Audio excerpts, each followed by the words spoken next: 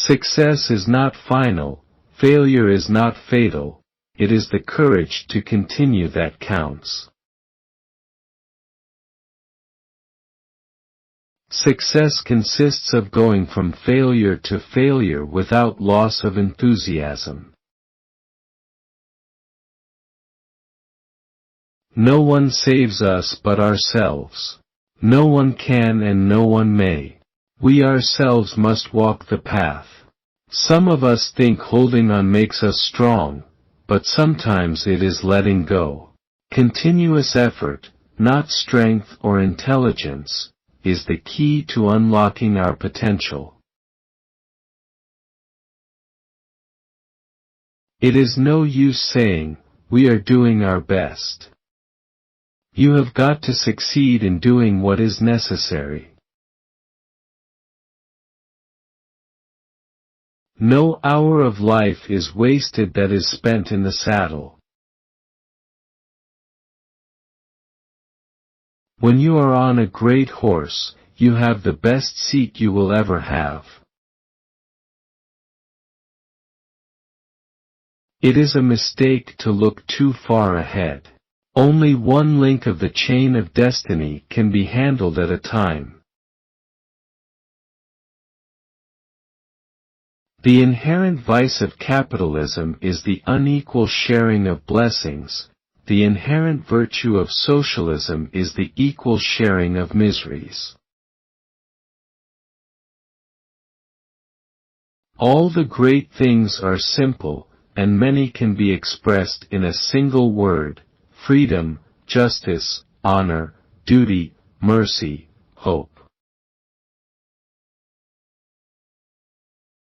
Some people regard private enterprise as a predatory tiger to be shot. Others look on it as a cow they can milk. Not enough people see it as a healthy horse, pulling a sturdy wagon. I am always ready to learn, although I do not always like being taught. We make a living by what we get, but we make a life by what we give. You have enemies. Good. That means you've stood up for something, sometime in your life. Socialism is a philosophy of failure, the creed of ignorance, and the gospel of envy. Its inherent virtue is the equal sharing of misery. The empires of the future are the empires of the mind. There but for the grace of God, goes God. To improve is to change, to be perfect is to change often. I may be drunk, miss, but in the morning I will be sober and you will still be ugly. Attitude is a little thing that makes a big difference. Continuous effort, not strength or intelligence, is the key to unlocking our potential. We shall defend our island, whatever the cost may be. We shall fight on the beaches, we shall fight on the landing grounds, we shall fight in the fields and in the streets. We shall fight in the hills, we shall never surrender. The truth is incontrovertible. Malice may attack it, ignorance may deride it, but in the end, there it is. The best argument against democracy is a 5-minute conversation with the average voter. Courage is what it takes to stand up and speak. Courage is also what it takes to sit down and listen. My most brilliant achievement was my ability to be able to persuade my wife to marry me. A pessimist sees the difficulty in every opportunity, an optimist sees the opportunity in every difficulty. There is no such thing as a good tax. Kites rise highest against the wind, not with it. If you have an important point to make, don't try to be subtle or clever. Use a pile driver. Hit the point once. Then come back and hit it again. Then hit it a third time, a tremendous whack. We shape our buildings, thereafter they shape us. You can always count on Americans to do the right thing, after they've tried everything else. From Stettin in the Baltic to Trieste in the Adriatic, an iron curtain has descended across the continent. However beautiful the strategy, you should occasionally look at the results. History will be kind to me, for I intend to write it. I never worry about action, but only inaction. A lie gets halfway around the world before the truth has a chance to get its pants on. Nothing in life is so exhilarating as to be shot at without result. We have always found the Irish a bit odd. They refuse to be English. I have nothing to offer but blood, toil, tears and sweat. War is a game that is played with a smile. If you can't smile, grin. If you can't grin, keep out of the way till you can. I am an optimist. It does not seem too much use being anything else.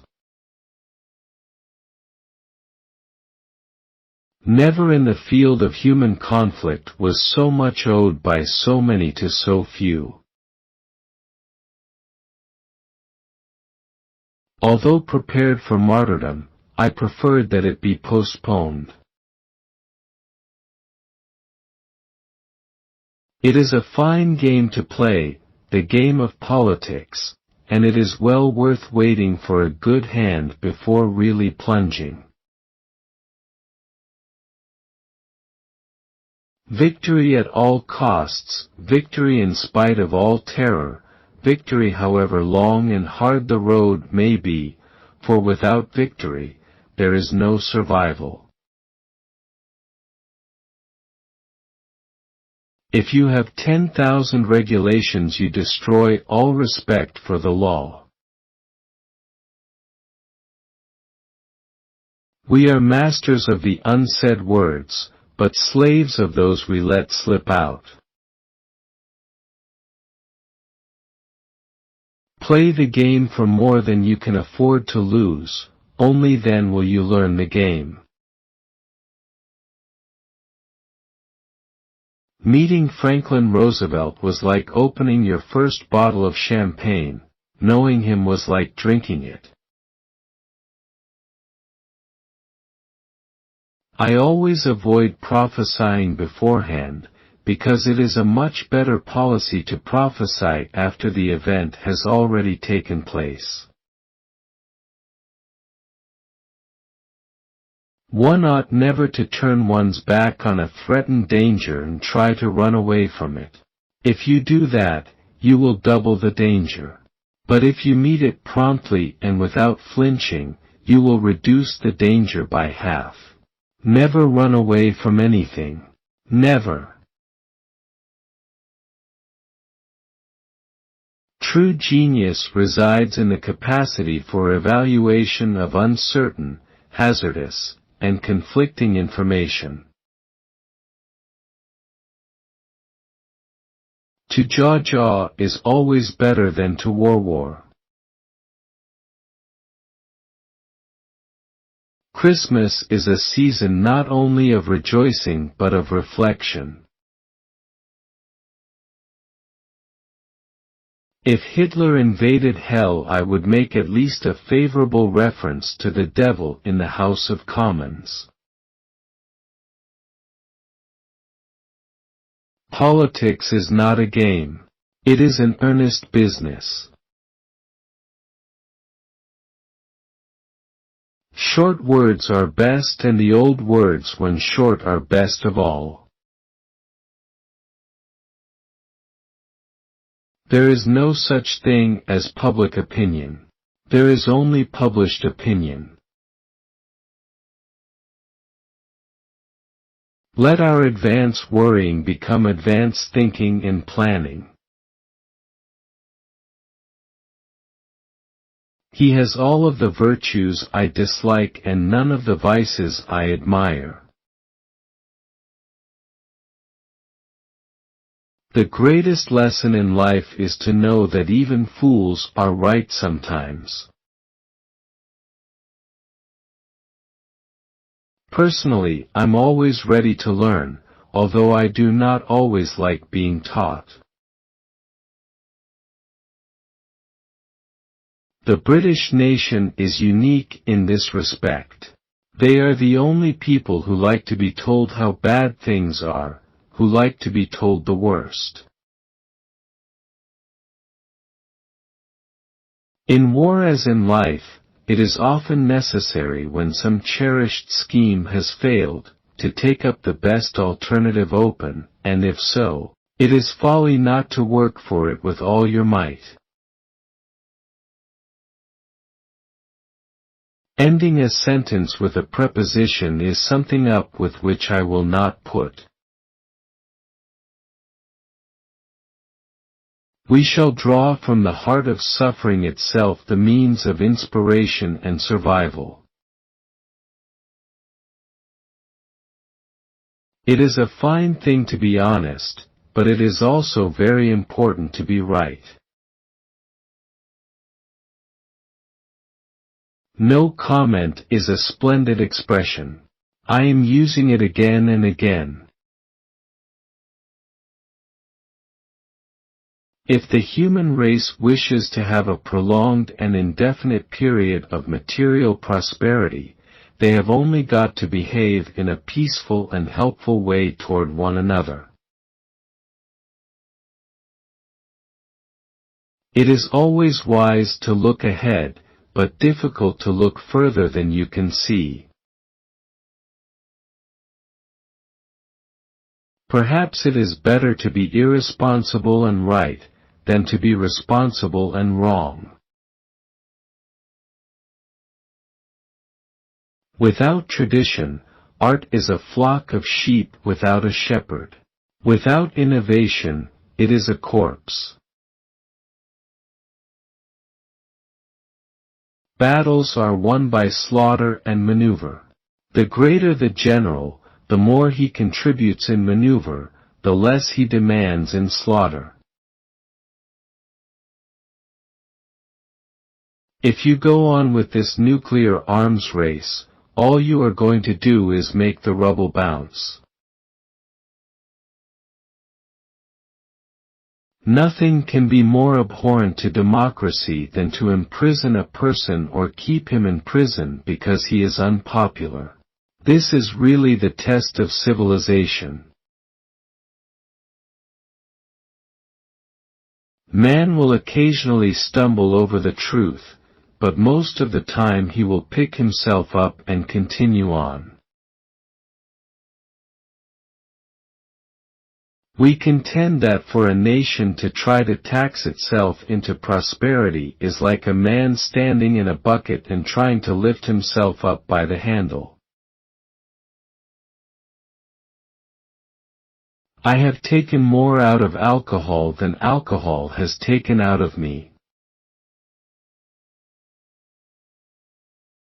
Everyone has his day, and some days last longer than others.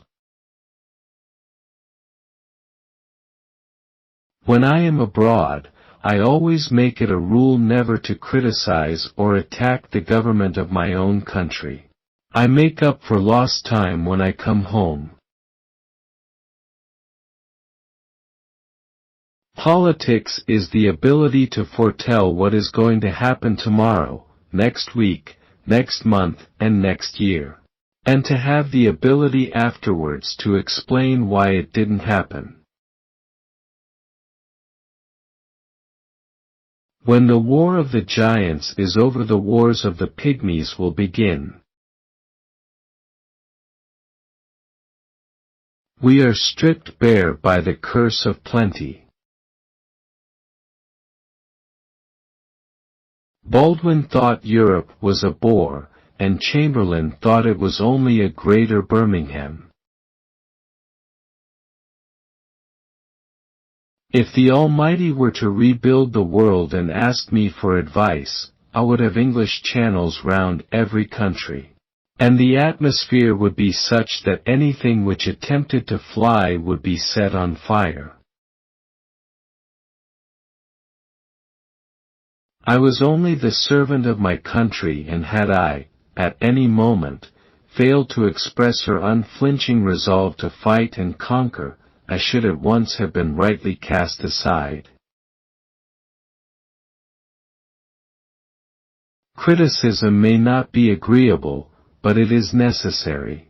It fulfills the same function as pain in the human body. It calls attention to an unhealthy state of things. I am fond of pigs. Dogs look up to us. Cats look down on us. Pigs treat us as equals. If we open a quarrel between past and present, we shall find that we have lost the future. This is no time for ease and comfort. It is time to dare and endure. No crime is so great as daring to excel. We are asking the nations of Europe, between whom rivers of blood have flowed, to forget the feuds of 1,000 years. In those days he was wiser than he is now. He used to frequently take my advice. The farther backward you can look, the farther forward you can see. It is more agreeable to have the power to give than to receive. The great defense against the air menace is to attack the enemy's aircraft as near as possible to their point of departure. No idea is so outlandish that it should not be considered with a searching but at the same time a steady eye. It was the nation and the race dwelling all round the globe that had the lion's heart. I had the luck to be called upon to give the roar. Too often the strong, silent man is silent only because he does not know what to say, and is reputed strong only because he has remained silent. To build may have to be the slow and laborious task of years. To destroy can be the thoughtless act of a single day. I cannot pretend to be impartial about the colors. I rejoice with the brilliant ones, and am genuinely sorry for the poor browns. When you have to kill a man, it costs nothing to be polite. For my part, I consider that it will be found much better by all parties to leave the past to history, especially as I propose to write that history myself. I always seem to get inspiration and renewed vitality by contact with this great novel land of yours which sticks up out of the Atlantic. A fanatic is one who can't change his mind and won't change the subject. When you are winning a war, almost everything that happens can be claimed to be right and wise. Healthy citizens are the greatest asset any country can have. Study history, study history. In history lies all the secrets of statecraft. We shall show mercy, but we shall not ask for it. This report, by its very length, defends itself against the risk of being read. Before Alamein we never had a victory. After Alamein we never had a defeat. Really, I feel less keen about the army every day. I think the church would suit me better. The short words are best, and the old words are the best of all. Want of foresight, unwillingness to act and action would be simple and effective, lack of clear thinking, confusion of counsel until the emergency comes. Until self-preservation strikes its jarring gong, these are the features which constitute the endless repetition of history. Politics is almost as exciting as war, and quite as dangerous. In war you can only be killed once, but in politics many times. In war, you can only be killed once, but in politics, many times. My wife and I tried 2 or 3 times in the last 40 years to have breakfast together, but it was so disagreeable we had to stop. I am certainly not one of those who need to be prodded. In fact, if anything, I am the prod. The power of man has grown in every sphere, except over himself. Great and good are seldom the same man. The problems of victory are more agreeable than those of defeat, but they are no less difficult. The power of an air force is terrific when there is nothing to oppose it. A politician needs the ability to foretell what is going to happen tomorrow, next week, next month, and next year, and to have the ability afterwards to explain why it didn't happen. Do not let spacious plans for a new world divert your energies from saving what is left of the old.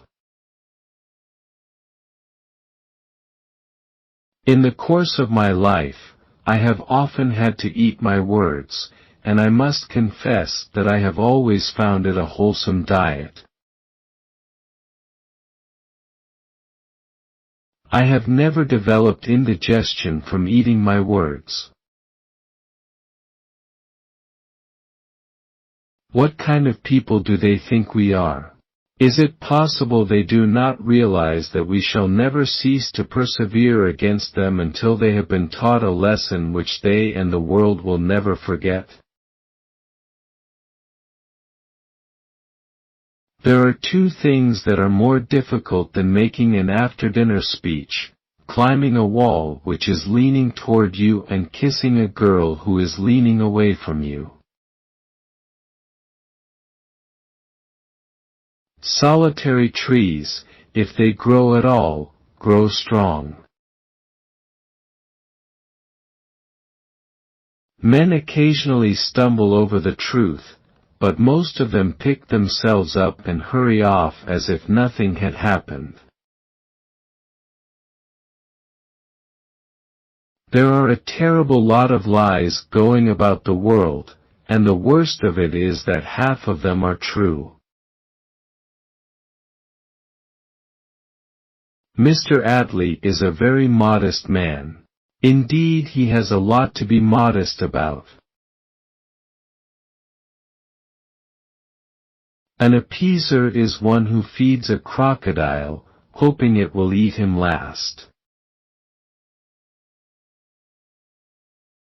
We are all worms.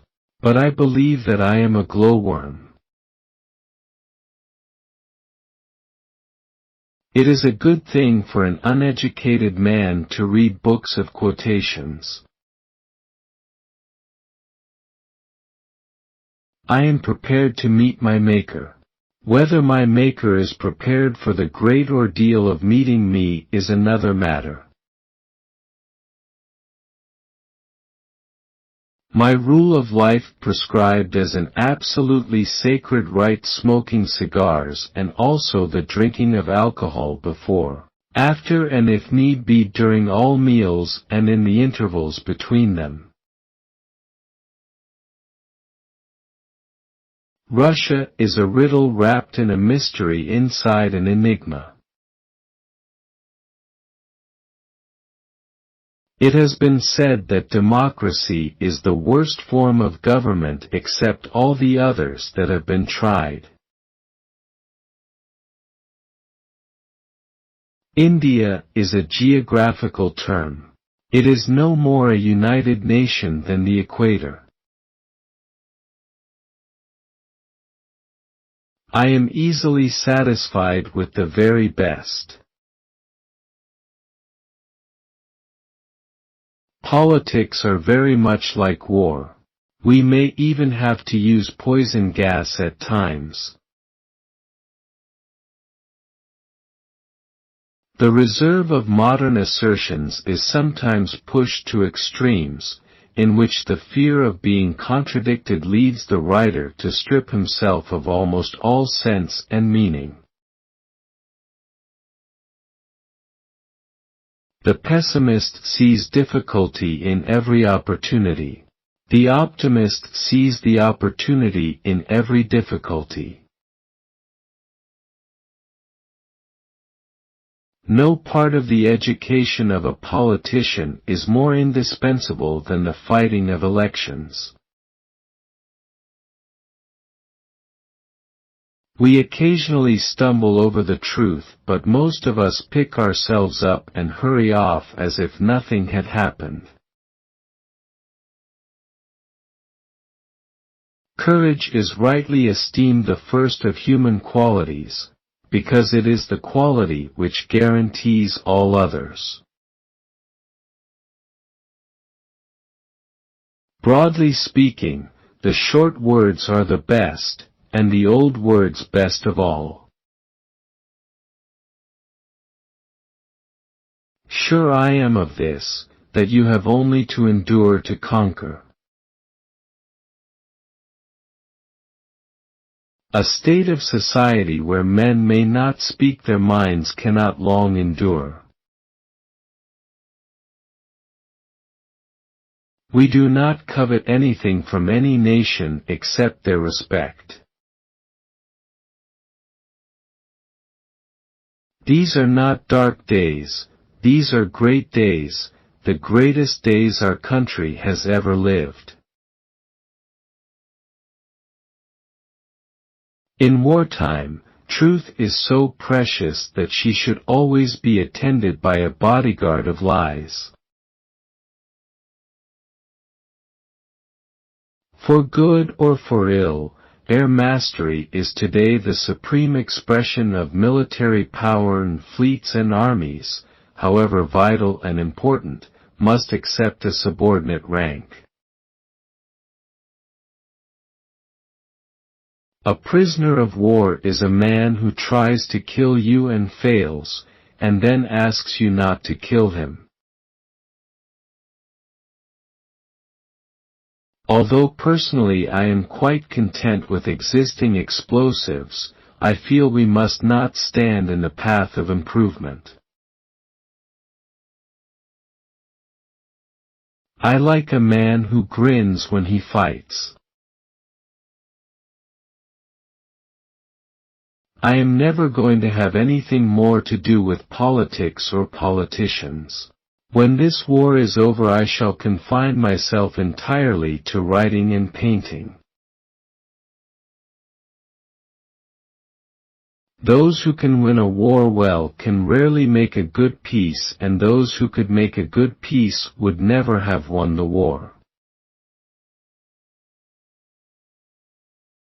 One does not leave a convivial party before closing time. Never hold discussions with the monkey when the organ grinder is in the room. The first quality that is needed is audacity. I have been brought up and trained to have the utmost contempt for people who get drunk. If it weren't for painting, I wouldn't live. I couldn't bear the extra strain of things. When you took your seat, I felt as if a woman had come into my bathroom and I had only the sponge to defend myself. Land monopoly is not only monopoly, but it is by far the greatest of monopolies. It is a perpetual monopoly, and it is the mother of all other forms of monopoly. If you are young, and not liberal, then you don't have a heart. If you are old, and not conservative, then you don't have a brain. We are all worms, but I do believe that I am a glowworm. We shall not flag or fail. We shall go on to the end. We shall fight in France. We shall fight on the seas and oceans. We shall fight with growing confidence and growing strength in the air. We shall defend our island, whatever the cost may be. We shall neither fail nor falter. We shall not weaken or tire. Give us the tools and we will finish the job. When I look back on all the worries, I remember the story of the old man who said on his deathbed that he had a lot of trouble in his life, most of which never happened. The only guide to man is his conscience.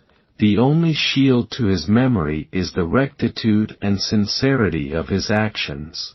It is very imprudent to walk through life without this shield, because we are so often mocked by the failure of our hopes and the upsetting of our calculations. But with this shield, however the fates may play, we march always in the ranks of honor.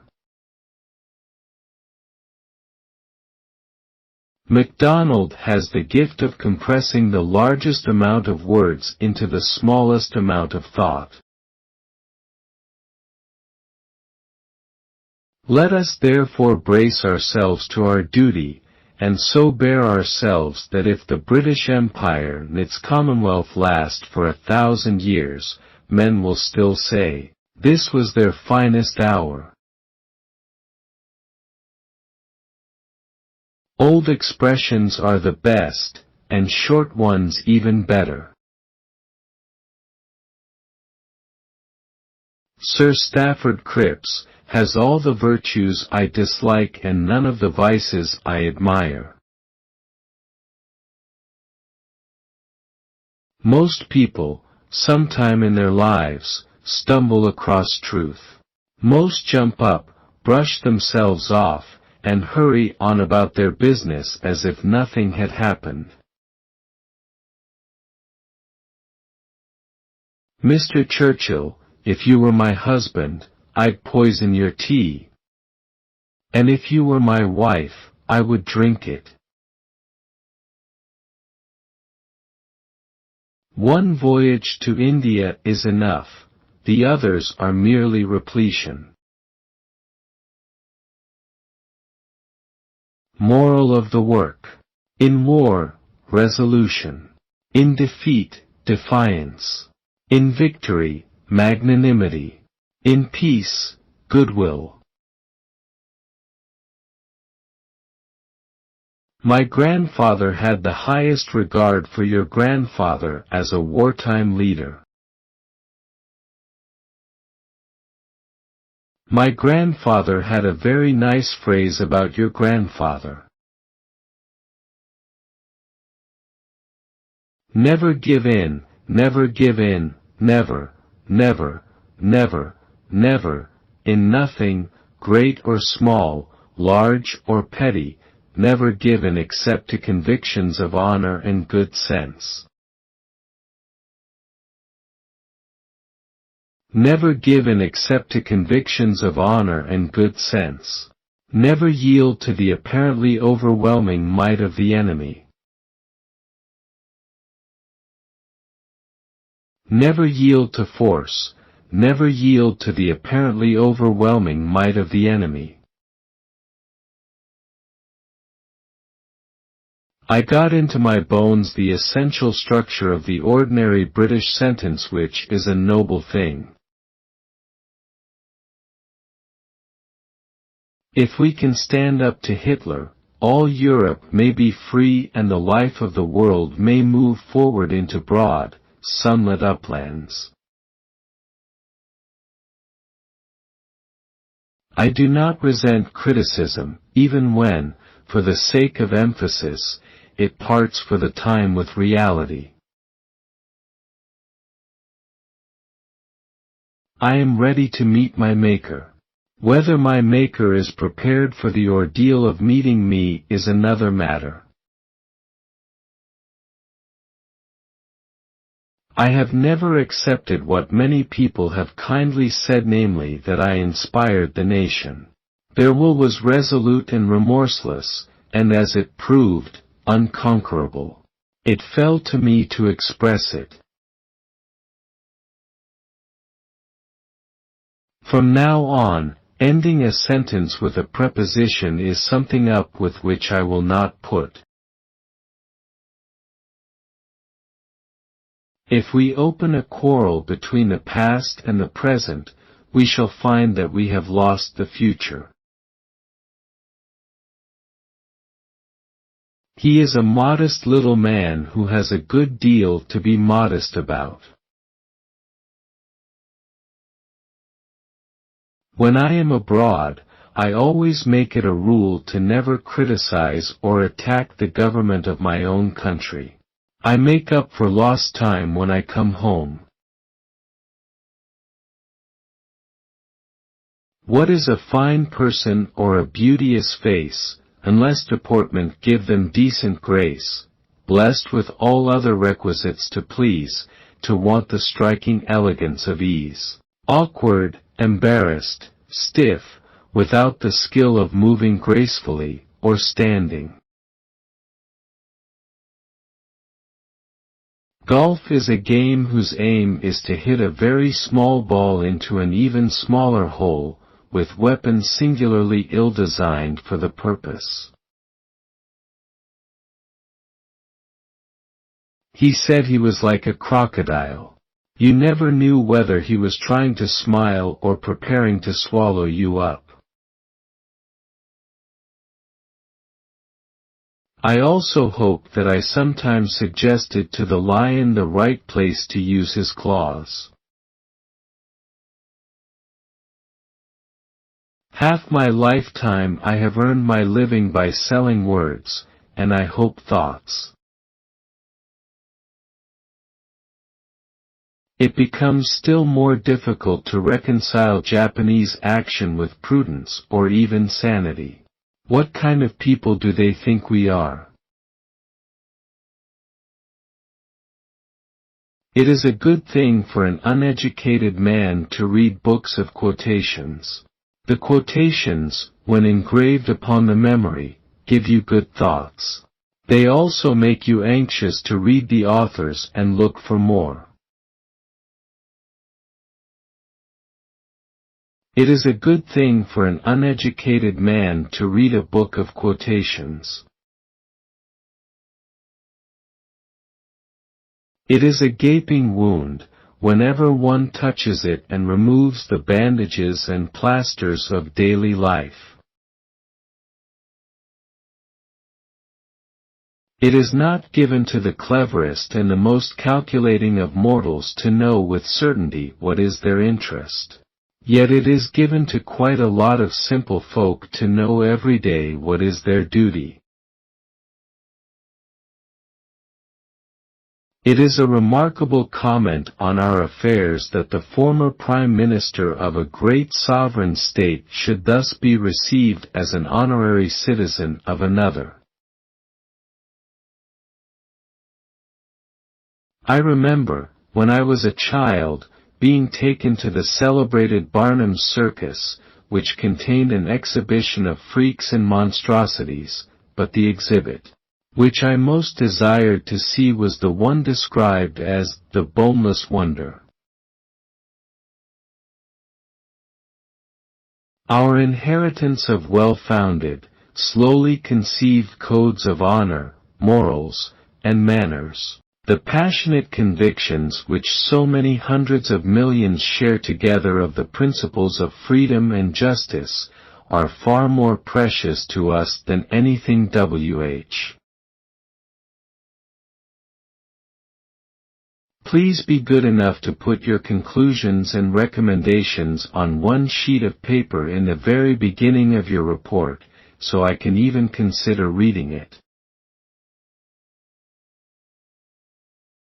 People imagine that Churchill, Roosevelt and Stalin arrived in Yalta with a blank sheet of paper to decide the fate of Europe. Nothing could be further from the truth. Success is the ability to go from one failure to another with no loss of enthusiasm. Success is the ability to go from failure to failure without losing your enthusiasm. Success is never final. Failure is never fatal. It is courage that counts. Success is bounding from failure to failure with no loss of enthusiasm. My wife and I tried to breakfast together, but we had to stop or our marriage would have been wrecked. Like the Mississippi, it just keeps rolling along. Let it roll.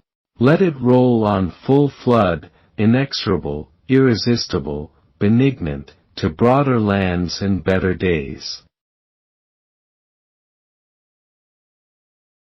It is certainly more agreeable to have power to give than to receive.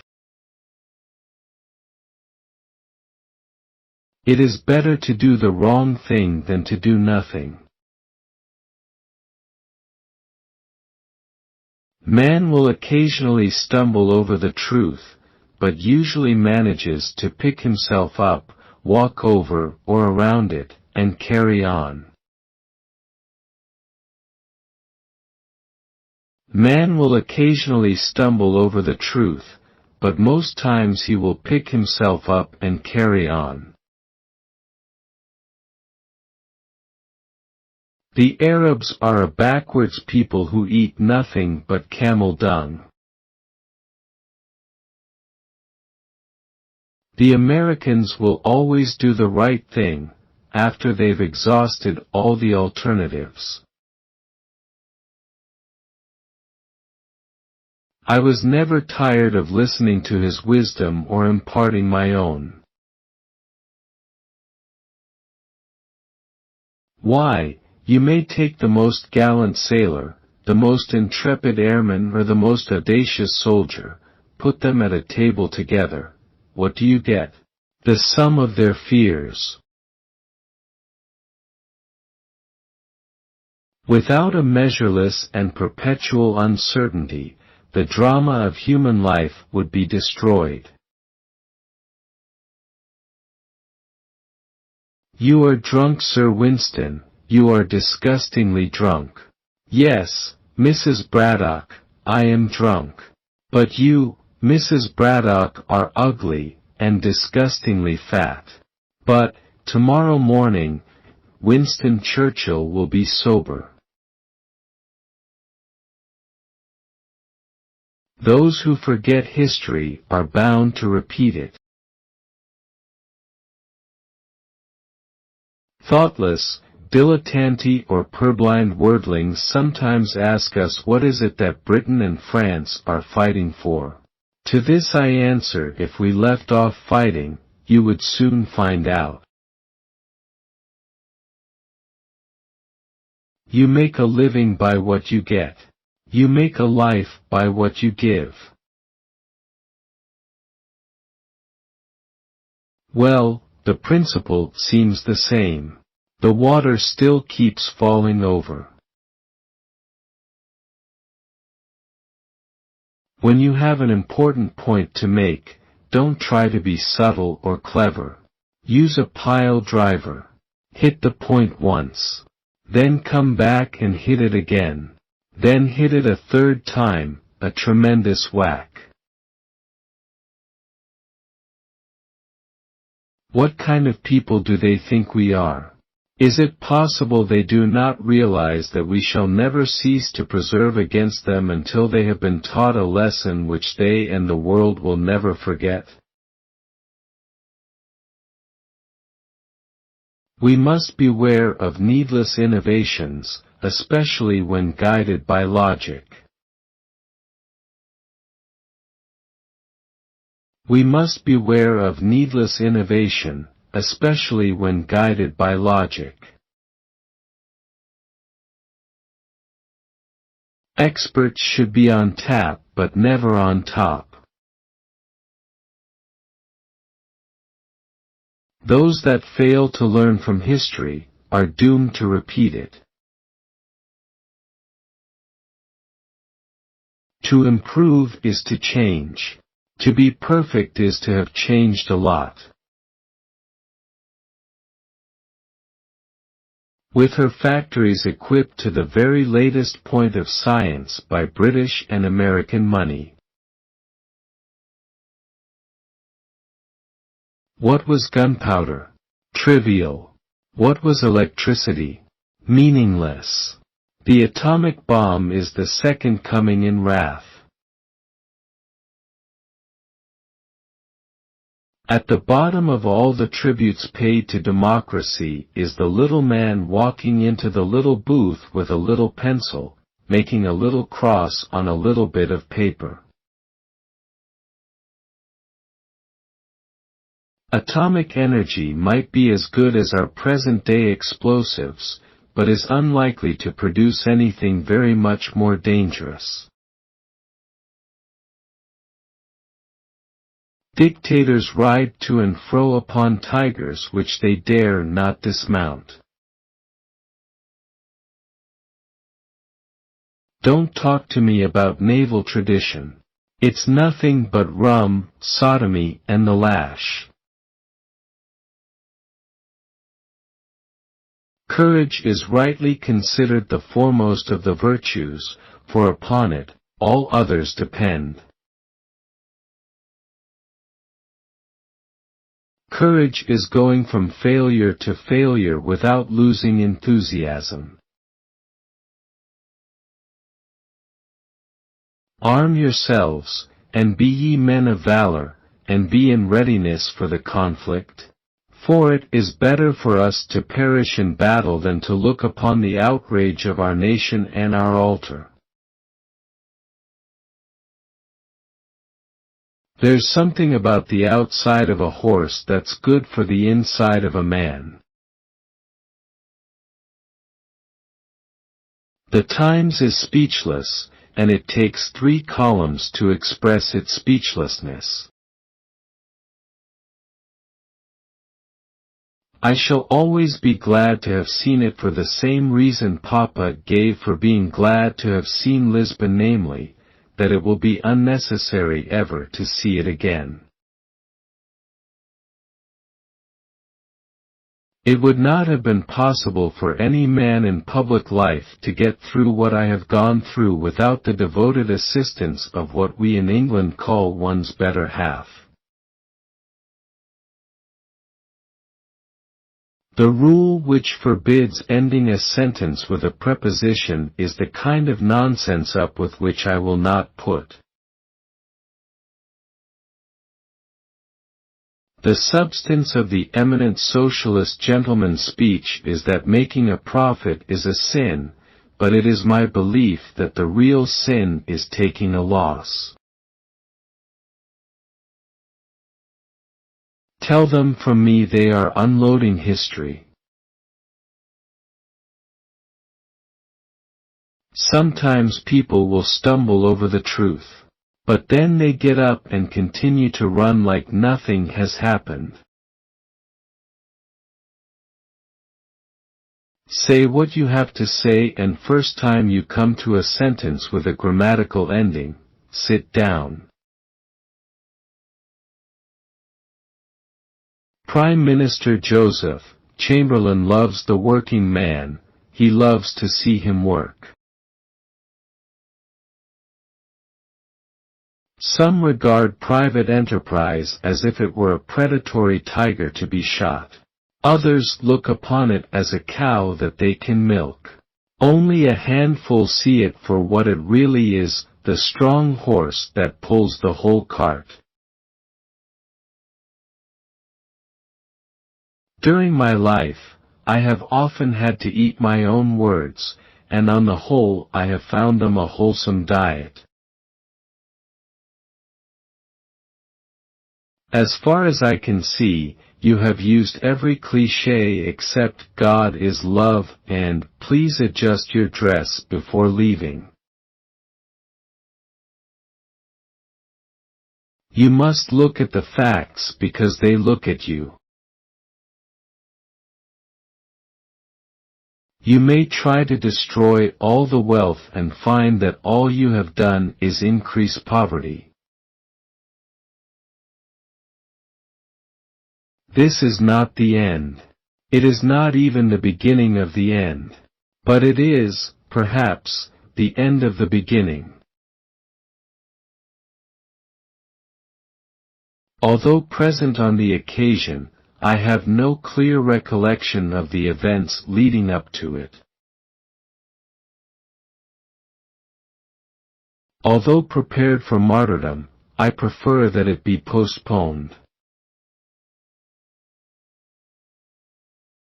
Always remember that I have taken more out of alcohol than alcohol has taken out of me. They are decided only to be undecided, resolved to be irresolute, adamant for drift, solid for fluidity, all-powerful to be impotent. They are clearly very much in love. It must be the end of a series of nightmare years for Camilla, every day reading in the papers about being the mistress this and that. They are entitled to have their own happiness the same as everyone else. There was unanimous, automatic, unquestioned agreement around our table. This is the sort of pedantry up with which I will not put. At every crisis the Kaiser crumpled. In defeat he fled, in revolution he abdicated, in exile he remarried. A cat will look down to a man.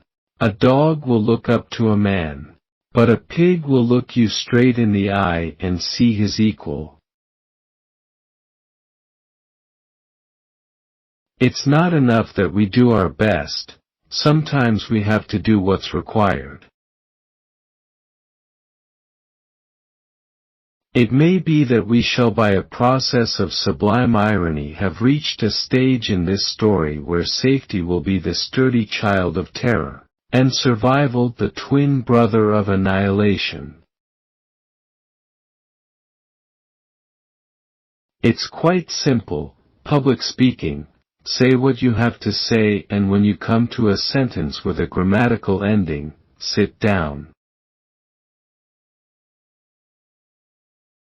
Democracy is the worst form of government except all those other forms that have been tried from time to time.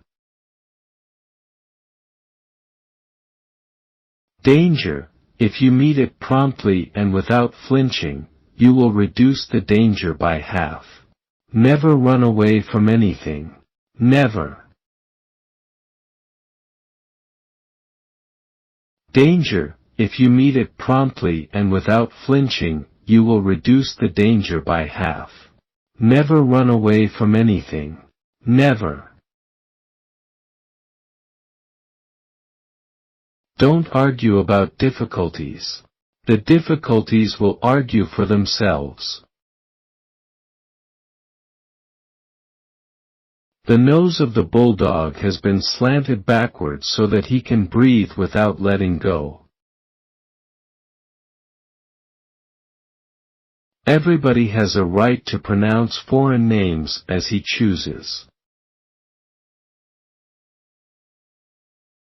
The bomb brought peace, but man alone can keep that peace. The biggest mistake that leaders can make is to give people false hope that melts like snow. Nothing recalls the past so potently as a smell. Nothing is so exhilarating in life as to be shot at with no result. Nothing would induce me to vote for giving women the franchise. I am not going to be henpecked into a question of such importance. The mind is like the stomach, you should only ask as much as it can digest. The farther back you can look, the farther forward you are likely to see. The farther backward you can look, the farther forward you are likely to see. I have not become the King's First Minister in order to preside over the liquidation of the British Empire. I have never seen a human being who more perfectly represented the modern conception of a robot. In war, resolution. In defeat, defiance. In victory, magnanimity. In peace, goodwill. I never worry about action, but only about inaction. It has been said that democracy is the worst form of government except all those other forms that have been tried from time to time. Civilization will not last, freedom will not survive, peace will not be kept, unless a very large majority of mankind unite together to defend them and show themselves possessed of a constabulary power before which barbaric and atavistic forces will By being so long in the lowest form I gained an immense advantage over the cleverest boys. I got into my bones the essential structure of the normal British sentence, which is a noble thing. For myself I am an optimist. It does not seem to be much use being anything else. I cannot pretend to be impartial about the colors. I rejoice with the brilliant ones, and am genuinely sorry for the poor browns. I don't see why not, young man. You look reasonably fit to me. All great empires of the future will be empires of the mind. The human story does not always unfold like a mathematical calculation on the principle that 2 and 2 make 4. Sometimes in life they make 5 or -3, and sometimes the blackboard topples down in the middle of the sum and leaves the class in disorder and the pedagogue with a black eye. The maxim nothing but perfection may be spelled paralysis. But who in war will not have his laugh amid the skulls? The reservist is twice the citizen. Only changes in mindsets can extend the frontiers of the possible. Those good at war aren't good at peace, and those good at peace aren't good at war. Expert knowledge is limited knowledge. From the days of Weishaupt to those of Karl Marx, this worldwide conspiracy for the overthrow of civilization and for the reconstitution of society has been steadily growing. Victory is not final. Defeat is not failure. It's all about courage. The cemetery is full of indispensable people. Americans always do the right thing, once they have exhausted all other possibilities. Who's in or out, who moves the grand machine, nor stirs my curiosity, or spleen, secrets of state no more I wish to know than secret movements of a puppet show. Let but the puppets move, I've my desire, unseen the hand which guides the master wire. You may take the most gallant sailor, the most intrepid airman, or the most audacious soldier, put them at a table together, what do you get? The sum of their fears. Quotations when engraved upon the memory give you good thoughts. After a time, civil servants tend to become no longer servants and no longer civil. He is like a female llama surprised in her bath. Mr. Chamberlain loves the working man, he loves to see him work. Even the most eminent persons are subject to the laws of gravity. We must learn from misfortune the means of future strength. Before America entered the war, WW2, I knew we could not win it, but after she entered I knew we could not lose. There is required for the composition of a great commander not only massive common sense and reasoning power, not only imagination, but also an element of legerdemain, an original and sinister touch, which leaves the enemy puzzled as well as beaten. When a new book appears, one should read an old one. Our future is in our hands. Our lives are what we choose to make them. Make for the children an evening of happiness in a world of storm. Let the children have their night of fun and laughter, resolve that by our daring, these same children shall not be denied their right to live in a free and decent world. If Hitler invaded hell, I'd find something nice to say about the devil himself. I have benefited greatly from criticism, and at no time have I suffered a lack thereof. Success and happiness spring from facing failure after failure with enthusiasm. Where there is a great deal of free speech, there is always a certain amount of foolish speech. Never abandon life. There is a way out of everything except death.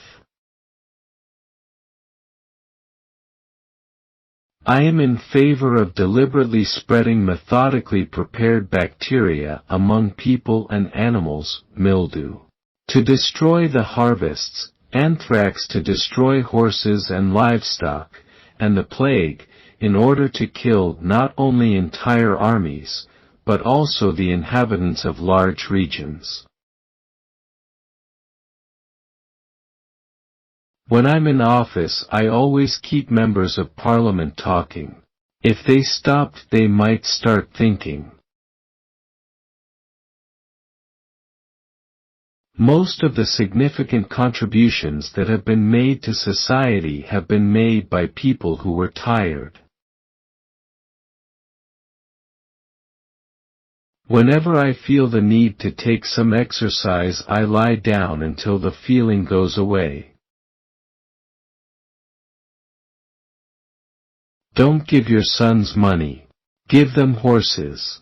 Many a good son has been ruined through the acquisition of money, but no good son has been ruined through the acquisition of horses. Unless they fell and broke their neck, which when taken at the gallop is a very good death to die. I do not wonder that British youth is in revolt against the morbid doctrine that nothing matters but the equal sharing of miseries. That what used to be called the submerged tenth can only be rescued by bringing the other 9/10ths down to their low. There are two processes which we adopt consciously or unconsciously when we try to prophesy. We can seek a period in the past whose conditions resemble as closely as possible those of our day, and presume that the sequel to that period will, save for some minor alterations, be similar. Secondly, we can survey the general course of development in our immediate past, and endeavor to prolong it into the near future. The first is the method of the historian, the second that of the scientist. Only the second is open to us now, and this only in a partial sphere.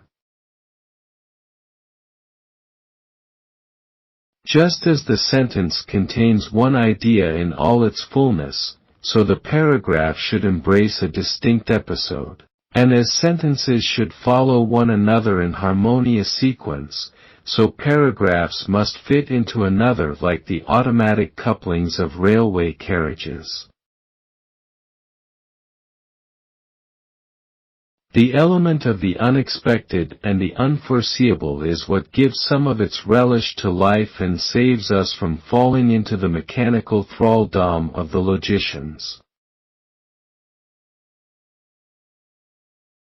It is a curious fact about British Islanders, who hate drill and have not been invaded for nearly 1,000 years, that as danger comes nearer and grows they become progressively less nervous.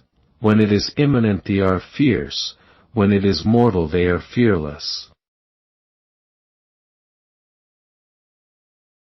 There is not much collective security in a flock of sheep on the way to the butcher.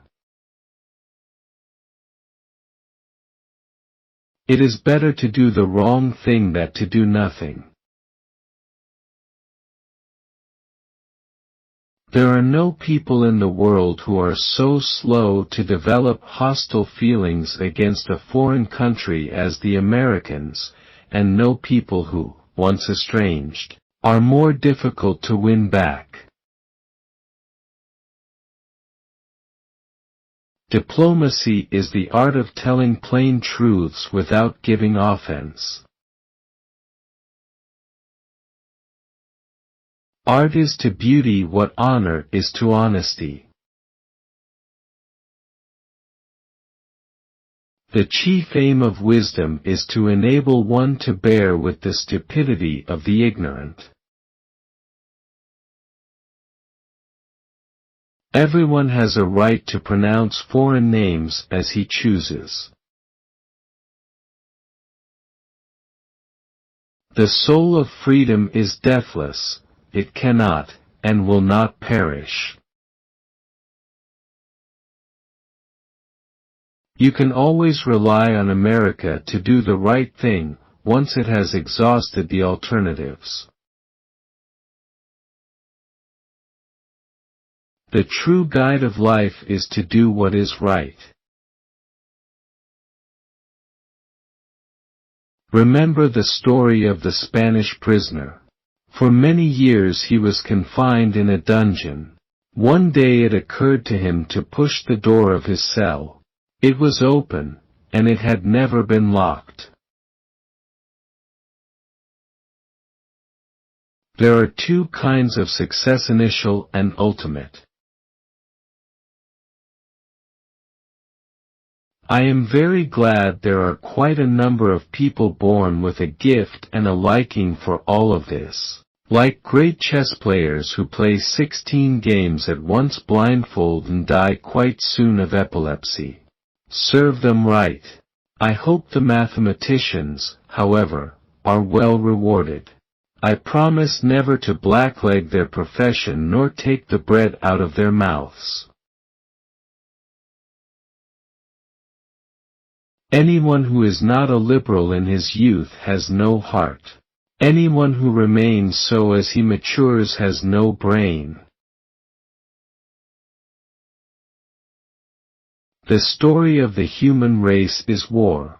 Except for brief and precarious interludes there has never been peace in the world, and long before history began murderous strife was universal and unending.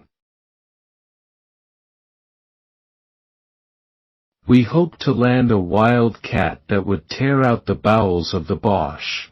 Instead we have stranded a vast whale with its tail flopping about in the water. If you put two economists XI in a room, you get two opinions, unless one of them is Lord Keynes, in which case you get three opinions. Well, dinner would have been splendid, if the wine had been as cold as the soup, the beef as rare as the service, the brandy as old as the fish, and the maid as willing as the Duchess. The United States ABD usually be riled on to do the right thing, but only after they have tried all the other alternatives. There are dangers in the disposition to hunt down rich men as if they were noxious beasts. No matter. The dead bird does not leave the nest. I was happy as a child with my toys in my nursery. I've been happier every year since I became a man. But this interlude of school makes a somber gray patch upon the chart of my journey. It was an unending spell of worries that did not then seem petty, and of toil uncheered by fruition, a time of discomfort, restriction and purposeless monotony. I was born under the Blue Ridge, and under that side which is blue in the evening light, in a wild land of game and forest and rushing waters. We must have a better word than prefabricated, why not ready-made? Curse ruthless time. Curse our mortality. How cruelly short is the allotted span for all we must cram into it. That long, Canadian, frontier from the Atlantic to the Pacific Ocean, guarded only by neighborly respect and honorable obligations, as an example to every country and a pattern for the future of the world. Some people did not like this ceremonious style, but after all, when you have to kill a man, it costs nothing to be polite. Churchill ended his December 8, 1941 letter to the Japanese ambassador, declaring that a state of war now existed between the United Kingdom and Japan. With the courtly flourish, I have the honor to be, with high consideration, Sir, your obedient servant. We are stripped bare by the curse of plenty, referring to the theory that overproduction caused the Depression.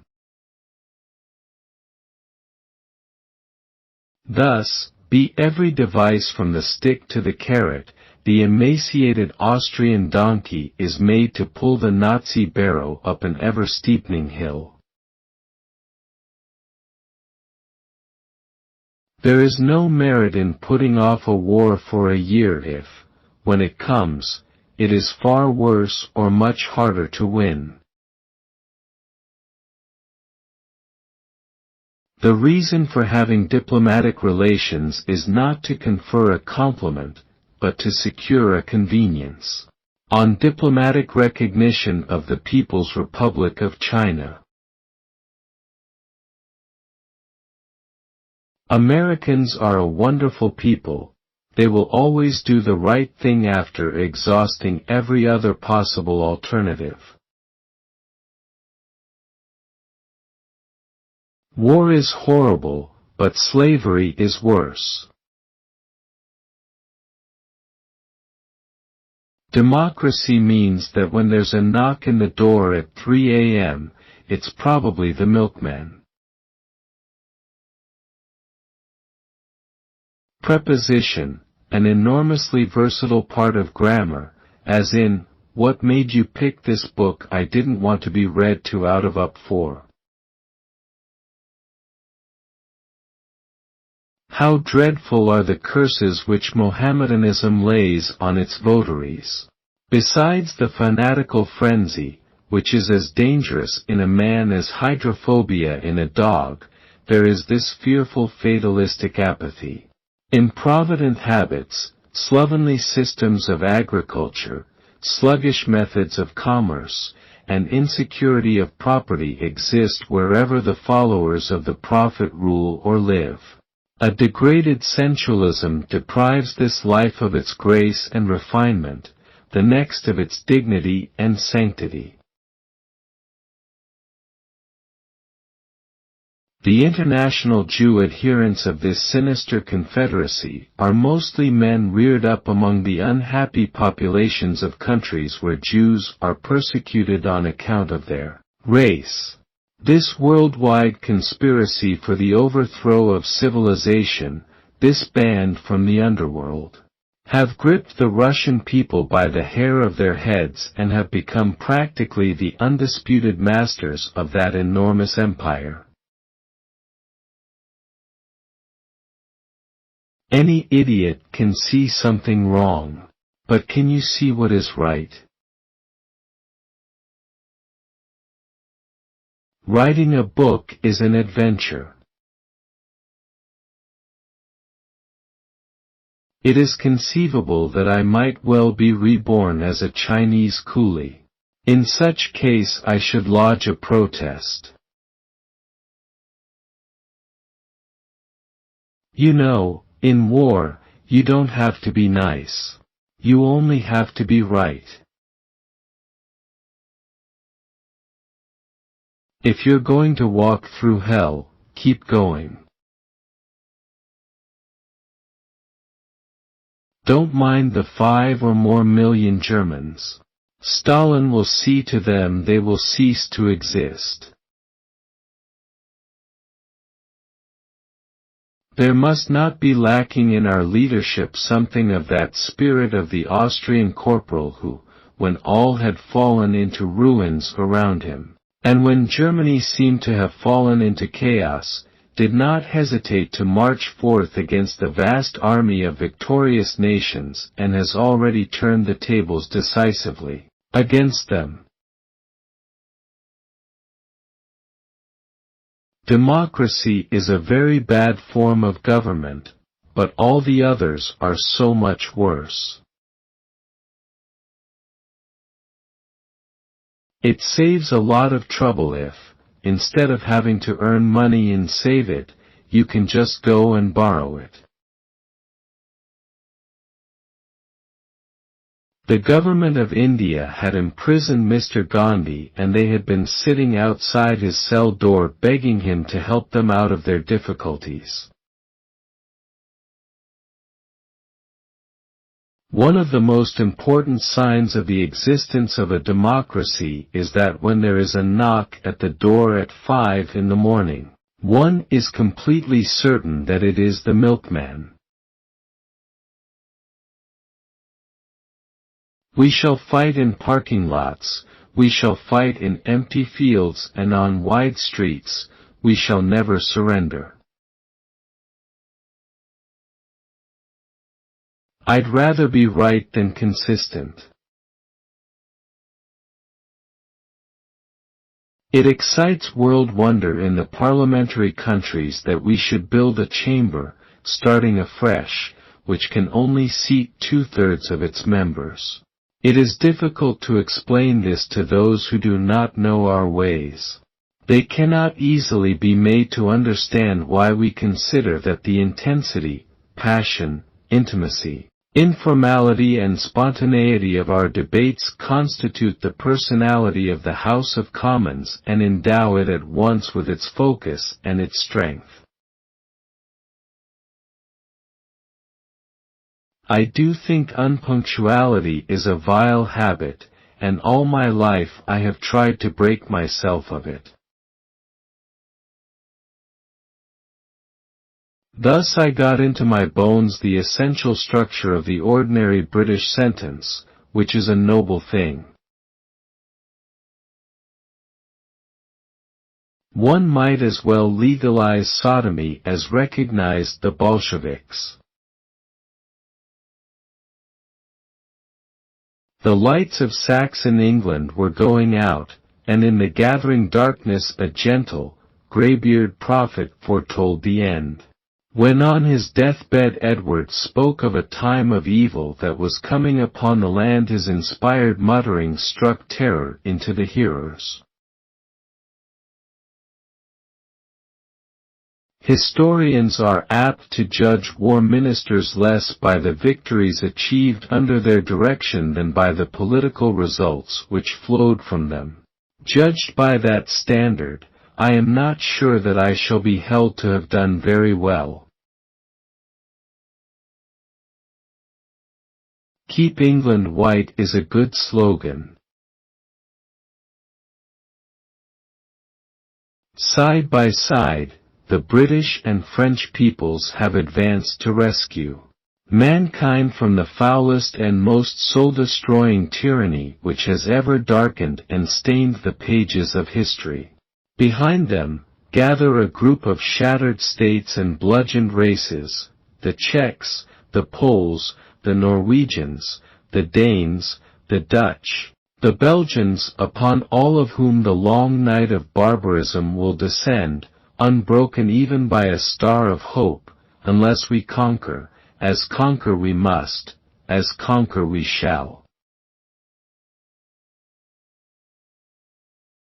First, Poland has been again overrun by two of the great powers which held her in bondage for 150 years but were unable to quench the spirit of the Polish nation. The heroic defense of Warsaw shows that the soul of Poland is indestructible, and that she will rise again like a rock which may for a spell be submerged by a tidal wave but which remains a rock. I have worked very hard with Nehru.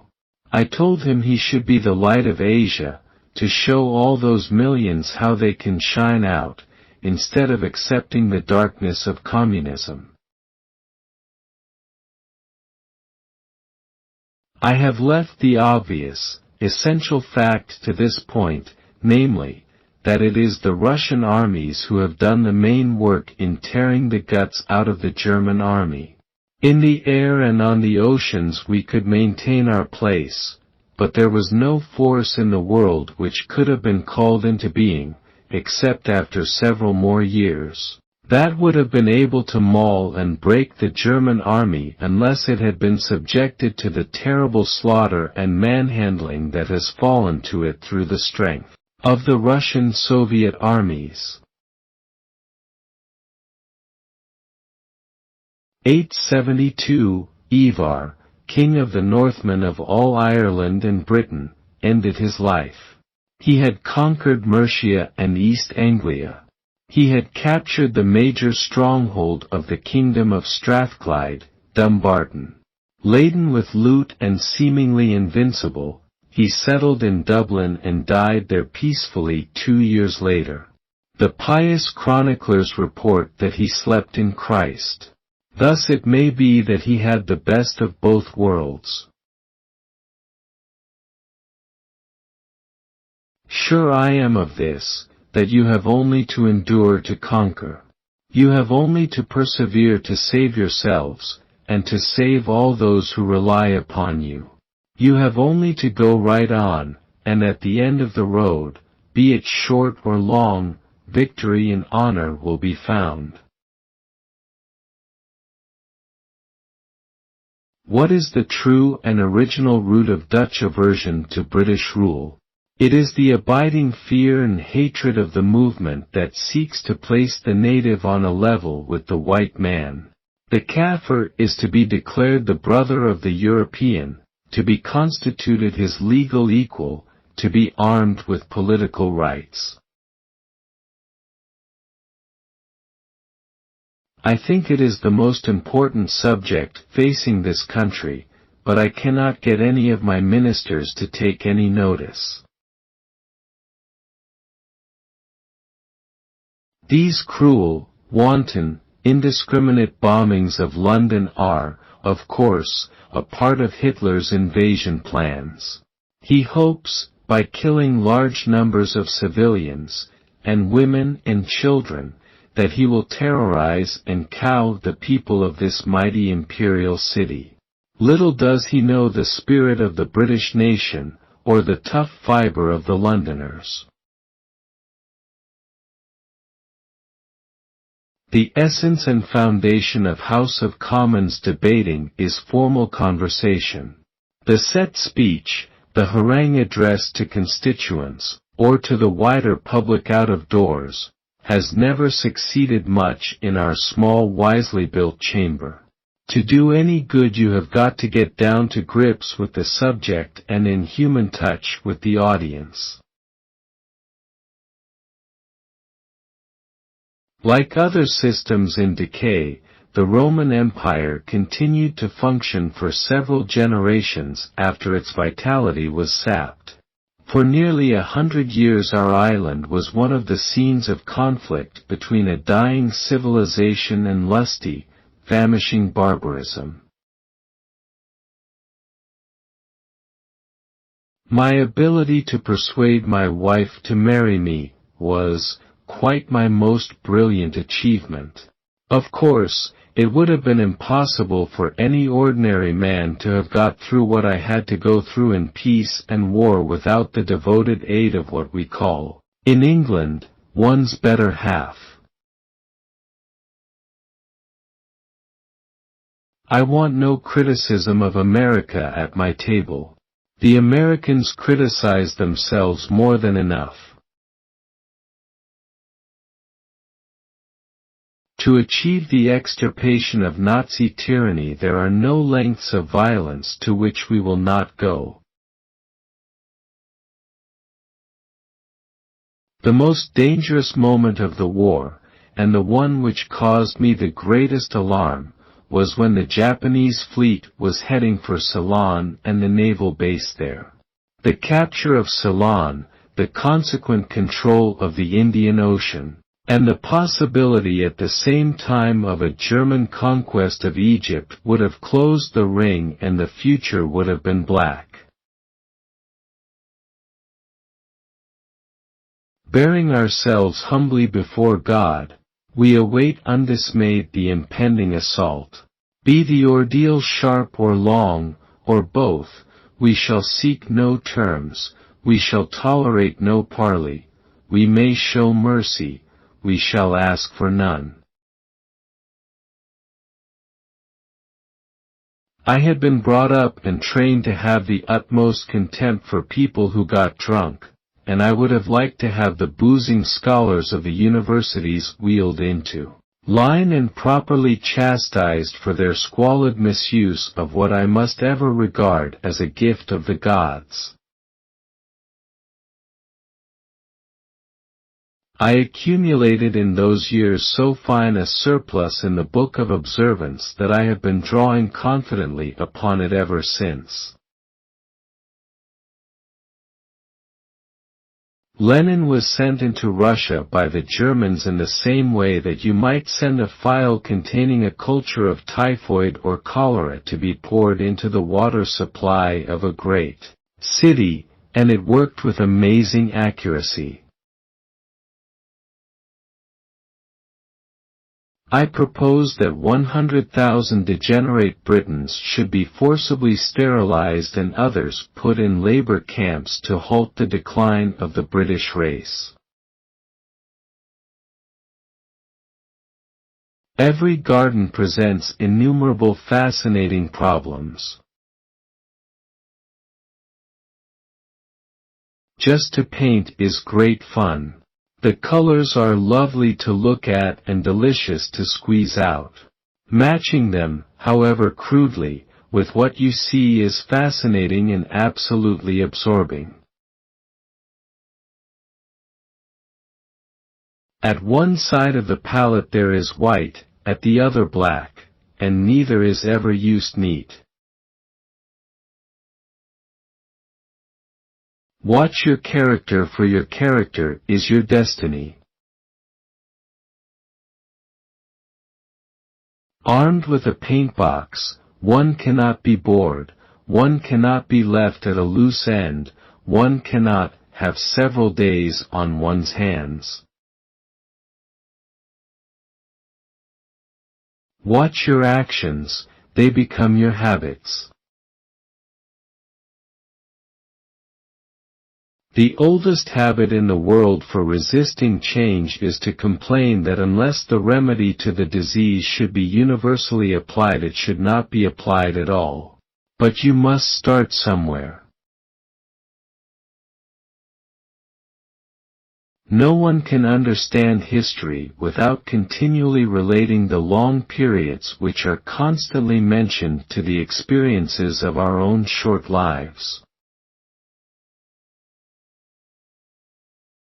When you're going through hell, just keep on going. You can measure a man's character by the choices he makes under pressure. I must place on record my regret that the human race ever learned to fly. I am not invested with dictatorial powers. If I were, I should be quite ready to dictate.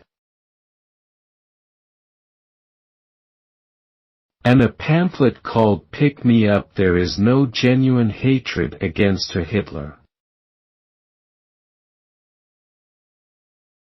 When told by a helpful aide that his flies were undone, he replied, "Young man, there is no harm in leaving the cage door open if the bird is dead."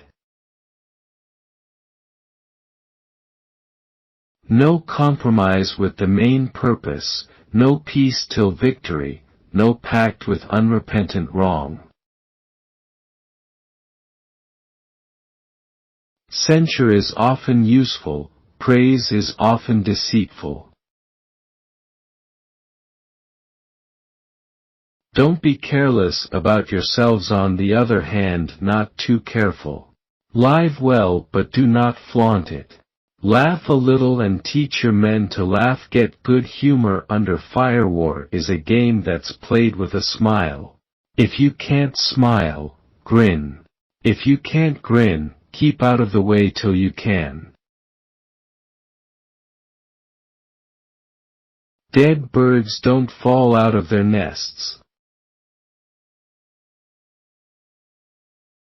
We know enough to be sure that the scientific achievements of the next 50 years will be far greater, more rapid, and more surprising than those we have already experienced. Wireless telephones and television, following naturally upon their present path of development, would enable their owner to connect up to any room similarly equipped and hear and take part in the conversation as well as if he put his head in through the window. When one is in office, one has no idea how damnable things can feel to the ordinary rank and file of the public. It may be that, when the advance of destructive weapons enables everyone to kill everybody else, nobody will want to kill anyone at all. Referring to the hydrogen bomb. The United States stands at the pinnacle of world power. This is a solemn moment for the American democracy. For with primacy in power is joined an awe-inspiring accountability for the future. Perfecting and selling your writing is a lifelong task. If you are a persistent writer, you can expect your abilities to improve with time. Success is the ability to go from failure to failure without losing your enthusiasm. Never give in, never. Be it concerning large things or small things, never, never, never. Nancy, if I were your husband, I'd drink it. For with primacy in power is also joined an awe-inspiring accountability to the future. At the depths of that dusty soul there is nothing but abject surrender. The shortest road to ruin is to emulate the methods of your adversary. I am reminded of the professor who, in his declining hours, was asked by his devoted pupils for his final counsel. He replied, "Verify your quotations." Twice in my lifetime the long arm of destiny has reached across the oceans and involved the entire life and manhood of the United States in a deadly struggle. There was no use in saying we don't want it, we won. I am a child of the House of Commons. I was brought up in my father's house to believe in democracy. Trust the people, that was his message. If we win, nobody will care. If we lose, there will be nobody to care. The Chinese said of themselves several thousand years ago, China is a sea that salts all the waters that flow into it.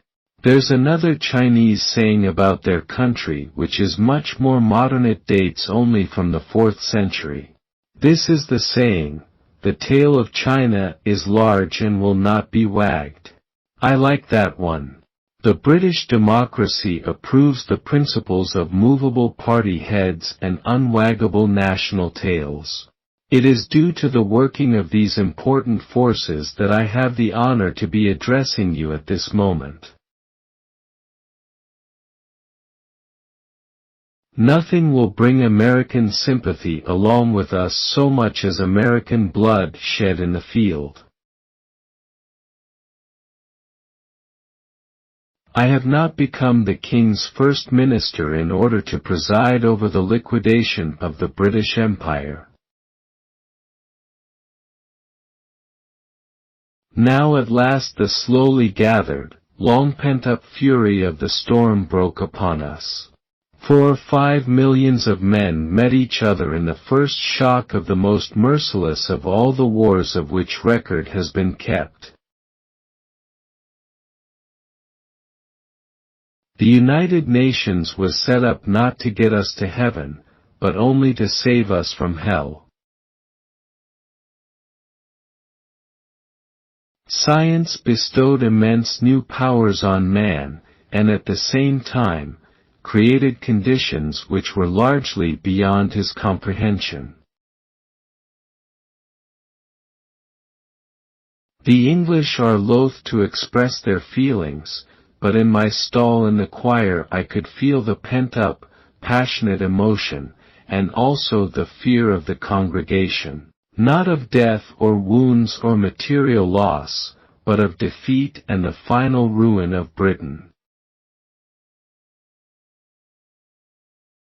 When great causes are on the move in the world, stirring all men's souls, drawing them from their firesides, casting aside comfort, wealth and the pursuit of happiness in response to impulses at once awe-striking and irresistible, we learn that we are spirits, not animals. Opening amenities are often opening inanities. It is better to be frightened now than killed hereafter. No stronger retrograde force exists in the world. Far from being moribund, Mohammedanism is a militant and proselytizing faith. Socialism is inseparably interwoven with totalitarianism and the object worship of the state. Socialism is an attack on the right to breathe freely. No socialist system can be established without a political police. Victory will never be found by taking the path of least resistance. I have always noticed that whenever a radical takes to imperialism, he catches it in a very acute form. Praise the humanities, my boy. That'll make them think you're broad-minded. No one should waste a day. Tidiness is a virtue, symmetry is often a constituent of beauty. One can usually put one's thoughts better in one's own words. Nothing should be done for spite's sake. How often in life must one be content with what one can get? Nothing is perfect on the human stage. You must look at facts, because they look at you. Those who serve supreme causes must not consider what they can get but what they can give. There never will be enough for everything while the world goes on. The more that is given, the more there will be needed. I no longer listen to what people say, I just watch what they do. Behavior never lies. Danger, if met head-on, can be nearly halved. I am too busy. I have not time for worry. Nature has not intended mankind to work from 8 in the morning until midnight without that refreshment of blessed oblivion which, even if it only lasts 20 minutes, is sufficient to renew all the vital forces.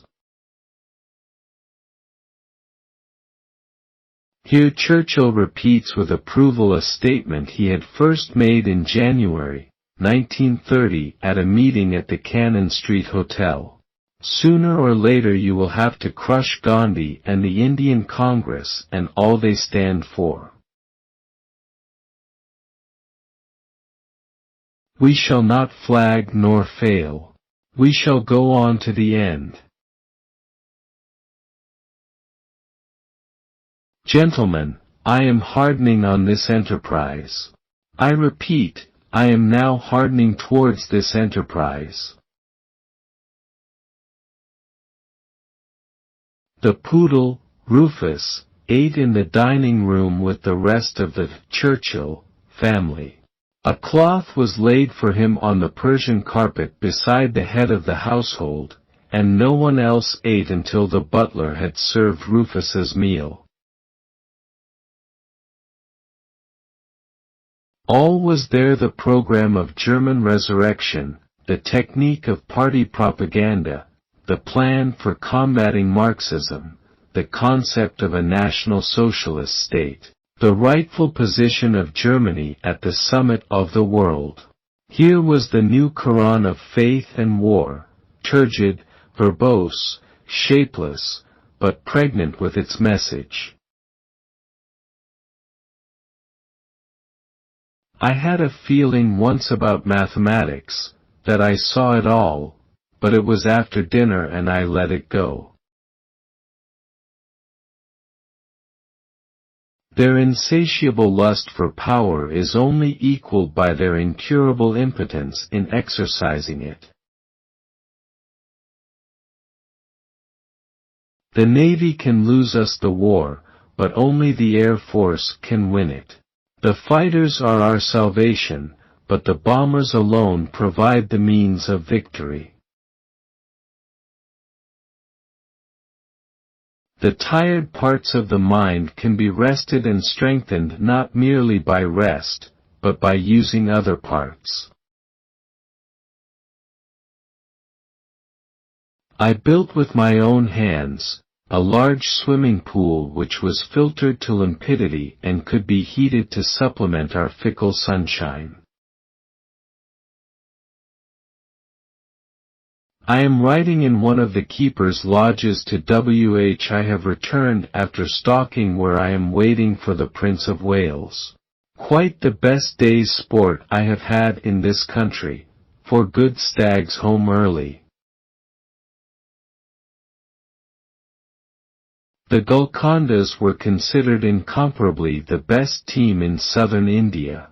But, we defeated them by 9-3. On succeeding days we made short work of all other opponents, and established the record, never since broken, of winning a first-class tournament within 50 days of landing in India. I have consistently urged my friends to abstain from reading it. English literature is a glorious inheritance which is open to all. There are no barriers, no coupons, and no restrictions. In the English language and in its great writers there are great riches and treasures, of which, of course, the Bible and Shakespeare stand along on the highest platform. I feel devoutly thankful to have been born fond of writing. Like a sea beast fished up from the depths, or a diver too suddenly hoisted, my veins threatened to burst from the fall and pressure. I had great anxiety and no means of relieving it. And then it was that the muse of painting came to my rescue, out of charity and out of chivalry, and said, "Are these toys any good to you? They amuse some people. Do not turn the superior eye of critical passivity upon these efforts. We must not be ambitious. We cannot aspire to masterpieces. We may content ourselves with a joy ride in a paint box." I was shown a picture by Cezanne of a blank wall of a house, which he had made instinct with the most delicate lights and colors. Have not Manet and Monet, Cezanne and Matisse, rendered to painting something of the same service which Keats and Shelley gave to poetry after the solemn and ceremonious literary perfections of the 18th century? They have brought back to the pictorial art a new draught of joie de vivre, and the beauty of their work is instinct with gaiety, and floats in sparkling air.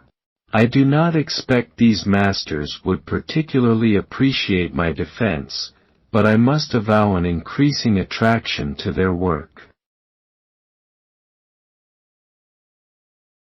Painting a picture is like fighting a battle, and trying to paint a picture is, I suppose, like trying to fight a battle.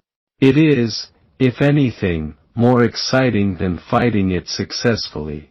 But the principle is the same. One is quite astonished to find how many things there are in the landscape, and in every object in it, one never noticed before. And this is a tremendous new pleasure and interest which invests every walk or drive with an added object. So many colors on the hillside, each different in shadow and in sunlight, such brilliant reflections in the pool, each a key lower than what they repeat. Such lovely lights gilding or silvering surface or outline, all tinted exquisitely with pale color, rose, orange, green or violet. Just to paint is great fun. Try it if you have not done so, before you die. A day away from Chartwell is a day wasted.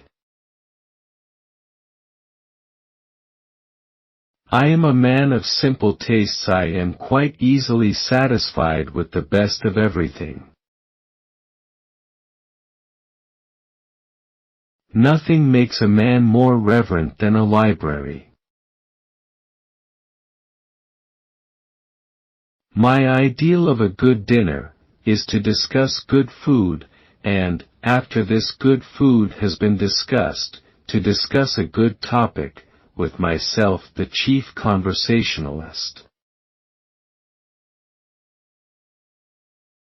Hess or no Hess, I'm going to watch the Marx Brothers. Renown awaits the commander who first restores artillery to its prime importance on the battlefield. England has been offered a choice between war and shame. She has chosen shame and will get war. Have the stresses of war been as bad to you personally as carrying through the policy of collective farms? If you don't take change by the hand, it will take you by the throat. The acts we engage in for appeasement today, we will have to remedy at far greater cost and remorse tomorrow. Nothing is won without enthusiasm. Why should there not be a European group which could give a sense of enlarged patriotism and common citizenship to the distracted peoples of this turbulent and mighty continent? And why should it not take its rightful place with other great groupings and help to shape the onward destinies of men? The difference between mere management and leadership is communication. I let the argument rip healthily between the departments. This is a very good way to finding out the truth. Hasty work and premature decisions may lead to penalties out of all proportion to the issues immediately involved. We must not lose our faculty to dare, particularly in dark days.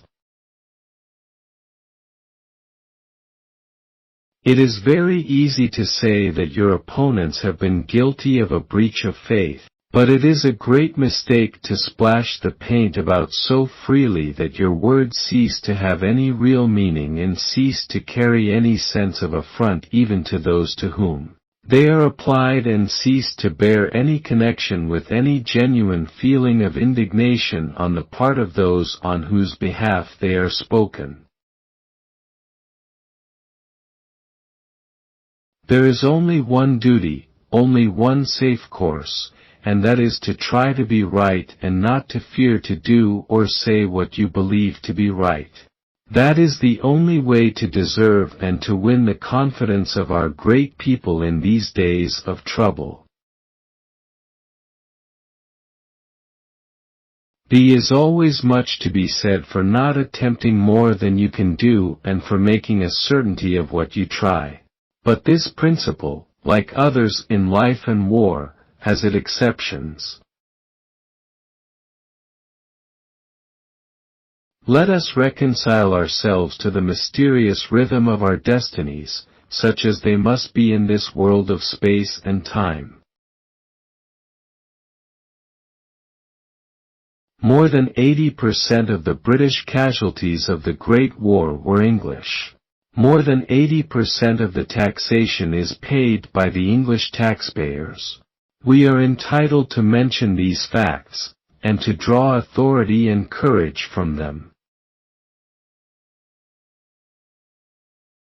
Every offensive lost its force as it proceeded. It was like throwing a bucket of water over the floor.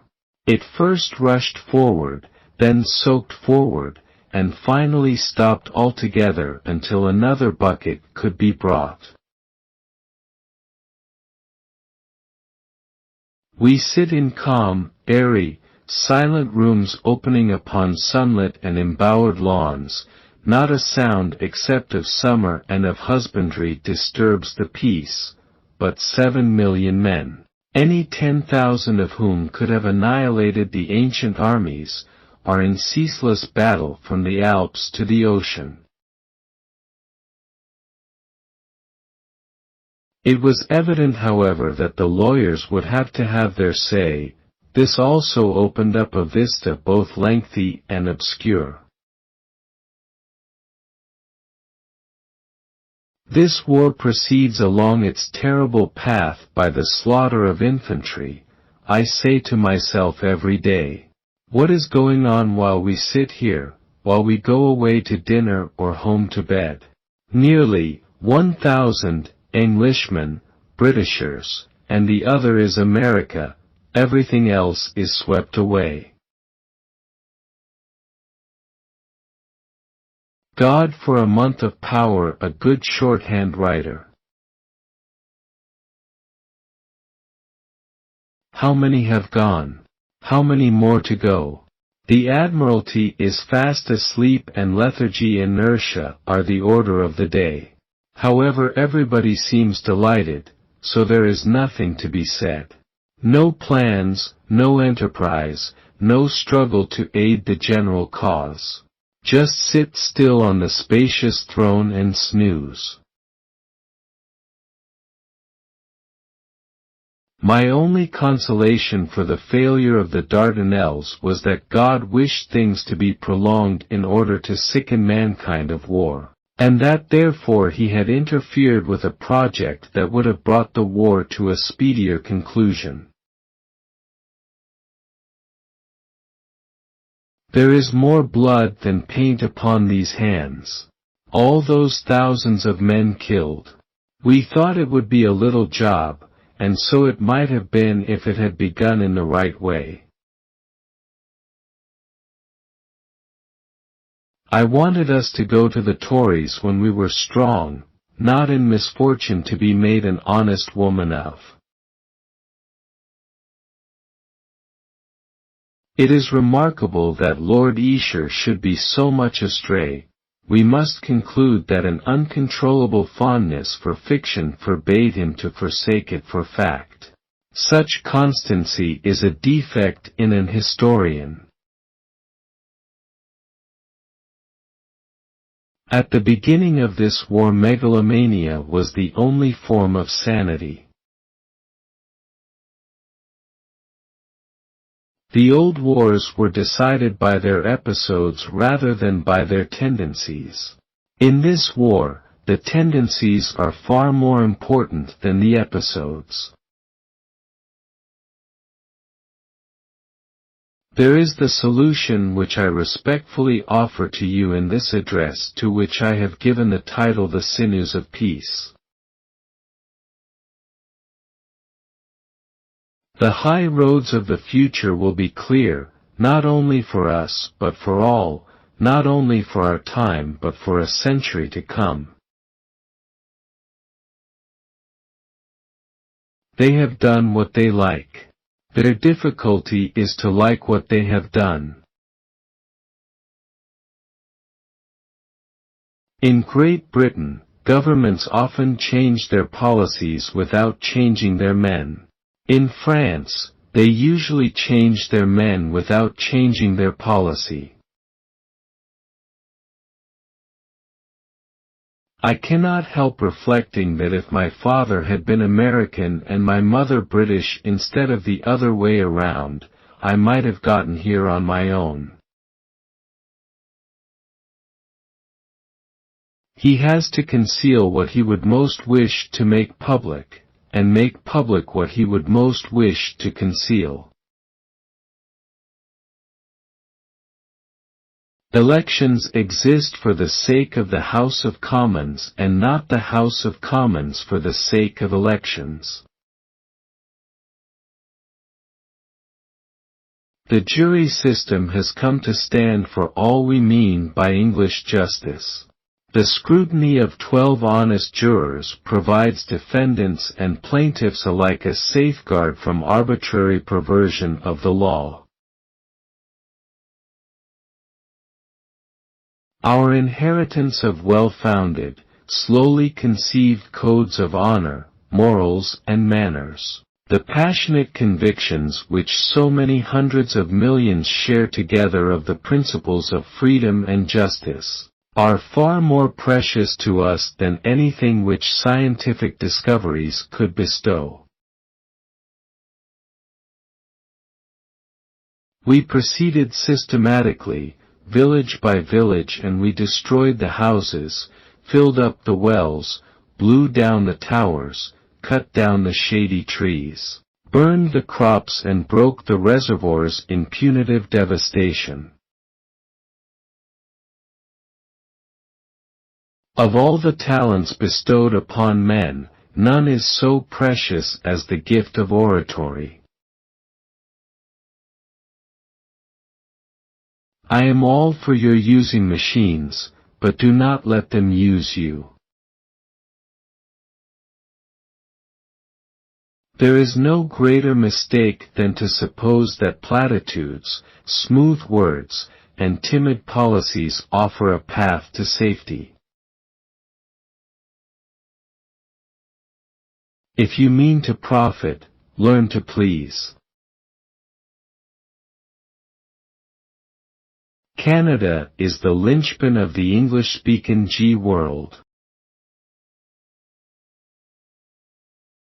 It is a good thing to stand away from the canvas from time to time and take a full view of the picture. In war, the truth must be guarded by a bodyguard of lies. Strategy is all very well, but it pays to give thought from time to the results. You must sleep sometime between lunch and dinner, and no halfway measures. Take off your clothes and get into bed. That's what I always do.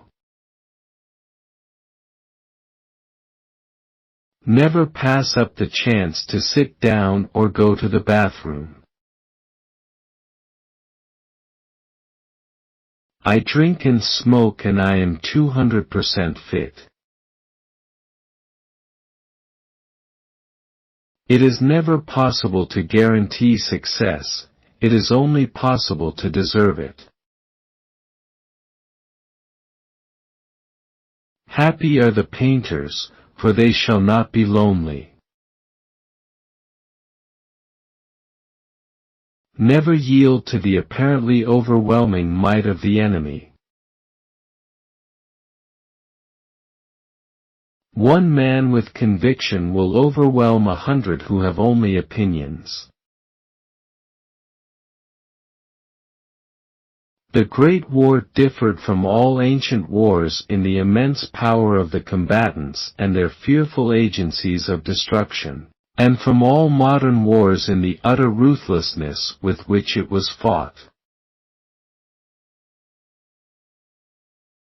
Plans are worthless. Planning is priceless. There is nothing like oratory, it is a skill that can turn a commoner into a king. A gentleman is a man who is only rude when he intends to be. When they told me that by the year 2100 women would rule the world, my reply was still. The latest refinements of science are linked with the cruelties of the Stone Age. He, President Franklin D. Roosevelt, died in harness, and we may well say in battle harness, like his soldiers, sailors and airmen who died side by side with ours in carrying out their tasks to the end all over the world. What an enviable death was his! When you leave off dreaming, the universe ceases to exist. Everyone can recognize history when it happens. Everyone can recognize history after it has happened, but only the wise man knows at the moment what is vital and permanent, what is lasting and memorable. I cannot forecast to you the action of Russia. It is a riddle wrapped in a mystery inside an enigma, but perhaps there is a key. That key is Russian national interest. There is a good saying to the effect that when a new book appears one should read an old one. As author I would not recommend too strict an adherence to this saying. The United States is a land of free speech. Nowhere is speech freer, not even here where we sedulously cultivate it even in its most repulsive form. Victory is only wrested by running risks. Hope has returned to the hearts of scores of millions of men and women, and with that hope there burns the flame of anger against the brutal, corrupt invader. In a dozen famous ancient states now prostrate under the Nazi yoke, the masses of the people await the hour of liberation. That hour will strike, and its solemn peal will proclaim that the night is past and that the dawn has come. I cannot but think we have much to be thankful for, and more still to hope for in the future. It is a great mistake to suppose that thrift is caused only by fear. It springs from hope as well as from fear. Where there is no hope, be sure there will be no thrift. Nourish your hopes, but do not overlook realities. The future is unknowable, but the past should give us hope.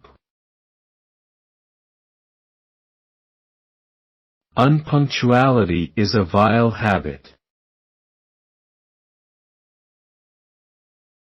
Certainly the prolonged education indispensable to the progress of society is not natural to mankind. I am your servant. You have the right to dismiss me when you please. What you have no right to do is ask me to bear responsibility without the power of action. In handing over the government of India to these so-called political classes, we are handing over to men of straw, of whom, in a few years, no trace will remain. It is with deep grief I watch the clattering down of the British Empire with all its glories and all the services it has rendered to mankind. One would have thought that if there was one cause in the world which the Conservative Party would have hastened to defend, it would be the cause of the British Empire in India. Our fight is hard. It will also be long. But win or lose, we must do our duty. If the British people are to lose their Indian Empire, they shall do so with their eyes open. I shall endeavor to marshal British opinion against a course of action which would bring in my opinion the greatest evils upon the people of India, upon the people of Great Britain and upon the British Empire itself. It is alarming to see Mr. Gandhi, a seditious Middle Temple lawyer, now posing as a fakir of a type well known in the East, striding half-naked up the steps of the viceregal palace while he is still organizing and conducting a campaign of civil disobedience. If the British Empire is fated to pass from life into history, we must hope it will not be by the slow process of dispersion and decay, but in some supreme exertion for freedom, for right and for truth. Better to dare mighty things and fail than to live in a gray twilight where there is neither victory nor defeat. I devoured Gibbon. I rode triumphantly through it from end to end and enjoyed it all. I scribbled all my opinions on the margins of the pages. From Gibbon I went to Macaulay. I had learnt the lays of ancient Rome by heart, and loved them, and of course I knew he had written a history, but I had never read a page of it. I accepted all Macaulay wrote as gospel, and I was grieved to read his harsh judgments upon the great Duke of Marlborough. How I hated this school, and what a life of anxiety I lived there for more than 2 years. In all the 12 years I was at school, no one ever succeeded in making me write a Latin verse or learn any Greek except the alphabet. It was at Little Lodge I was first menaced with education. The approach of a sinister figure described as the governess was announced. The privilege of a university education is a great one. The more widely it is extended, the better for any country. The rest and the spell of sleep in the middle of the day refresh the human frame far more than a long night. We were not made by nature to work, or even to play, from 8 o'clock in the morning till midnight. We throw a strain upon our system which is unfair and improvident. For every purpose of business or pleasure, mental or physical, we ought to break our days and our marches into two. If you simply take up the attitude of defending a mistake, there will no hope of improvement. Never give up. Never give up. Never give up. With opportunity comes responsibility. I wonder whether any other generation has seen such astounding revolutions of data and values as those through which we have lived. Scarcely anything material or established which I was brought up to believe was permanent and vital, has lasted. Everything I was sure or taught to be sure was impossible, has happened. Out of the depths of sorrow and sacrifice will be born again the glory of mankind. Never give in, never give in, never give in. It is impossible to obtain a conviction for sodomy from an English jury. Half of them don't believe that it can physically be done, and the other half are doing it. In war, truth is often the first casualty. All I want is compliance with my wishes, after reasonable discussion. It is not alone that property, in all its forms, is struck at, but that liberty, in all its forms, is challenged by the fundamental conceptions of socialism. The Almighty in His infinite wisdom did not see fit to create Frenchmen in the image of Englishmen. Democracy is an awful way to run a country, but it's the best system we have. Victory is the beautiful, bright-colored flower. Transport is the stem without which it could never have blossomed. The V sign is the symbol of the unconquerable will of the occupied territories, and a portent of the fate awaiting the Nazi tyranny. Two nations divided by a common language.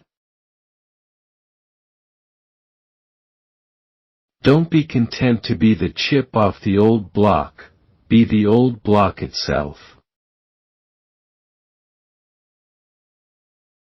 I am sorry to have made such a long speech, but I did not have time to write a shorter one.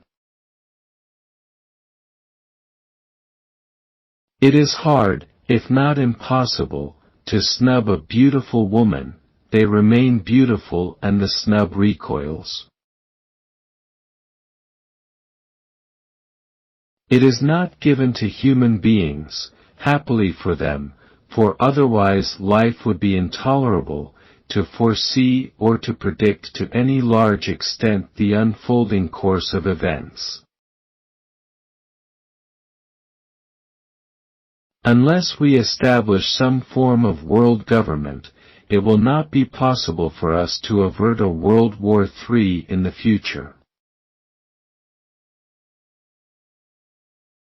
Unless some effective world supergovernment for the purpose of preventing war can be set up, the prospects for peace and human progress are dark. If it is found possible to build a world organization of irresistible force and inviolable authority for the purpose of securing peace, there are no limits to the blessings which all men enjoy and share. I expect you will find that change is the best kind of rest. The rhinoceros stood, about 500 yards away, not a 20th century animal at all, but an odd, grim straggler from the Stone Age. I play for high stakes and given an audience. There is no act too daring or too noble. I think it would be so much better for me to learn something which would be useful to me in the army, as well as affording me exercise and amusement. It is one thing to see the forward path and another to be able to take it, but it is better to have an ambitious plan than none at all.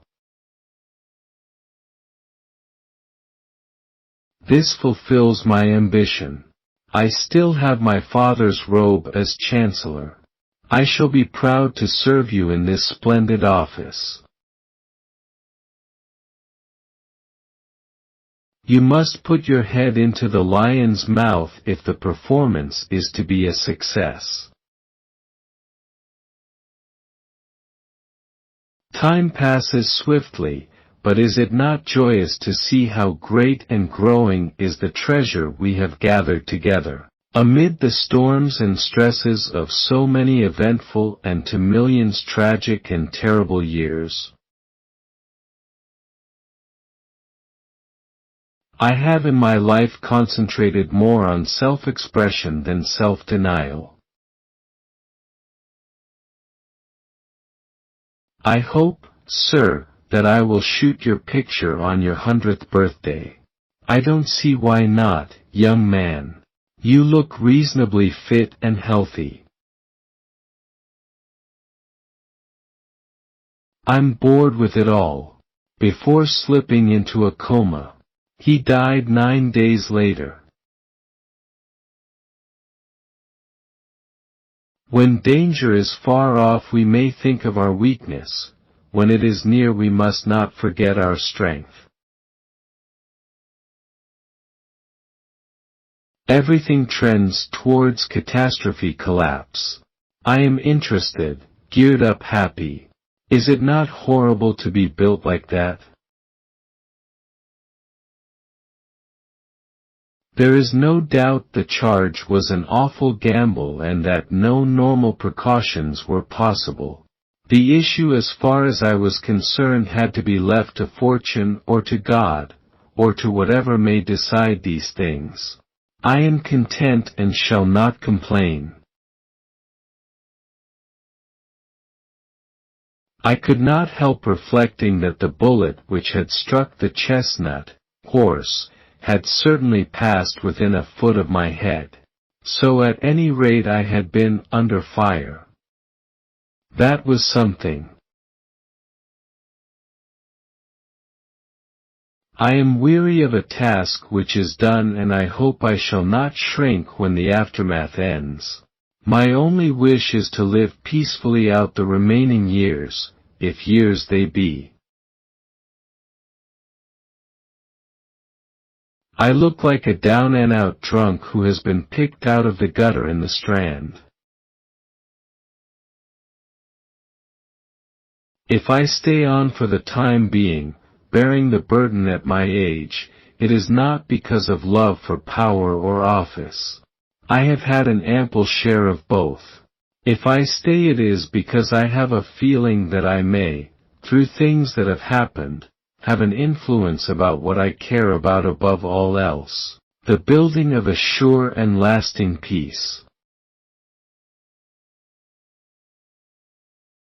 I feel like an aeroplane at the end of its flight, in the dusk, with the petrol running out, in search of a safe landing.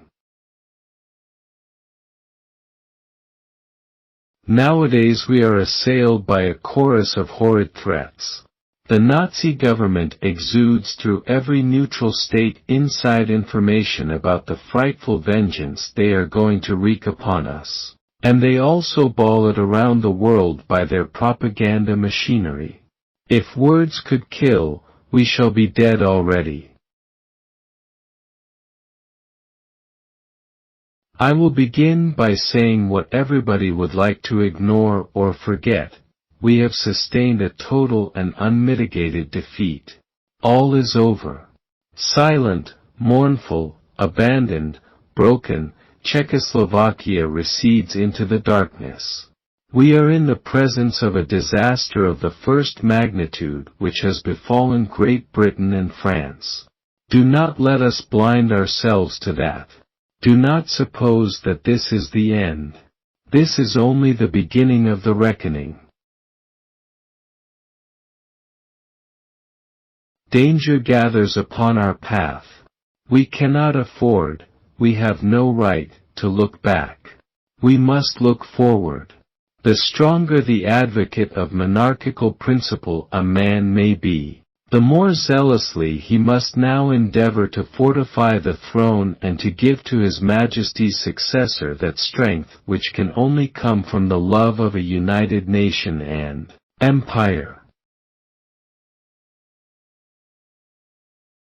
We shall go forward together. The road upwards is stony. There are upon our journey dark and dangerous valleys through which we have to make and fight our way. But it is sure and certain that if we persevere, and we shall persevere, we shall come through these dark and dangerous valleys into a sunlight broader and more genial and more lasting than mankind has ever known. God alone knows how great it is. All I hope is that it is not too late. I am very much afraid that it is. We can only do our best. You have to run risks. There are no certainties in war. There is a precipice on either side of you, a precipice of caution and a precipice of overdaring. You never can tell whether bad luck may not after all turn out to be good luck. It always looks so easy to solve problems by taking the line of least resistance. Here life itself, life at its best and healthiest, awaits the caprice of the bullet. Let us see the development of the day. All else may stand over, perhaps forever. Existence is never so sweet as when it is at hazard. I'm finished. I'm done. What I want above all things is to take some active part in beating the Germans. I'd go out to the front at once. Next time I go into the action, I shall command 100 men, possibly I may bring off some coup. Besides, I shall have some other motive for taking chances than merely love of adventure. Here was a place where real things were going on. Here was a scene of vital action. Here was a place where anything might happen. Here was a place where something would certainly happen. Here I might leave my bones. For the first time I heard shots fired in anger, heard bullets strike flesh or whistle through the air. Luckily, there were Zulus and Afghans, also the dervishes in the Sudan. Some of these might, if they were well disposed, put up a show some day. I myself find waiting more tiring than action. We should lay aside every hindrance and endeavor by uniting the whole force and spirit of our people to raise again a great British nation standing up before all the world. For such a nation, rising in its ancient vigor, can even at this hour save civilization. We will mete out to the Germans the measure and more than the measure that they have meted out to us. We will have no truce or parley with you, or the grisly gang who work your wicked will. You do your worst and we will do our best. Before the war it had seemed incredible that such terrors and slaughters, even if they began, could last more than a few months. After the first 2 years it was difficult to believe that they would ever end. These are great days. We must beware of trying to build a society in which nobody counts for anything except a politician or an official, a society where enterprise gains no reward and thrift no privileges. The poor girl does not know how to have a conversation. Unfortunately, she does know how to speak. May the pain you have known and the conflict you have experienced give you the strength to walk through life facing each new situation with courage and optimism. There comes a special moment in everyone's life, a moment for which that person was born. That special opportunity, when he seizes it, will fulfill his mission, a mission for which he is uniquely qualified. In that moment, he will find greatness. It is his finest hour. By being so long in the lowest form, at Harrow, I gained an immense advantage over the clever boys. I got into my bones the essential structure of the ordinary British sentence, which is a noble thing. Naturally I am biased in favor of boys learning English. I would make them all learn English, and then I would let the clever ones learn Latin as an honor, and Greek as a treat.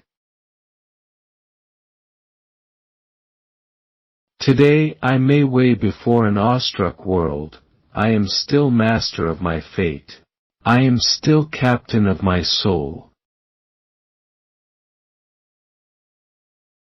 A man who gets the reputation of rising at dawn can sleep to noon. It is not open to the cool bystander to set himself up as an impartial judge of events which would never have occurred had he outstretched a helping hand in time. I would tell myself that I was about to address the largest mass assembly of idiots ever gathered in the history of mankind. How little can we foresee the consequences either of wise or unwise action, of virtue or of malice. Without this measureless and perpetual uncertainty, the drama of human life would be destroyed. There was a man who sold a hyena skin while the beast still lived and who was killed in hunting it. Everybody has always underrated the Russians. They keep their own secrets alike from foe and friends.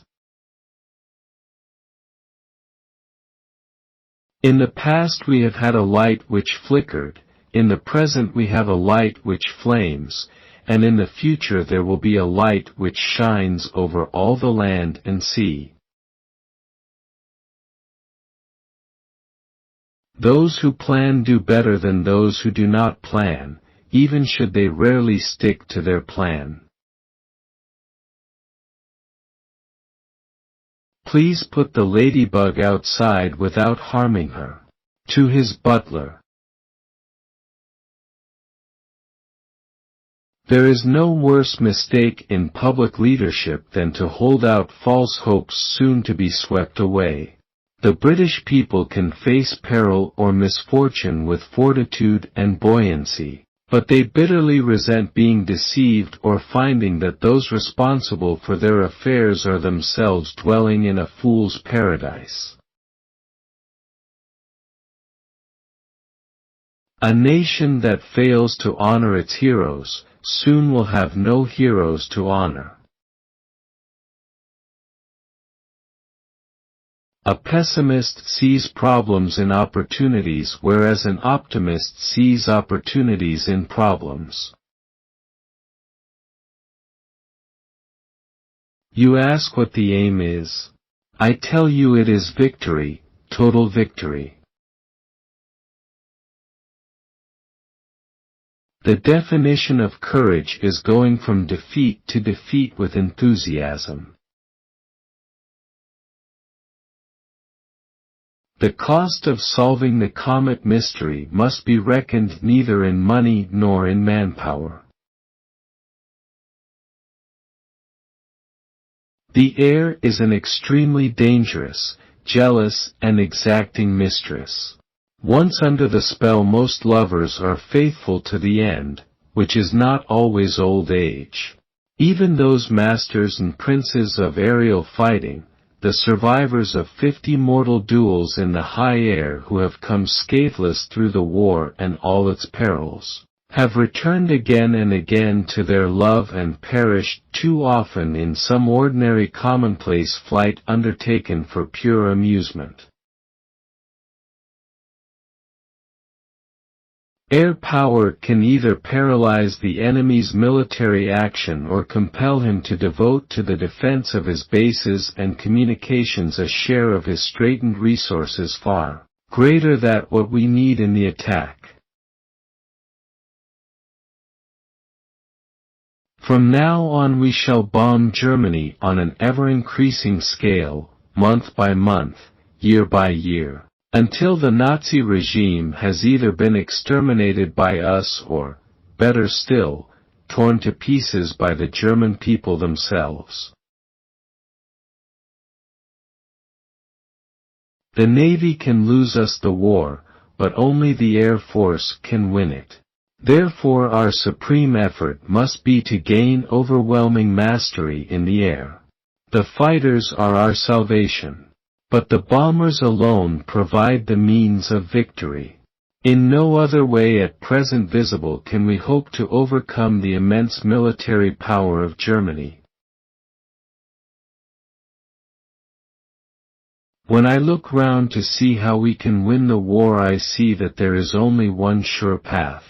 And that is absolutely devastating. Exterminating attack by very heavy bombers from this country upon the Nazi homeland. We must be able to overwhelm them by this means, without which I do not see a way through.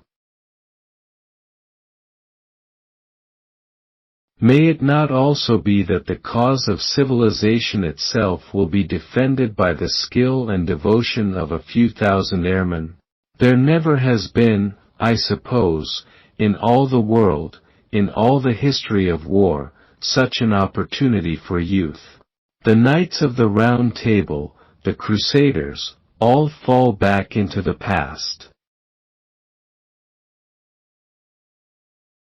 It seems to me that the moment has come when the question of bombing of German cities simply for the sake of increasing the terror, though under other pretexts, should be reviewed.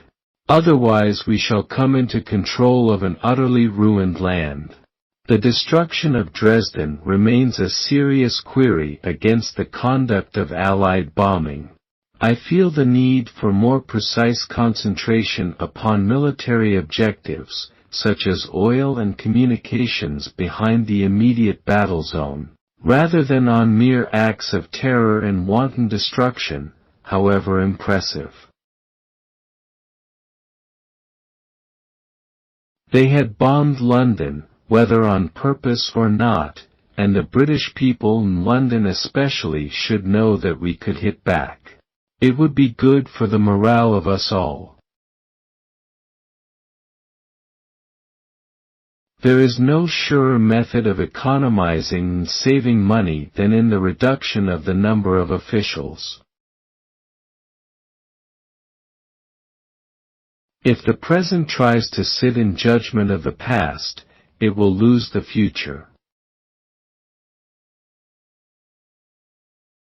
History's villains are more easily recognized in retrospect. In an article published in 1935 and reprinted in 1937, Winston Churchill expressed a curious ambivalence towards the German Chancellor prior to the outbreak of war. We cannot tell whether Hitler will be the man who will once again let loose upon the world another war in which civilization will irretrievably succumb, or whether he will go down in history as the man who restored honor and peace of mind to the great Germanic nation. History unfolds itself by strange and unpredictable paths. We have little control over the future, and none at all over the past. Do not let us speak of darker days, let us speak rather of sterner days. These are not dark days, these are great days, the greatest days our country has ever lived, and we must all thank God that we have been allowed, each of us according to our stations, to play a part in making these days memorable in the history of our race. I have lived 78 years without hearing of bloody places like Cambodia. A world united is better than a world divided, but a world divided is better than a world destroyed. They, the Labour Party, are not fit to manage a whelk stall. Mr. Gladstone read Homer for fun, which I thought served him right. I had no idea of the enormous and unquestionably helpful part that humbug plays in the social life of great peoples dwelling in a state of democratic freedom. Neville Chamberlain looked at foreign affairs through the wrong end of a municipal drainpipe. An efficient and a successful administration manifests itself equally in small as in great matters. A good party man puts his party above himself and his country above his party. It is no use dealing with illusions and make-believes. We must look at the facts. The world is too dangerous for anyone to be able to afford to nurse illusions. We must look at realities. The only statistics you can trust are those you falsified yourself. Sir, we must beware of needless innovation, especially when guided by logic. There must be what Mr. Gladstone many years ago called a blessed act of oblivion. We must all turn our backs upon the horrors of the past. We must look to the future. We cannot afford to drag forward across the years that are to come the hatreds and revenges which have sprung from the injuries of the past. My greatest good fortune in a life of brilliant experiences has been to find you, and to lead my life with you. I don't feel far away from you out here at all. I feel very near in my heart, and also I feel that the nearer I get to honor, the nearer I am to you. When Iraq becomes strong enough in our opinion to stand alone, we shall be in a position to state that our task has been fulfilled, and that Iraq is an independent sovereign state. But this cannot be said while we are forced year after year to spend very large sums of money on helping the Iraqi government to defend itself and maintain order. The test of real character is what a man does when he is tired. I am not sure I should have dared to start, but I am sure that I should not have dared to stop. This wicked man Hitler, the repository and embodiment of many forms of soul-destroying hatred. This monstrous product of former wrongs and shame. Elderly people and those in authority cannot always be relied upon to take enlightened and comprehending views of what they call the indiscretions of youth. Vast and fearsome as the human scene has become, personal contact of the right people, in the right places, at the right time, may yet have a potent and valuable part to play in the cause of peace which is in our hearts. What kind of people do they, the Japanese, think we are? The British people are good all through. You can test them as you would put a bucket into the sea and always find it salt. What a fool I have been. We have a very daring and skillful opponent against us, and, may I say across the havoc of war, a great general. Ethics evolve naturally, and we trample upon them with laws created by reason and experience. I do not apologize for the takeover of the region by the Jews from the Palestinians in the same way I don't apologize for the takeover of America by the whites from the red Indians or the takeover of Australia from the blacks. It is natural for a superior race to dominate an inferior one.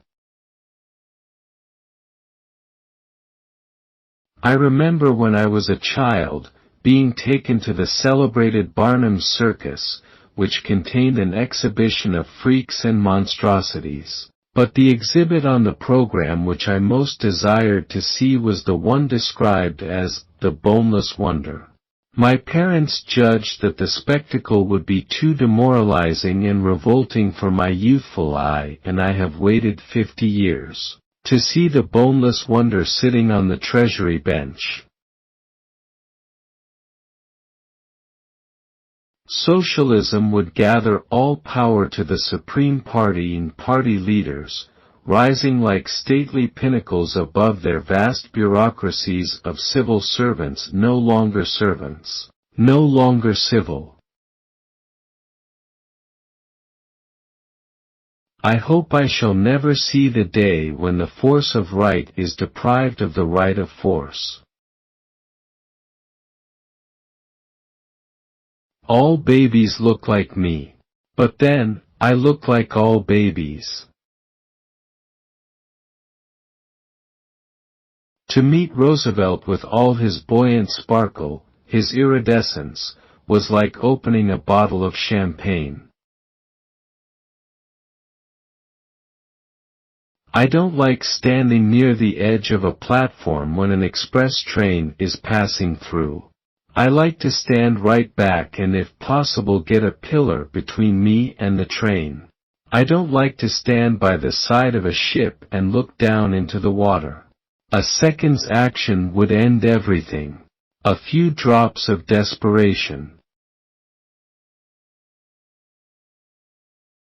The Times is speechless, and takes 3 columns to express its speechlessness. I have had to eat my own words many times, and I have found it a very nourishing diet. A love of tradition has never weakened a nation. These 2 great organizations of the English-speaking democracies, the British Empire and the United States, will have to be somewhat mixed up together in some affairs for mutual and general advantage. I do not view the process with any misgivings. I could not stop it if I wished. Let it roll on full flood, inexorable, irresistible, benignant, to broader lands, and better days. Victory was to be bought so dear as to be almost indistinguishable from defeat. It is the English-speaking nations who, almost alone, keep alight the torch of freedom. The belief that security can be obtained by throwing a small state to the wolves is a fatal delusion. Every man should ask himself each day whether he is not too readily accepting negative solutions. What is adequacy? Adequacy is no standard at all. Canada is the linchpin of the English-speaking world. Canada, with those relations of friendly, affectionate intimacy with the United States on the one hand and with her unswerving fidelity to the British Commonwealth and the motherland on the other, is the link which joins together these great branches of the human family, a link which, spanning the oceans, brings the continents into their true relation and will prevent in future generations any growth of division between the proud and the happy nations of Europe and the great countries which have come into existence in the New World. Nothing is more dangerous in wartime than to live in the temperamental atmosphere of a Gallup poll, always feeling one's pulse and taking one's temperature. I see that a speaker at the weekend said that this was a time when leaders should keep their ears to the ground. All I can say is that the British nation will find it very hard to look up to leaders who are detected in that somewhat ungainly posture. I was very glad that Mr. Attlee described my speeches in the war as expressing the will not only of Parliament but of the whole nation. Their will was resolute and remorseless and, as it proved, unconquerable. It fell to me to express it, and if I found the right words you must remember that I have always earned my living by my pen and by my tongue. It was a nation and race dwelling all round the globe that had the lion heart. I had the luck to be called upon to give the roar. When I warned them, the French, that Britain would fight on alone whatever they did, their generals told their Prime Minister and his divided cabinet, "In 3 weeks England will have her neck wrung like a chicken. Some chicken. Some neck." Thus, then, on the night of the 10th of May, at the outset of this mighty battle, I acquired the chief power in the state. which henceforth I wielded in ever-growing measure for 5 years and 3 months of world war, at the end of which time, all our enemies having surrendered unconditionally or being about to do so, I was immediately dismissed by the British electorate from all further conduct of their affairs. The late M. Venizelos observed that in all her wars England should have said Britain, of course always wins one battle the last. The eagle has ceased to scream, but the parrots will now begin to chatter. The war of the giants is over and the pygmies will now start to squabble.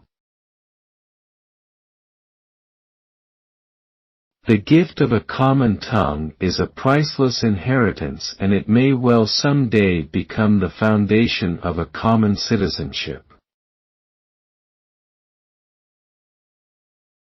The United States is like a gigantic boiler.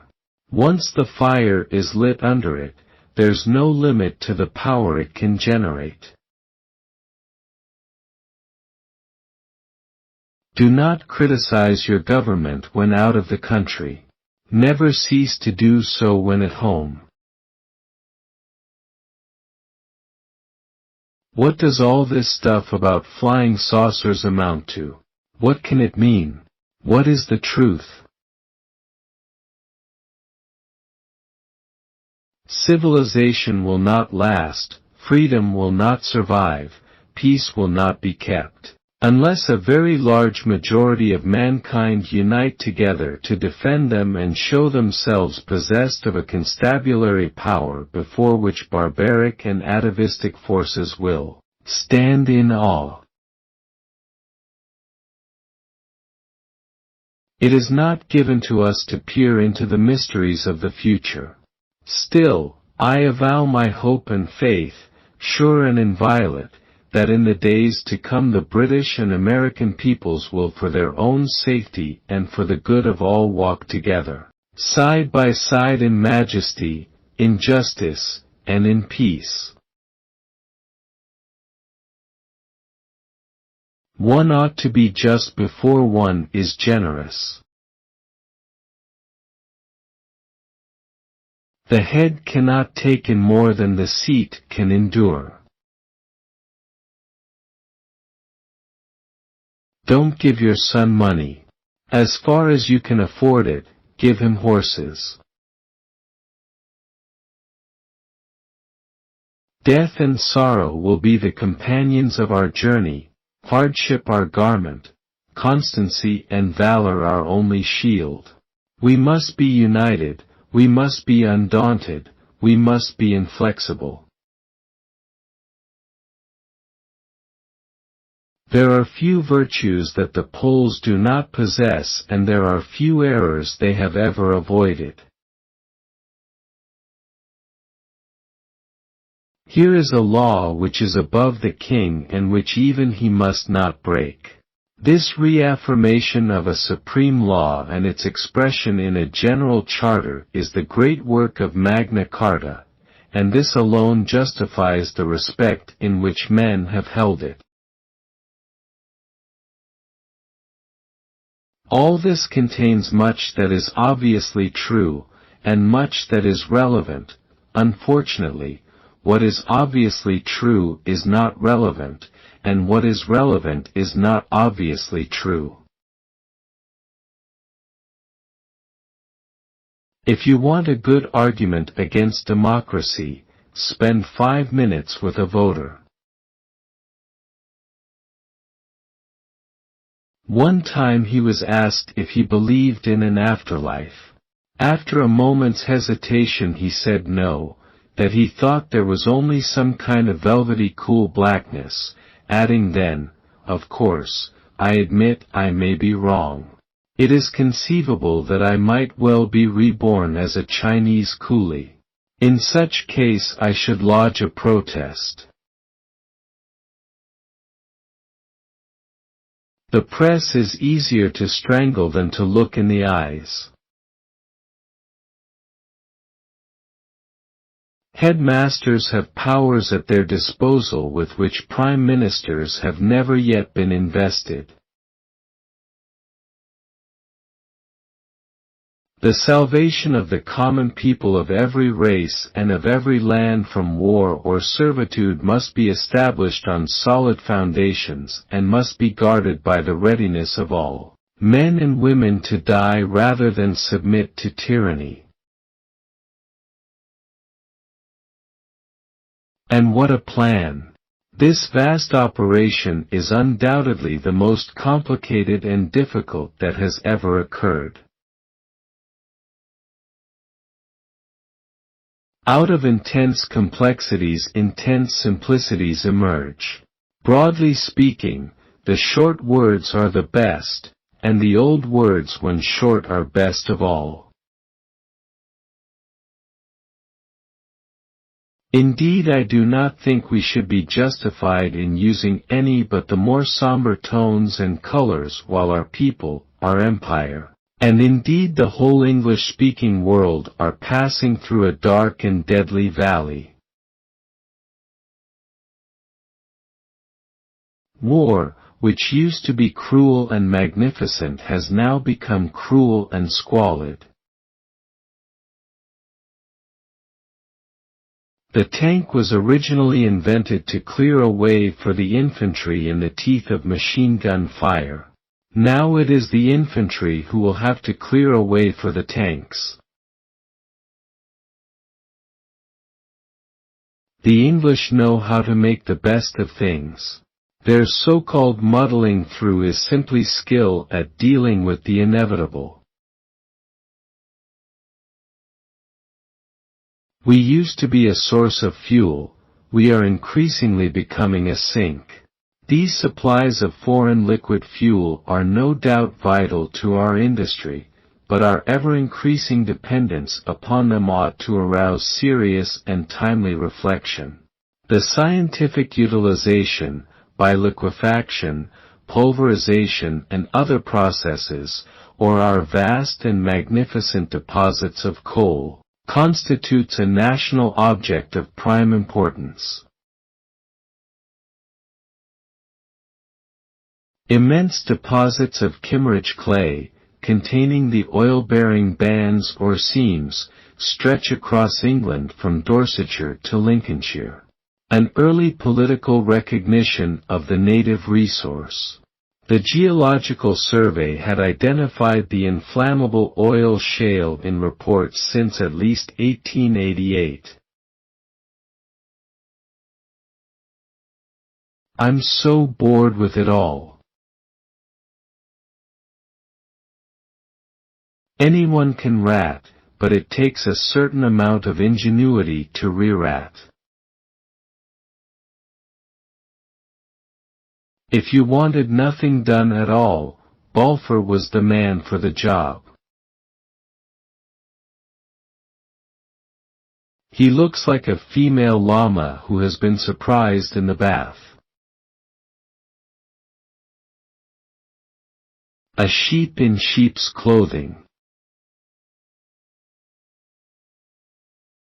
In war it does not matter who is right, but who is left. I have not always been wrong. History will bear me out, particularly as I shall write that history myself.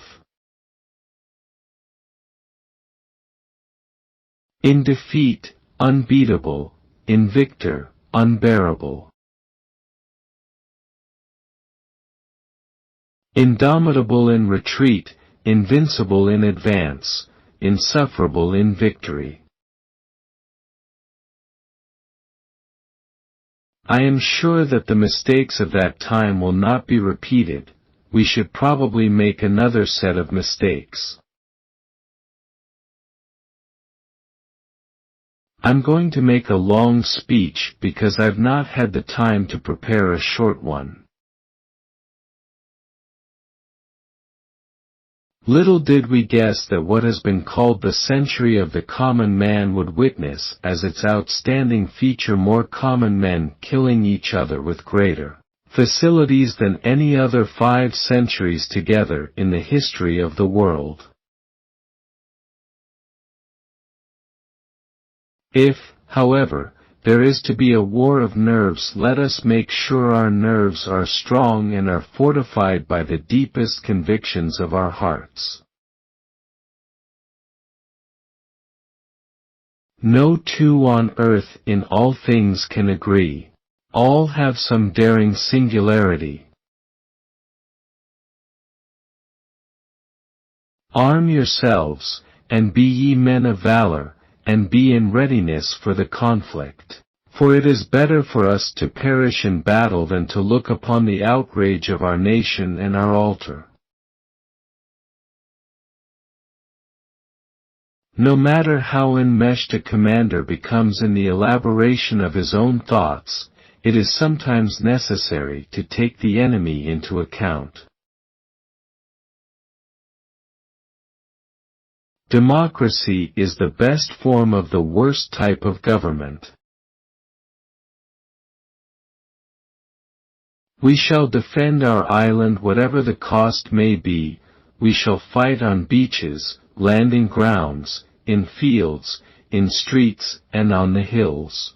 We shall never surrender, and even if, which I do not for the moment believe, this island or a large part of it were subjugated and starving, then our empire beyond the seas, armed and guarded by the British fleet, will carry on the struggle until in God's good time the new world with all its power and might sets forth to the liberation and rescue of the old.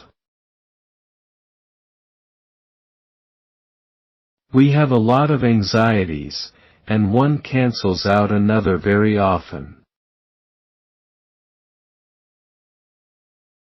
The loyalties which center upon number 1 are enormous. If he trips, he must be sustained. If he make mistakes, they must be covered. If he sleeps, he must not be wantonly disturbed. If he is no good, he must be poleaxed. We are weakened and we are tired, but we are not done yet. It would be a great reform in politics if perception could be made to spread as easily and as rapidly as foolishness. There is no working middle course in wartime.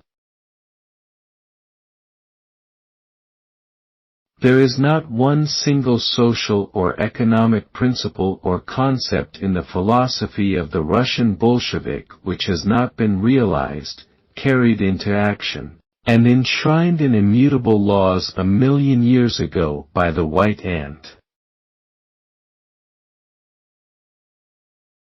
In Russia a man is called reactionary if he objects to having his property stolen and his wife and children murdered. When a nation has allowed itself to fall under a tyrannical regime, it cannot be absolved from the faults due to the guilt of that regime. A metal glitters, but it also casts a shadow. I began my education at a very early age, in fact, right after I left college. When we judge or criticize another person, it says nothing about that person, it merely says something about our own need to be critical. The maxim of the British people is, business as usual. The man who stands firm in order to protect a sandcastle can never be relied upon, for he has given away his common sense. Madam, if you were my wife, I would drink it. And you, madam, are ugly. But I shall be sober in the morning. We have taken a grave and hazardous decision to sustain the Greeks and try to make a Balkan front. The Battle of France is over. The Battle of Britain is about to begin. Upon this battle depends the future of Christian civilization. The whole of northern Norway was covered with snow to depths which none of our soldiers had ever seen, felt, or imagined. There were neither snowshoes nor skis, still less skiers. We must do our best. Thus began this ramshackle campaign. The only thing that ever really frightened me during the war was the U-boat peril. It did not take the form of flaring battles and glittering achievements, it manifested itself through statistics, diagrams, and curves unknown to the nation, incomprehensible to the public. In Hitler's launching of the Nazi campaign on Russia, we can already see, after 6 months of fighting, that he has made one of the outstanding blunders in history.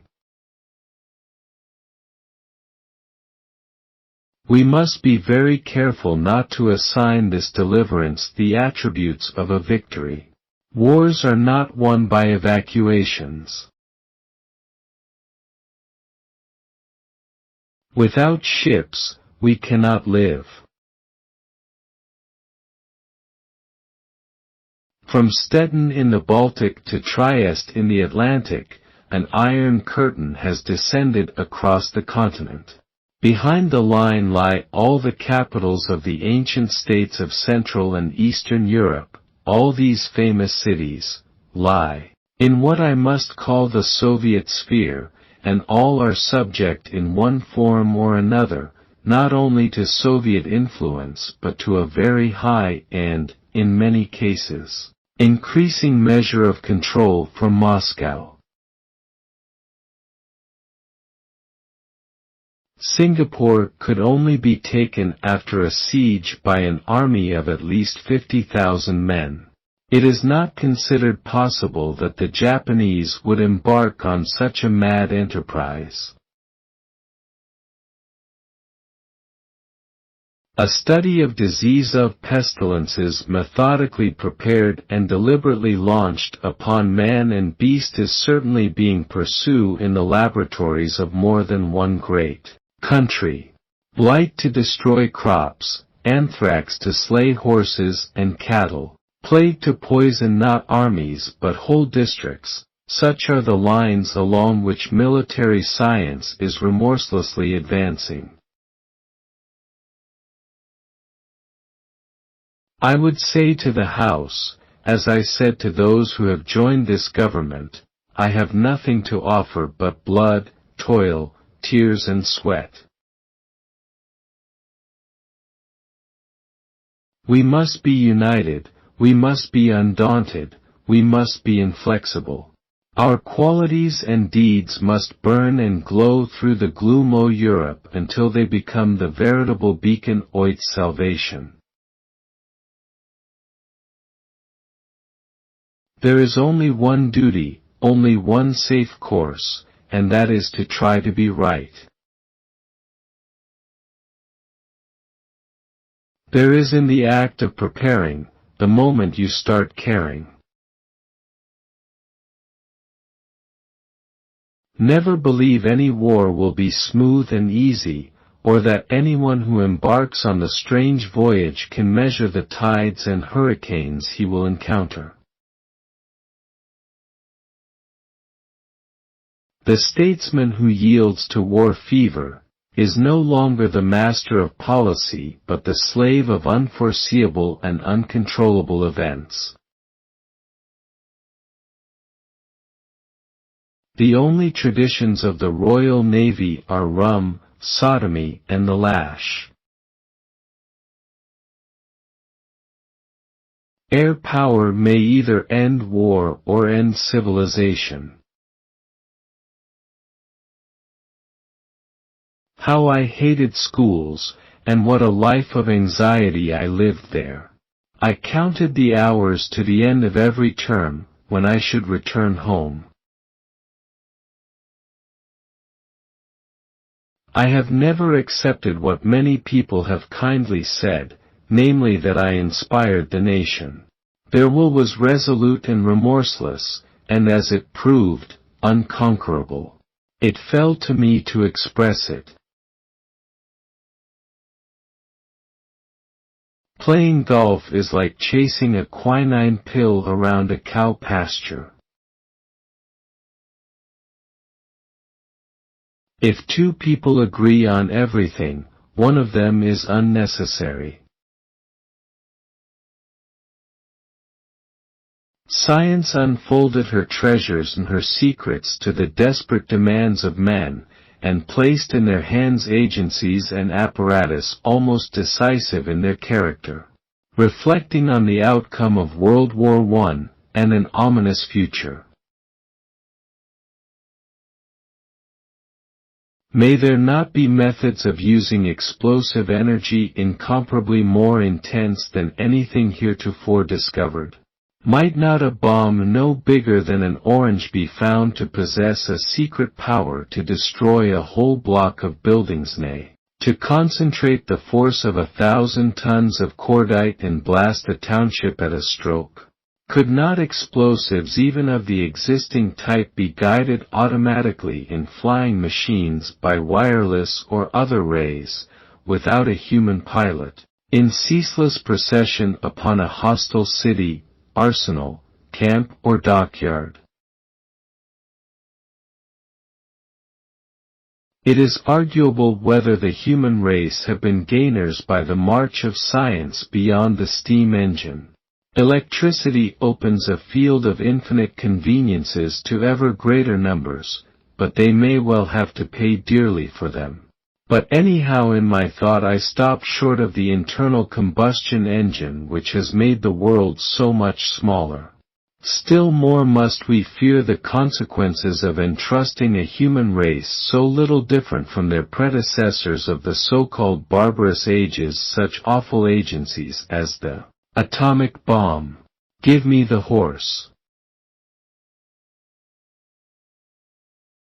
In time of war, soldiers, however sensible, care a great deal more on some occasions about slaking their thirst than about the danger of enteric fever. Better known as typhoid, the disease is often spread by drinking contaminated water.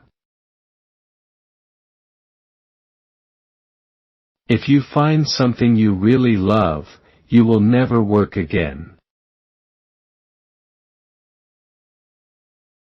Never trust a man who has not a single redeeming vice. An extra yawn one morning in the springtime, an extra snooze one night in the autumn is all that we ask in return for dazzling gifts. We borrow an hour one night in April, we pay it back with golden interest 5 months later. It is all right to rat, but you can't re-rat. The pictorial battlefield becomes a sea of mud mercifully veiled by the fog of war. I know of no case where a man added to his dignity by standing on it. I will not pretend that if I had to choose between communism and Nazism I would choose communism. From the days of Spartacus, Weishaupt, Karl Marx, Trotsky, Bela Kun, Rosa Luxemburg, and Emma Goldman, this world conspiracy has been steadily growing. This conspiracy played a definite recognizable role in the tragedy of the French Revolution. It has been the mainspring of every subversive movement during the 19th century. And now at last this band of extraordinary personalities from the underworld of the great cities of Europe and America have gripped the Russian people by the hair of their head and have become the undisputed masters of that enormous empire. A communist is like a crocodile. When it opens its mouth you cannot tell whether it is trying to smile or preparing to eat you up. The substance of the eminent socialist gentleman's speech is that making a profit is a sin. It is my belief that the real sin is taking a loss. It helps to write down half a dozen things which are worrying me. 2 of them, say, disappear. About 2 of them nothing can be done, so it's no use worrying, and 2 perhaps can be settled. What is a fine person or a beauteous face, unless deportment give them decent grace, blessed with all other requisites to please, to want the striking elegance of ease, awkward, embarrassed, stiff, without the skill of moving gracefully, or standing still. Have no fear of the future. Let us go forward into its mysteries, tear away the veils which hide it from our eyes, and move onwards with confidence and courage. Where my reason, imagination, or interest were not engaged, would not or I could not learn. Success is never final. I gather, young man, that you wish to be a member of Parliament. The first lesson that you must learn is, when I call for statistics about the rate of infant mortality, what I want is proof that fewer babies died when I was Prime Minister than when anyone else was Prime Minister. That is a political statistic. These, gentlemen, are the opinions upon which I base my facts. Never does a man portray his character more vividly than when proclaiming the character of another. We shall not fail or falter, we shall not weaken or tire. Neither the sudden shock of battle, nor the long-drawn trials of vigilance and exertion will wear us down. Give us the tools and we will finish the job. What is our policy? To wage war against a monstrous tyranny, never surpassed in the dark, lamentable catalogue of human crime. All wisdom is not new wisdom. Advertising nourishes the consuming power of men. We are happier in many ways when we are old than when we were young. The young sow wild oats. The old grow sage. An optimist sees the opportunity in every difficulty. Never let a good crisis go to waste. And do not suppose that this is the end. This is only the beginning of the reckoning. This is only the first sip, the first foretaste of a bitter cup which will be proffered to us year by year unless by a supreme recovery of moral health and martial vigor, we arise again and take our stand for freedom as in the olden time. He has the gift of compressing the largest amount of words into the smallest amount of thoughts. He spoke with more eloquence than wisdom. I had a feeling once about mathematics, that I saw it all. Depth beyond depth was revealed to me, the BYSS and abyss. I saw, as one might see the transit of Venus or even the Lord Mayor's show, a quantity passing through infinity and changing its sign from plus to minus. I saw exactly why it happened and why the tergiversation was inevitable, but it was after dinner and I let it go.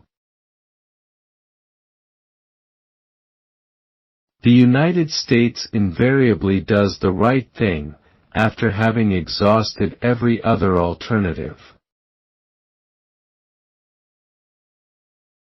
I thought of a remark. That the United States is like a gigantic boiler. Once the fire is lighted under it, there is no limit to the power it can generate. Being saturated and satiated with emotion and sensation, I went to bed and slept the sleep of the saved and thankful. It is all true, or it ought to be, and more and better besides.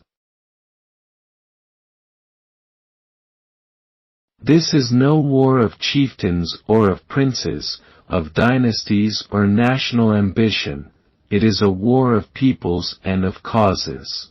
There are vast numbers, not only in this island but in every land, who will render faithful service in this war, but whose names will never be known, whose deeds will never be recorded. This is a war of the unknown warriors. I love to learn, but I do not want to be taught. During their lifetimes, every man and woman will stumble across a great opportunity. Sadly, most of them will simply pick themselves up, dust themselves down and carry on as if nothing ever happened. Those whose work and pleasure are one, are fortune's favored children. I only believe in statistics that I doctored myself. In war, resolution; in defeat, defiance; in victory, magnanimity; in peace, goodwill. No lover ever studied every whim of his mistress as I did those of President Roosevelt. Always remember, a cat looks down on man, a dog looks up to man, but a pig will look man right in the eye and see his equal. Delight in smooth-sounding platitudes, refusal to face unpleasant facts, genuine love of peace and pathetic belief that love can be its sole foundation. The utter devotion of the liberals to sentiment apart from reality, though free from wickedness or evil design, played a definite part in the unleashing upon the world of horrors and miseries, World War II. A man must choose his own way of life, and it is only by following out one's own bent that there can be the really harmonious life. In an interview conducted by Bram Stoker. Thus ended the great American Civil War, which must upon the whole be considered the noblest and least avoidable of all the great mass conflicts of which till then there was record. There comes a precious moment in all of our lives when we are tapped on the shoulder and offered the opportunity to do something very special that is unique to us and our abilities. What a tragedy it would be if we are not ready or willing. The world today is ruled by harassed politicians absorbed in getting into office or turning out the other man, so that not much room is left for debating the great issues on their merits. The game of life does not proceed like a mathematical calculation on the principle that 2 and 2 make 4. Sometimes they make 5, or -4, and sometimes the blackboard topples over in the middle of the sum and the pedagogue is left with a black eye. A small lie needs a bodyguard of bigger lies to protect it. It is the people who control the government, not the government the people. Be a peg, hammered into the frozen ground, immovable. How fortunate it was for the world that when these great trials came upon it there was a generation that terror could not conquer and brutal violence could not enslave. Decided only to be undecided, resolved to be irresolute, adamant for drift, solid for fluidity, all-powerful to be impotent. The way to achieve happiness is to try for perfection that is impossible to achieve, and spend the rest of your life trying to achieve it. We build dwellings and thereafter they build us. One day President Roosevelt told me that he was asking publicly for suggestions about what the war should be called. I said at once, the unnecessary war. Do you know why the nose of the bulldog is sloped backwards? So it can keep on breathing without ever letting go. If I had been an Italian, I am sure that I should have been wholeheartedly with you from the start to finish in your triumphant struggle against the bestial appetites and passions of Leninism. Speech in Rome on January 20, 1927, praising Mussolini. Doubts can be swept away only by deeds. I felt as if I were walking with destiny, and that all my past life had been but a preparation for this hour and for this trial. I thought I knew a good deal about it all. I was sure I should not fail. Woe betide the leaders now perched on their dizzy pinnacles of triumph if they cast away at the conference table what the soldiers had won on 100 blood-soaked battlefields. This is the type of errant pedantry up with which I will not put.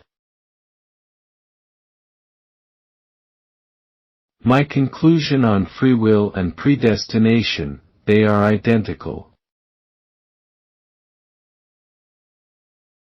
And wherever men are fighting against barbarism, tyranny, and massacre, for freedom, law, and honor, let them remember that the fame of their deeds, even though they themselves be exterminated, may perhaps be celebrated as long as the world rolls round. We are waiting for the long-promised invasion. So are the fishes. Now at this very moment I knew that the United States was in the war, up to the neck and into the death. So we had won after all. How long the war would last or in what fashion it would end no man could tell, nor did I at this moment care. We should not be wiped out. Our history would not come to an end. Hitler's fate was sealed. Mussolini's fate was sealed. As for the Japanese, they would be ground to a powder. All the rest was merely the proper application of overwhelming force. I'm just preparing my impromptu remarks. The length of this document defends it well against the risk of its being read. The struggle which is now beginning between the Zionist and Bolshevik Jews is little less than a struggle for the soul of the Jewish people. We are not meant to find peace in this world. The spirit of life cannot exist without effort. Destroy the rivalries of man and nations, and you will have destroyed all that makes for betterment and progress on earth. The Turkish government began and ruthlessly carried out the infamous massacre and deportation of Armenians in Asia Minor. The clearance of the race from Asia Minor was about as complete as such an act, on a scale so great, could well be. Don't interrupt me while I'm interrupting. If you find a job you love, you'll never work again. Meet success like a gentleman, disaster like a man. If Europe were once united in the sharing of its common inheritance, there would be no limit to the happiness, the prosperity, and the glory which its 300 million or 400 million people would enjoy. Nothing can save England if she will not save herself. If we lose faith in ourselves, in our capacity to guide and govern, if we lose our will to live, then indeed our story is told. Do not trust any statistics you did not fake yourself. Time is one thing that can never be retrieved. One may lose and regain friends. One may lose and regain money. Opportunity, once spurned, may come again. But the hours that are lost in idleness can never be brought back to be used in gainful pursuits. The Arabs are a backward people who eat nothing but camel dung. We shall defend every village, every town, and every city. The vast mass of London itself, fought street by street, could easily devour an entire hostile army, and we would rather see London laid in ruins and ashes than that it should be tamely and abjectly enslaved. The world, nature, human beings, do not move like machines. The edges are never clear-cut, but always frayed. Nature never draws a line without smudging it. It may well be that we shall by a process of sublime irony have reached a state in this story where safety will be the sturdy child of terror, and survival the twin brother of annihilation. Never, ever, ever, ever, ever give up. The most beautiful voice in the world is that of an educated Southern woman. I get my exercise being a pallbearer for those of my friends who believed in regular running and calisthenics. There is no need to exaggerate the part played in the creation of the Bolshevism and in the actual bringing about of the Russian Revolution by these international and for the most part atheistical Jews. To be conservative at 20 is heartless, and to be a liberal at 60 is plain idiocy. Judged by every standard which history has applied to governments, the Soviet government of Russia is one of the worst tyrannies that has ever existed in the world. It accords no political rights. It rules by terror. It punishes political opinions. It suppresses free speech. It tolerates no newspapers but its own. It persecutes Christianity with a zeal and a cunning never equaled since the times of the Roman emperors. It is engaged at this moment in trampling down the peoples of Georgia and executing their leaders by hundreds. The women's suffrage movement is only the small edge of the wedge. If we allow women to vote, it will mean the loss of social structure and the rise of every liberal cause under the sun. Women are well represented by their fathers, brothers, and husbands. The opposition occupies the benches in front of you, but the enemy sits behind you. If Britain must choose between Europe and the open sea, she must always choose the open sea. You see these dictators up on their pedestals, surrounded by the bayonets of their soldiers and the truncheons of their police. They're afraid of words and thought. They make frantic efforts to bar our thoughts and words. A state of society where men may not speak their mind, where children denounce their parents to the police, where a businessman or small shopkeeper ruins his competitor by telling tales about his private opinion.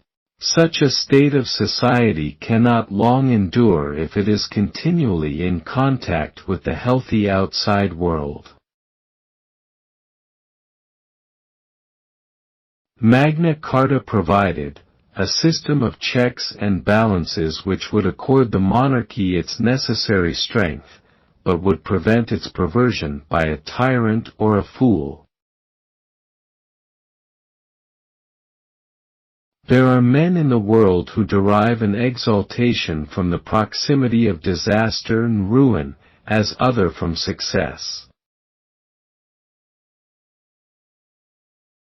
If you cannot read all your books, at any rate handle them, and, as it were, fondle them. Let them fall open where they will. Make a voyage of discovery, taking soundings of uncharted seas. Rules were made for fools to follow and wise men to be guided by. Laws just or unjust may govern men's actions. Tyrannies may restrain or regulate their words. The machinery of propaganda may pack their minds with falsehood and deny them truth for many generations of time. But the soul of man thus held in trance or frozen in a long night can be awakened by a spark coming from God knows where, and in a moment the whole structure of lies and oppression is on trial for its life. Bessie Braddock, Winston, you're drunk. Churchill, Bessie, you're ugly. But tomorrow I shall be sober. My mother made a brilliant impression upon my childhood life. She shone for me like the evening star.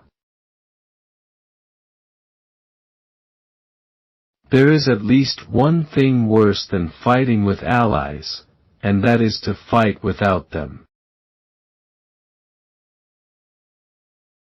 Still, it is the primary right of men to die and kill for the land they live in, and to punish with exceptional severity all members of their own race who have warmed their hands at the invader's hearth.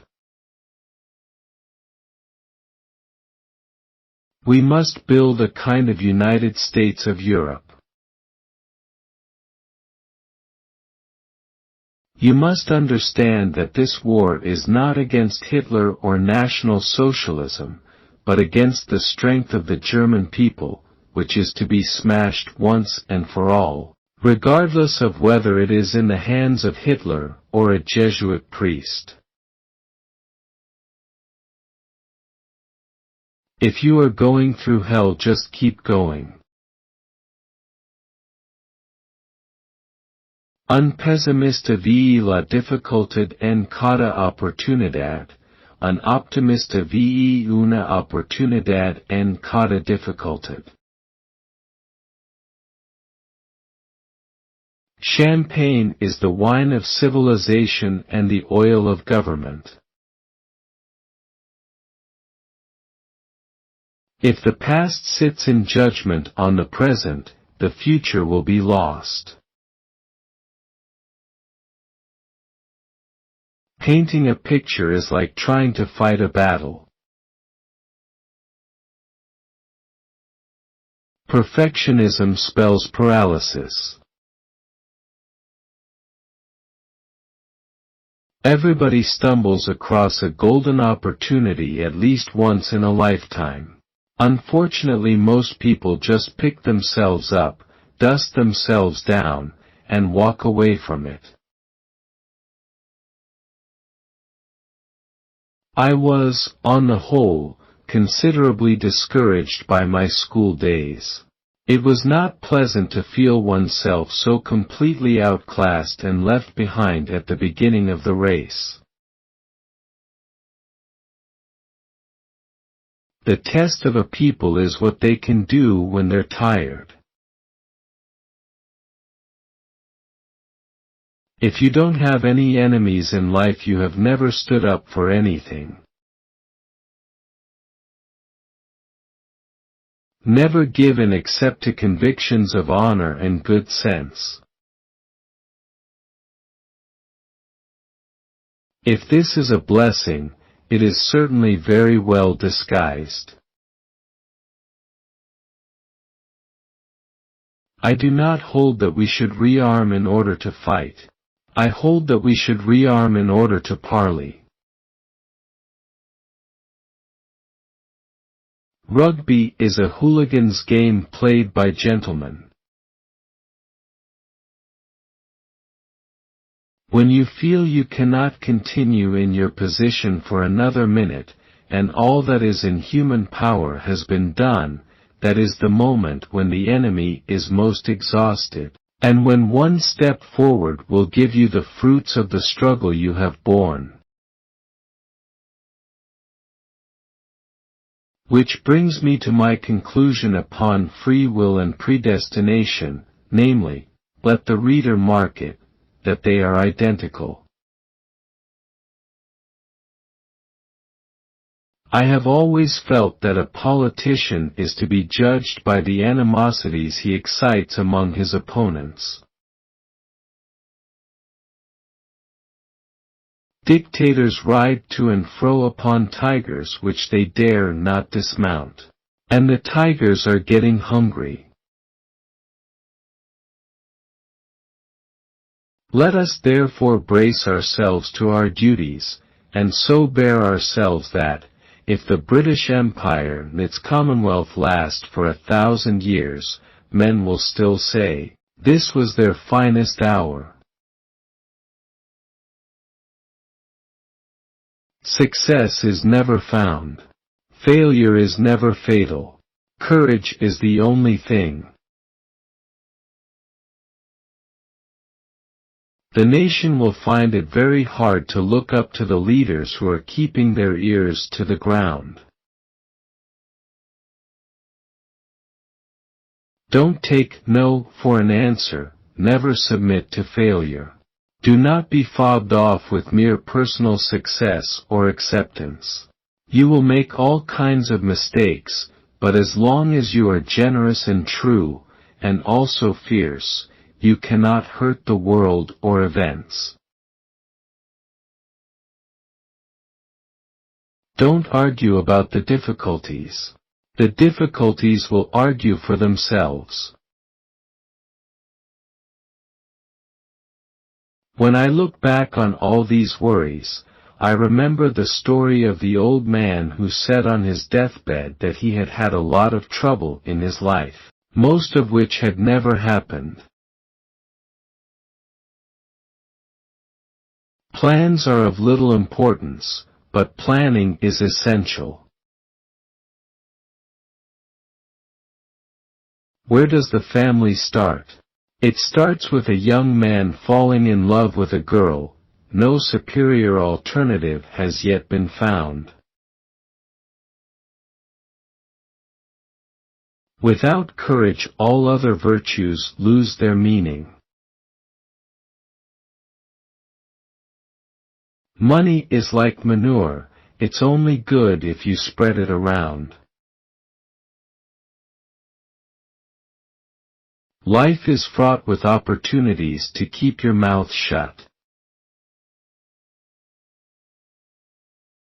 No folly is more costly than the folly of intolerant idealism. His name is Rufus too, but the two is silent. One may imagine that a man who blew the trumpet for his living would be glad to play the violin for his amusement. There comes into the life of every man a task for which he and he alone is uniquely suited.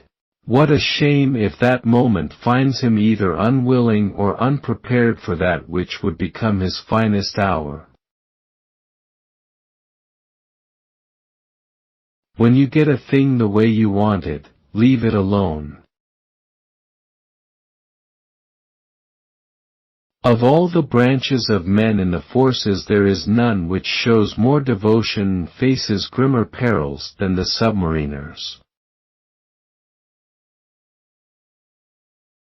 Most people hate the taste of beer, to begin with. It is, however, a prejudice that many people have been able to overcome. A joke is a very serious thing. Politics is more dangerous than war, for in war you are only killed once. Oh, what is the matter with poor Puggywug? Pet him and kiss him and give him a hug. Run and fetch him a suitable drug. Wrap him up tenderly all in a rug. That is the way to cure Puggywug. I have never promised anything but blood, tears, toil and sweat. Now, however, we have a new experience. We have a victory, a remarkable and definite victory. The bright gleam has caught the helmets of our soldiers and warmed and cheered all our hearts. The flame of Christian ethics is still our highest guide. The one who cannot see that on earth a big endeavor is taking place, an important plan, on which realization we are allowed to collaborate as faithful servants, certainly has to be blind. The world looks with some awe upon a man who appears unconcernedly indifferent to home, money, comfort, rank, or even power and fame. The world feels not without a certain apprehension, that here is someone outside its jurisdiction, someone before whom its allurements may be spread in vain, someone strangely enfranchised, untamed, untrammeled by convention, moving independent of the ordinary currents of human action. Building slow destroyers. One might as well breed slow race horses. My hand seemed arrested by a silent veto. I have always had a curious nature. I enjoy learning, but I dislike being taught. You ought to let the Jews have Jerusalem, it was they who made it famous. I pass with relief from the tossing sea of cause and theory to the firm ground of result and fact. Nobody ever launched an attack without having misgivings beforehand. You ought to have misgivings before, but when the moment of action is come, the hour of misgivings is past. It is often not possible to go backward from a course which has been adopted in war. A man must answer aye or no to the great questions which are put, and by that decision he must be bound. Criticism is easy, achievement is difficult. It is not given to princes, statesmen, and captains to pierce the mysteries of the future, and even the most penetrating gaze reaches only conclusions which, however seemingly vindicated at a given moment, are inexorably effaced by time. No sky is heavy if the heart be light. No one ever finds life worth living, one has to make it worth living. Say what you have to say, and the first time you come to a sentence with a grammatical ending, sit down. There is a place for everyone, man and woman, old and young, hail and halt.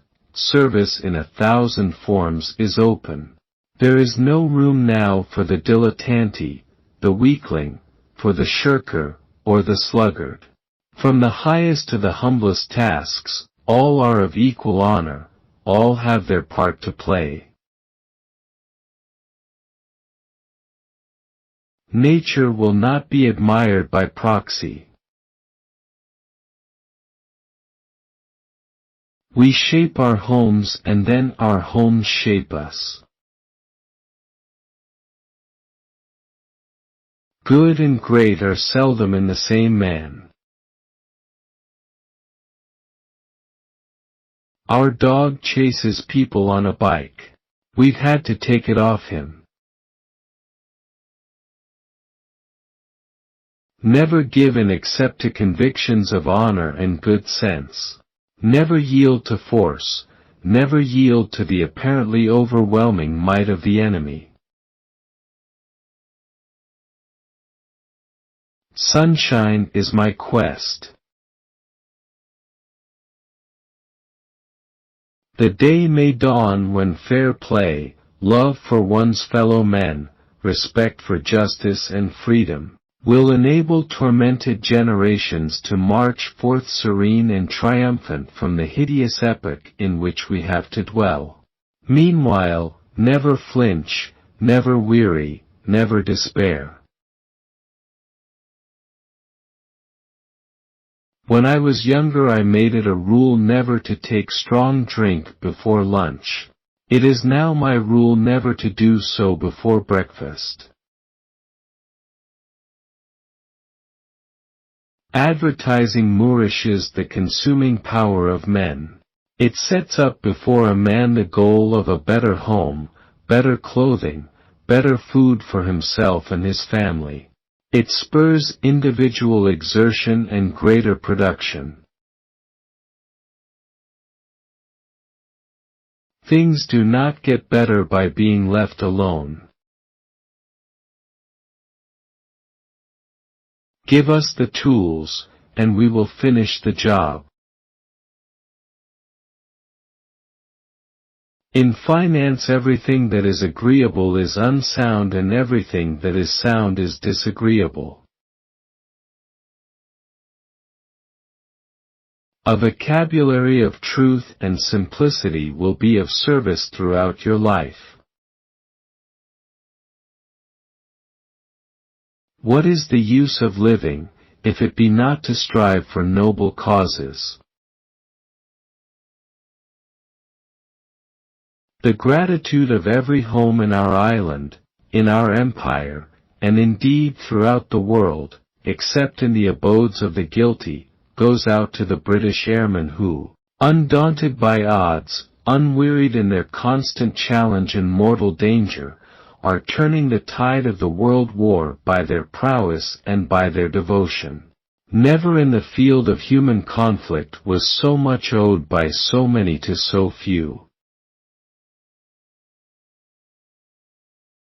I think a curse should rest on me, because I love this war. I know it's smashing and shattering the lives of thousands every moment, and yet, I can't help it, I enjoy every second of it.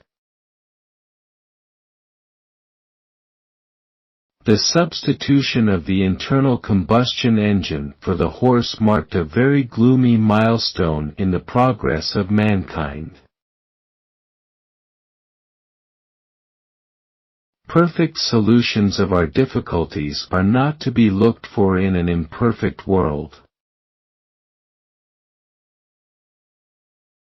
We get to make a living, we give to make a life. Cannot possibly attend first night, will attend second, if there is one. Writing is an adventure. The maxim, nothing prevails but perfection, may be spelled paralysis. Success always demands a greater effort. We are still masters of our fate. We are still captains of our souls. You create your own universe as you go along. Writing a long and substantial book is like having a friend and companion at your side, to whom you can always turn for comfort and amusement, and whose society becomes more attractive as a new and widening field of interest is lighted in the mind.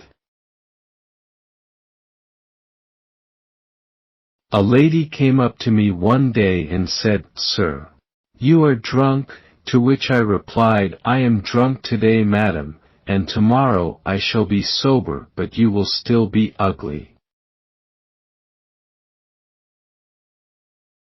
There is no doubt that it is around the family and the home that all the greatest virtues, the most dominating virtues of human, are created, strengthened and maintained.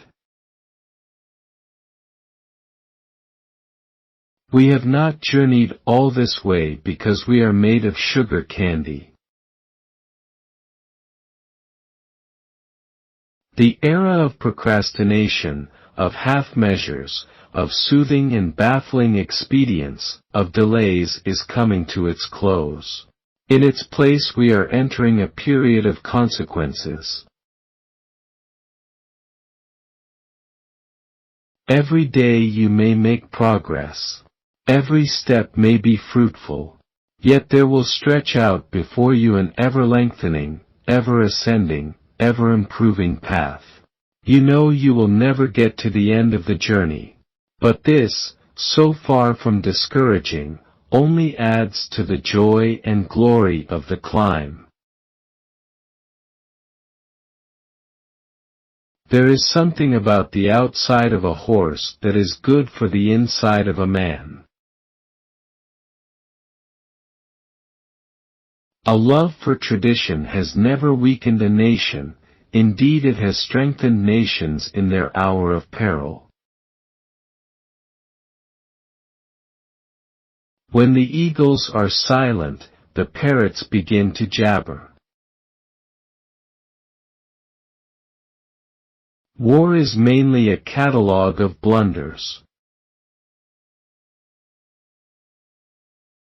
Eating words has never given me indigestion.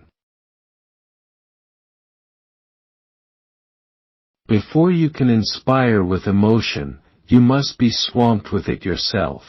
Before you can move their tears, your own must flow. To convince them, you must yourself believe. There is no worse mistake in public leadership than to hold out false hope soon to be swept away. Any man who is under 30, and is not a liberal, has no heart, and any man who is over 30, and is not a conservative, has no brains. I should have liked to be asked to say what I knew. They always tried to ask what I did not know. When I would have willingly displayed my knowledge, they sought to expose my ignorance. This sort of treatment had only one result: I did not do well in examinations. Life can either be accepted or changed. If it is not accepted, it must be changed. If it cannot be changed, then it must be accepted. The man who can master his time can master nearly anything. They feed the crocodile in the hope that he will eat them last. To be really happy and really safe, one ought to have at least 2 or 3 hobbies, and they must all be real. There are no limits to the majestic future which lies before the mighty expanse of Canada with its virile, aspiring, cultured, and generous-hearted people. My education was interrupted only by my schooling. Air superiority is the ultimate expression of military power. A polo handicap is a person's ticket to the world. Science burrows its insulted head in the filth of slaughterous inventions. It is a good thing for an uneducated man to read books of quotations. Bartlett's Familiar Quotations is an admirable work, and I studied it intently. The quotations when engraved upon the memory give you good thoughts. They also make you anxious to read the authors and look for more. Beginning with audacity is a very great part of the art of painting. There is no finer investment for any community than putting milk into babies. If we are together, nothing is impossible. If we are divided, all will fail. The enemy is still proud and powerful. He is hard to get at. He still possesses enormous armies, vast resources, and invaluable strategic territories. No one can tell what new complications and perils might arise in 4 or 5 more years of war. And it is in the dragging out of the war at enormous expense, until the democracies are tired or bored or split, that the main hopes of Germany and Japan must reside. Not to have an adequate air force in the present state of the world is to compromise the foundations of national freedom and independence. I always like to learn, but I don't always like to be taught. Make sure that the beer, 4 pints a week, goes to the troops under fire before any of the parties in the rear get a drop. No one can guarantee success in war, but only deserve it. Working hours are never long enough. Each day is a holiday, and ordinary holidays are grudged as enforced interruptions in an absorbing vocation. We, the British, have not journeyed across the centuries, across the oceans, across the mountains, across the prairies, because we are made of sugar candy. Mountaintops inspire leaders, but valleys mature them. Remember, gentlemen, it's not just France we're fighting for, it's Champagne. Courage is rightly considered the foremost of the virtues, for upon it all others depend. When you are going through hell, keep on going. Never, never, never give up. An old bat-leaks of a woman said to Winston Churchill, "If you were my husband I would put poison in your tea." Churchill's response, "Ma'am, if you were my wife I would drink it." Sure I am this day we are masters of our fate, that the task which has been set before us is not above our strength, that its pangs and toils are not beyond our endurance. As long as we have faith in our own cause and an unconquerable will to win, victory will not be denied us. The power of the executive to cast a man into prison without formulating any charge known to the law and particularly to deny him the judgment of his peers is in the highest degree odious and is the foundation of all totalitarian government, whether Nazi or communist. It is no use doing what you like, you have got to like what you do. Things don't happen to me. I happen to things. A baboon in a forest is a matter of legitimate speculation. A baboon in a zoo is an object of public curiosity. But a baboon in your wife's bed is a cause of the gravest concern. Sometimes our best is simply not enough. We have to do what is required.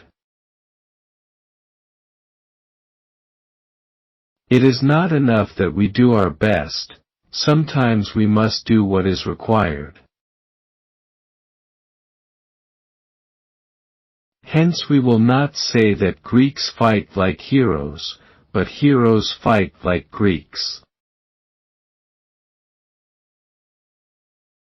In success you deserve it, and in defeat, you need it.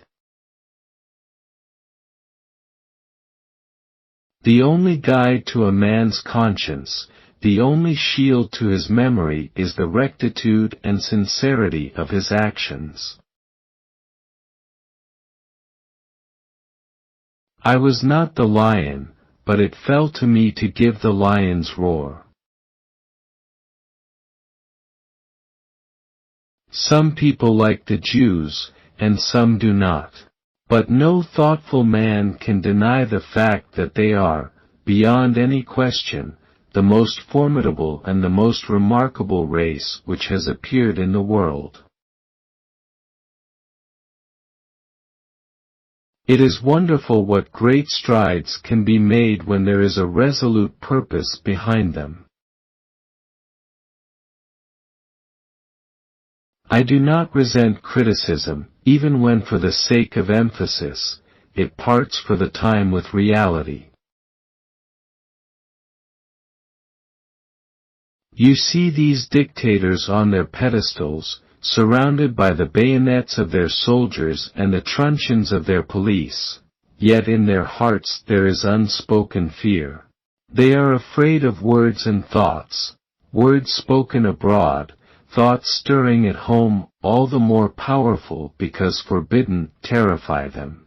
A little mouse of thought appears in the room, and even the mightiest potentates are thrown into panic.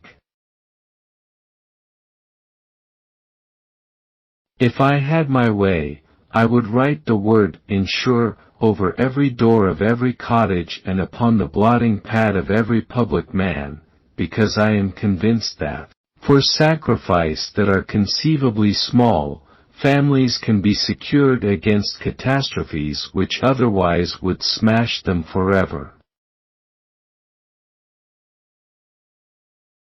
If one has to submit, it is wasteful not to do so with the best grace possible.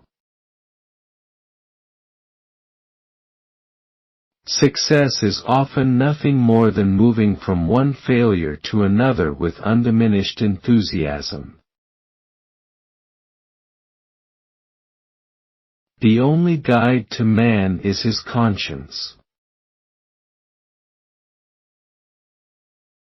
If you are going to go through hell, keep going. The government had to choose between war and shame. They chose shame. They will get war too.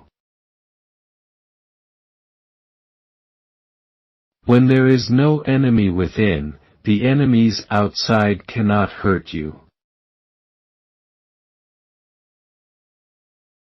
When I get to heaven, I mean to spend a considerable portion of my first 1,000,000 years in painting, and so get to the bottom of the subject.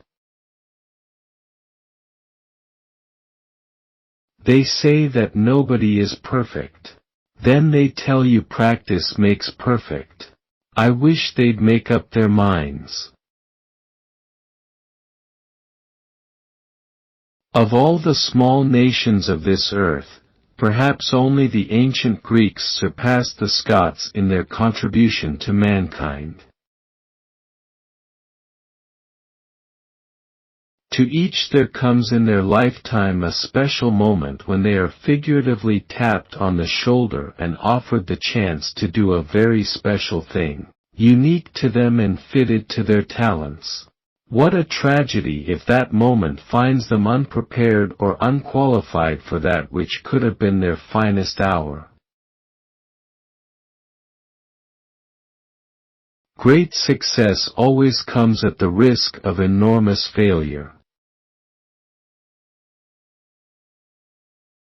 Never, never, never believe any war will be smooth and easy, or that anyone who embarks on the strange voyage can measure the tides and hurricanes he will encounter. The statesman who yields to war fever must realize that once the signal is given, he is no longer the master of policy but the slave of unforeseeable and uncontrollable events. Some men change their party for the sake of their principles, others their principles for the sake of their party. We shall escape the absurdity of growing a whole chicken in order to eat the breast or wing, by growing these parts separately under a suitable medium. Happy are the painters, for they shall not be lonely. Light and color, peace and hope, will keep them company to the end of the day. Appeasement is feeding the crocodile, hoping he will eat you last. It is better to be making the news than taking it, to be an actor rather than a critic. The dictator, in all his pride, is held in the grip of his party machine. He can go forward, he cannot go back. He must blood his hounds and show them sport, or else, like Actaeon of old, be devoured by them. All strong without, he is all weak within. Haven't you learned yet that I put something more than whiskey into my speeches? I like things to happen, and if they don't happen I like to make them happen. By swallowing evil words unsaid, no one has ever harmed his stomach. Fancy cutting down all those beautiful trees, to make pulp for those bloody newspapers, and calling it civilization. There is a hush over all Europe, nay, over all the world. Alas! It is the hush of suspense, and in many lands it is the hush of fear. Listen. No, listen carefully, I think I hear something. Yes, there it was quite clear. Don't you hear it? It is the tramp of armies crunching the gravel of the parade grounds, splashing through rain-soaked fields. The tramp of 2 million German soldiers and more than 1 million Italians going on maneuvers. Yes, only on maneuvers. Never give up on something that you can't go a day without thinking about. History with its flickering lamp stumbles along the trail of the past, trying to reconstruct its scenes, to revive its echoes, and kindle with pale gleams the passion of former days. It is my belief, you cannot deal with the most serious things in the world unless you understand the most amusing. Good night, then, sleep to gather strength for the morning. For the morning will come. Brightly will it shine on the brave and true, kindly on all who suffer for the cause, glorious upon the tombs of heroes. Thus will shine the dawn. Hitler knows that he will have to break us in this island or lose the war. If we can stand up to him, all Europe may be free, and life of the world may move forward into broad, sunlit uplands. But if we fall, then the whole world, including the United States, including all that we have known and cared for, will sink into the abyss of a new dark age. Let us therefore brace ourselves to our duties, and so bear ourselves that, if the British Empire and its Commonwealth last for 1,000 years, men will still say, this was their finest hour. He who fails to plan is planning to fail. Never give in. Never give in. Never, never, never, never, in nothing, great or small, large or petty, never give in, except to convictions of honor and good sense. It's never over till it's over. Never give up. Never. A single glass of champagne imparts a feeling of exhilaration. The nerves are braced, the imagination is stirred, the wits become more nimble. You ask, what is our policy? I will say, it is to wage war, by sea, land and air, with all our might and with all the strength that God can give us, to wage war against a monstrous tyranny, never surpassed in the dark lamentable catalogue of human crime. That is our policy. You ask, what is our aim? I can answer with one word, victory. Victory at all costs, victory in spite of all terror, victory however long and hard the road may be, for without victory there is no survival. The main vice of capitalism is the uneven distribution of prosperity. The main vice of socialism is the even distribution of misery. You don't make the poor richer by making the rich poorer. The Pashtun tribes are always engaged in private or public war. Every man is a warrior, a politician and a theologian. Every large house is a real feudal fortress. Every family cultivates its vendetta. Every clan, its feud. Nothing is ever forgotten and very few debts are left unpaid. Difficulties mastered are opportunities won. Never, never, never give up. I do not understand the squeamishness about the use of gas. I am strongly in favor of using poisonous gas against uncivilized tribes. If you want me to speak for 2 minutes, it will take me 3 weeks of preparation. If you want me to speak for 30 minutes, it will take me a week to prepare. If you want me to speak for an hour, I am ready now. If you're going through hell, keep going.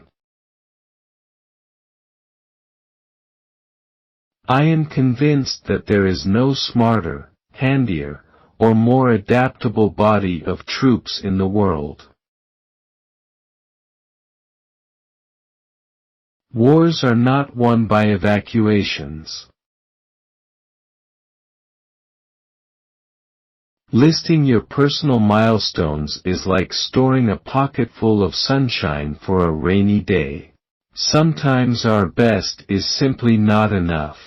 We have to do what is required. Writing a book is an adventure. To begin with, it is a toy and an amusement. Then it becomes a mistress, then it becomes a master, then it becomes a tyrant. The last phase is that just as you are about to be reconciled to your servitude, you kill the monster and fling him to the public. The stations of uncensored expression are closing down, the lights are going out, but there is still time for those to whom freedom and parliamentary government mean something, to consult together. Let me, then, speak in truth and earnestness while time remains. I hate nobody except Hitler, and that is professional. It has not fallen to your lot to command great armies. You had to create them, organize them, and inspire them. Broadly speaking, human beings may be divided into 3 classes: those who are billed to death, those who are worried to death, and those who are bored to death. It is a socialist idea that making profits is a vice. I consider the real vice is making losses. There is nothing wrong with change, if it is in the right direction. Saving is a fine thing, especially when your parents have done it for you. Show me a young conservative and I'll show you someone with no heart. Show me an old liberal and I'll show you someone with no brains. Churchill, Madam, would you sleep with me for £5 million? Socialite, my goodness, Mr. Churchill. Well, I suppose, we would have to discuss terms, of course. Churchill, would you sleep with me for £5? Socialite, Mr. Churchill, what kind of woman do you think I am? Churchill, Madam, we've already established that. Now we are haggling about the price. Out of intense complexities, intense simplicities emerge. No socialist government conducting the entire life and industry of the country could afford to allow free, sharp, or violently worded expressions of public discontent. They would have to fall back on some form of Gestapo, no doubt very humanly directed in the first instance. We must never cease to proclaim in fearless tones the great principles of freedom and the rights of man which are the joint inheritance of the English-speaking world and which through Magna Carta, the Bill of Rights, the habeas corpus, trial by jury, and the English common law find their most famous expression in the American Declaration of Independence. As long as we have faith in our own cause and an unconquerable will to win, victory will not be denied us. When someone says to me, "Ugh, you smoke," I reply, "Ugh, you're ugly. I can quit smoking." It cannot in the opinion of His Majesty's government be classified as slavery in the extreme acceptance of the word without some risk of terminological inexactitude. I drink a great deal, I sleep a little, and I smoke cigar after cigar. That is why I am in 200% form. Smoking cigars is like falling in love. First, you are attracted by its shape, you stay for its flavor, and you must always remember never, never to let the flame go out. If you cannot read all your books, fondle them, peer into them, let them fall open where they will, read from the first sentence that arrests the eye. Set them back on the shelves with your own hands, arrange them on your own plan so that you at least know where they are. Let them be your friends, let them, at any rate, be your acquaintances. The whole history of the world is summed up in the fact that, when nations are strong, they are not always just, and when they wish to be just, they are no longer strong. Democracy means that if the doorbell rings in the early hours, it is likely to be the milkman. There is a forgotten, nay almost forbidden word, which means more to me than any other. That word is England. Golf. Trying to knock a tiny ball into an even smaller hole with implements ill-suited to the purpose. You were given the choice between war and dishonor. You chose dishonor and you will have war.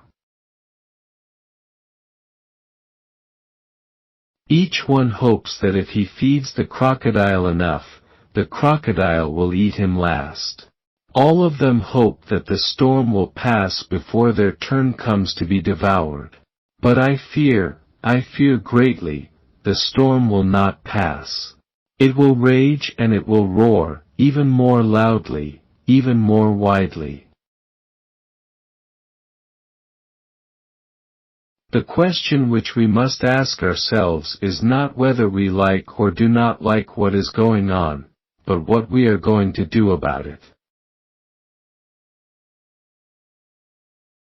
Nothing is more costly, nothing is more sterile, than vengeance.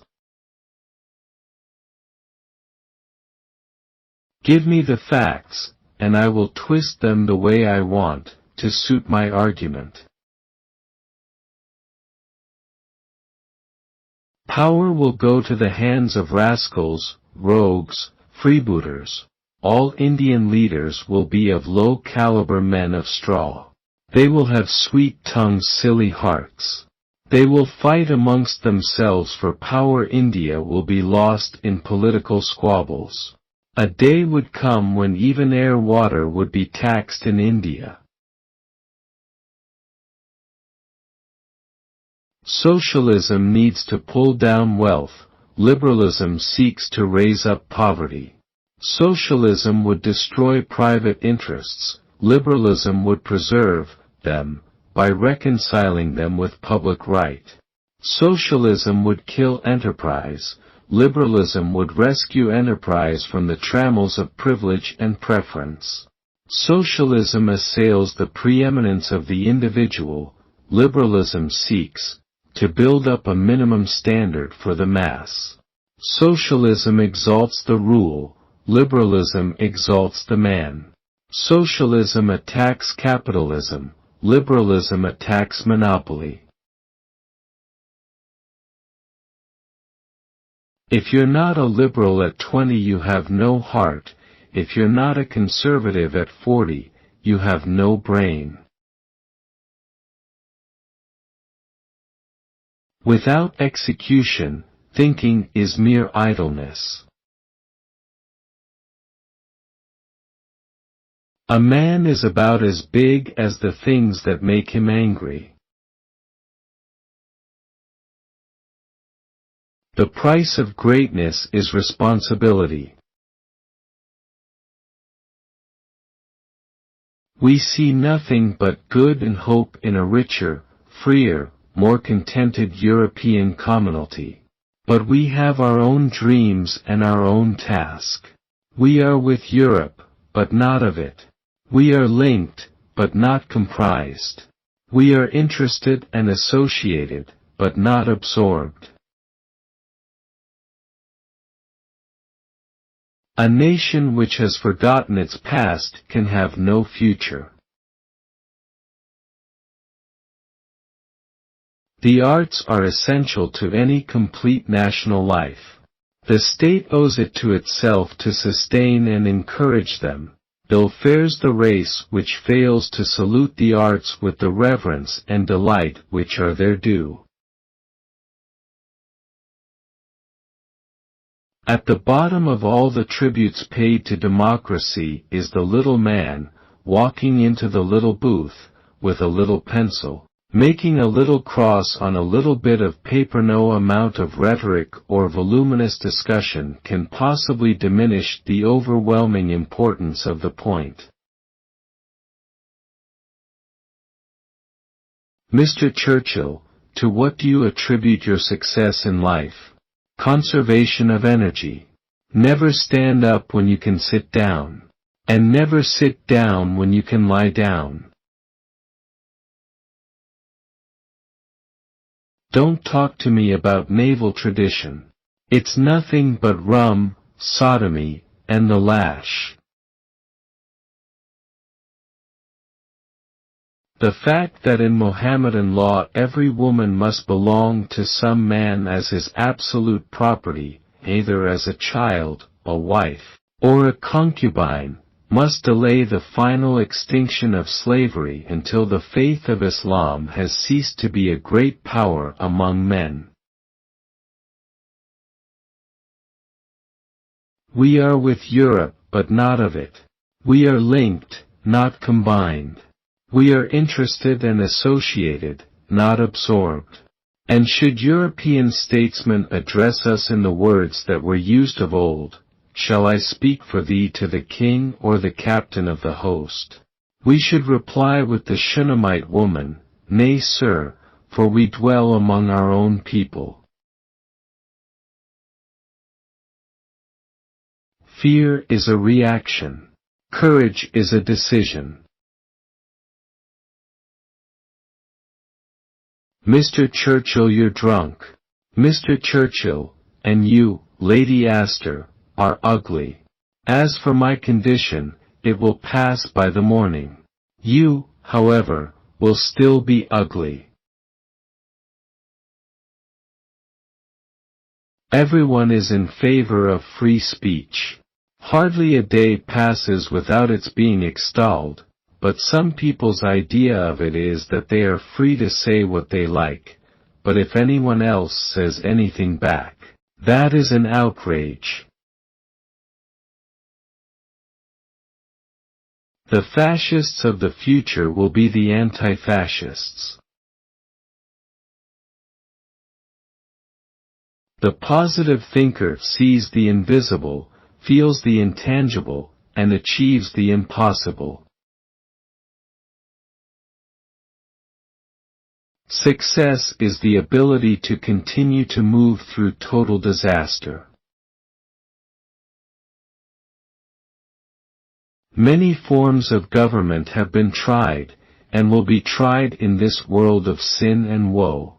No one pretends that democracy is perfect or all-wise. Indeed, it has been said that democracy is the worst form of government except all those others that have been. Who is not liberal when young, does not have a heart. Who is not conservative when old, does not have a brain. All men make mistakes, but only wise men learn from their mistakes. When we run out of money, we have to start thinking. I am strongly in favor of using poison gas against uncivilized tribes. Christopher Columbus was the first socialist. He didn't know where he was going, he didn't know where he was. And he did it all at taxpayers' expense. If you destroy a free market, you create a black market. Lady Nancy Astor, Winston, if you were my husband, I'd poison your tea. Churchill, Nancy, if I were your husband, I'd drink it. I hate Indians. They are a beastly people with a beastly religion. The Aryan stock is bound to triumph.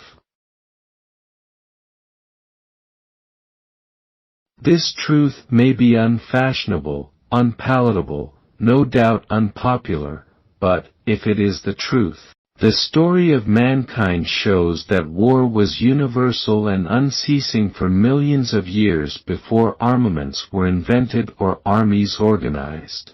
Indeed, the lucid intervals of peace and order only occurred in human history after armaments in the hands of strong governments have come into being, and civilization in every age has been nursed only in cradles guarded by superior weapons and superior discipline. The flags of the Confederate States of America were very important and a matter of great pride to those citizens living in the Confederacy. They are also a matter of great pride for their descendants as part of their heritage and history. The malice of the wicked was reinforced by the weakness of the virtuous. The unforgivable sin of Hitler's Germany was to develop a new economic system by which the international bankers were deprived of their profits.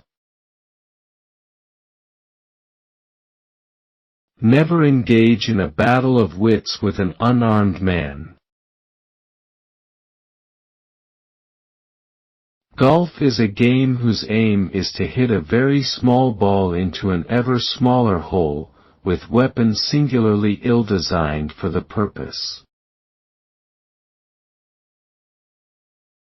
Improvident habits, slovenly systems of agriculture, sluggish methods of commerce and insecurity of property exist wherever the followers of the prophet rule or live. All dogs look up to you.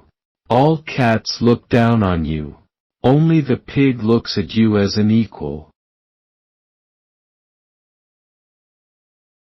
History is written by the victors. A modest little person, with much to be modest about. Now this is not the end. It is not even the beginning of the end. But it is, perhaps, the end of the beginning. What is the use of living, if it be not to strive for noble causes and to make this muddled world a better place for those who will live in it after we are gone? Your greatest fears are created by your imagination. Don't give in to them. You may have to fight when there is no hope of victory, because it is better to perish than live as slaves. The most important thing about education is appetite. Socialism is like a dream. Sooner or later you wake up to reality. Young people at universities study to achieve knowledge and not to learn a trade. We must all learn how to support ourselves, but we must also learn how to live. We need a lot of engineers in the modern world, but we do not want a world of modern engineers. To sit at one's table on a sunny morning, with 4 clear hours of uninterruptible security, plenty of nice white paper, and a squeezer pen, that is true happiness. We shape our dwellings, and afterwards our dwellings shape us. If you will not fight for right when you can easily win without bloodshed, if you will not fight when your victory will be sure and not too costly, you may come to the moment when you will have to fight with all odds against you and only a precarious chance of survival. There may be even a worse fate. You may have to fight when there is no hope of victory, because it is better to perish than to live as slaves. A nation that forgets its past has no future. A good speech should be like a woman's skirt, long enough to cover the subject and short enough to create interest. You will never reach your destination if you stop and throw stones at every dog that barks. There is nothing government can give you that it hasn't taken from you in the first place. The gin and tonic has saved more Englishmen's lives, and minds, than all the doctors in the empire. For the first 25 years of my life, I wanted freedom. For the next 25 years, I wanted order. For the next 25 years, I realized that order is freedom. Diplomacy is the art of telling people to go to hell in such a way that they ask for directions. Individual Muslims may show splendid qualities, but the influence of the religion paralyses the social development of those who follow it. No stronger retrograde force exists in the world. Far from being moribund, Mohammedanism is a militant and proselytizing faith. It has already spread throughout Central Africa, raising fearless warriors at every step. When you're 20 you care what everyone thinks, when you're 40 you stop caring what everyone thinks. When you're 60 you realize no one was ever thinking about you in the first place. You have enemies. Good. That means you've stood up for something, sometime in your life. Schools have not necessarily much to do with education. They are mainly institutions of control where certain basic habits must be inculcated in the young. Education is quite different and has little place in school. The worst mistake that a statesman can make is to promise victory and to see it dashed, the hopes dashed. You leave out God, and you substitute the devil. It is better to do something than to do nothing while waiting to do everything. The unnatural and increasingly rapid growth of the feeble-minded and insane classes, coupled as it is with steady restriction among all the thrifty, energetic and superior stocks, constitutes a national and race danger which is impossible to exaggerate. I feel that the source from which the stream of madness is fed should be cut off and sealed before another year has passed. The object of Parliament is to substitute argument for fisticuffs. When you have got a thing where you want, it is a good thing to leave it where it is. Always remember, however sure you are that you could easily win, that there would not be a war if the other man did not think he also had a chance. A little mouse of thought appears in the room, and even the mightiest potentates are thrown into panic. They make frantic efforts to bar our thoughts and words. They are afraid of the workings of the human mind. Is the only lesson of history to be that mankind is unteachable? Attlee is a very modest man, and with reason. It so often happens that, when men are convinced that they have to die, a desire to bear themselves well and to leave life's stage with dignity conquers all other sensations. In critical and baffling situations, it is always best to return to first principle and simple action. Men will forgive a man anything except bad prose. It may be that those whose work is their pleasure are those who most need the means of banishing it at intervals from their minds. Watch your thoughts, they become your words. A man can wear out a particular part of his mind by continually using and tiring it, just in the same way he can wear out the elbows of his coat.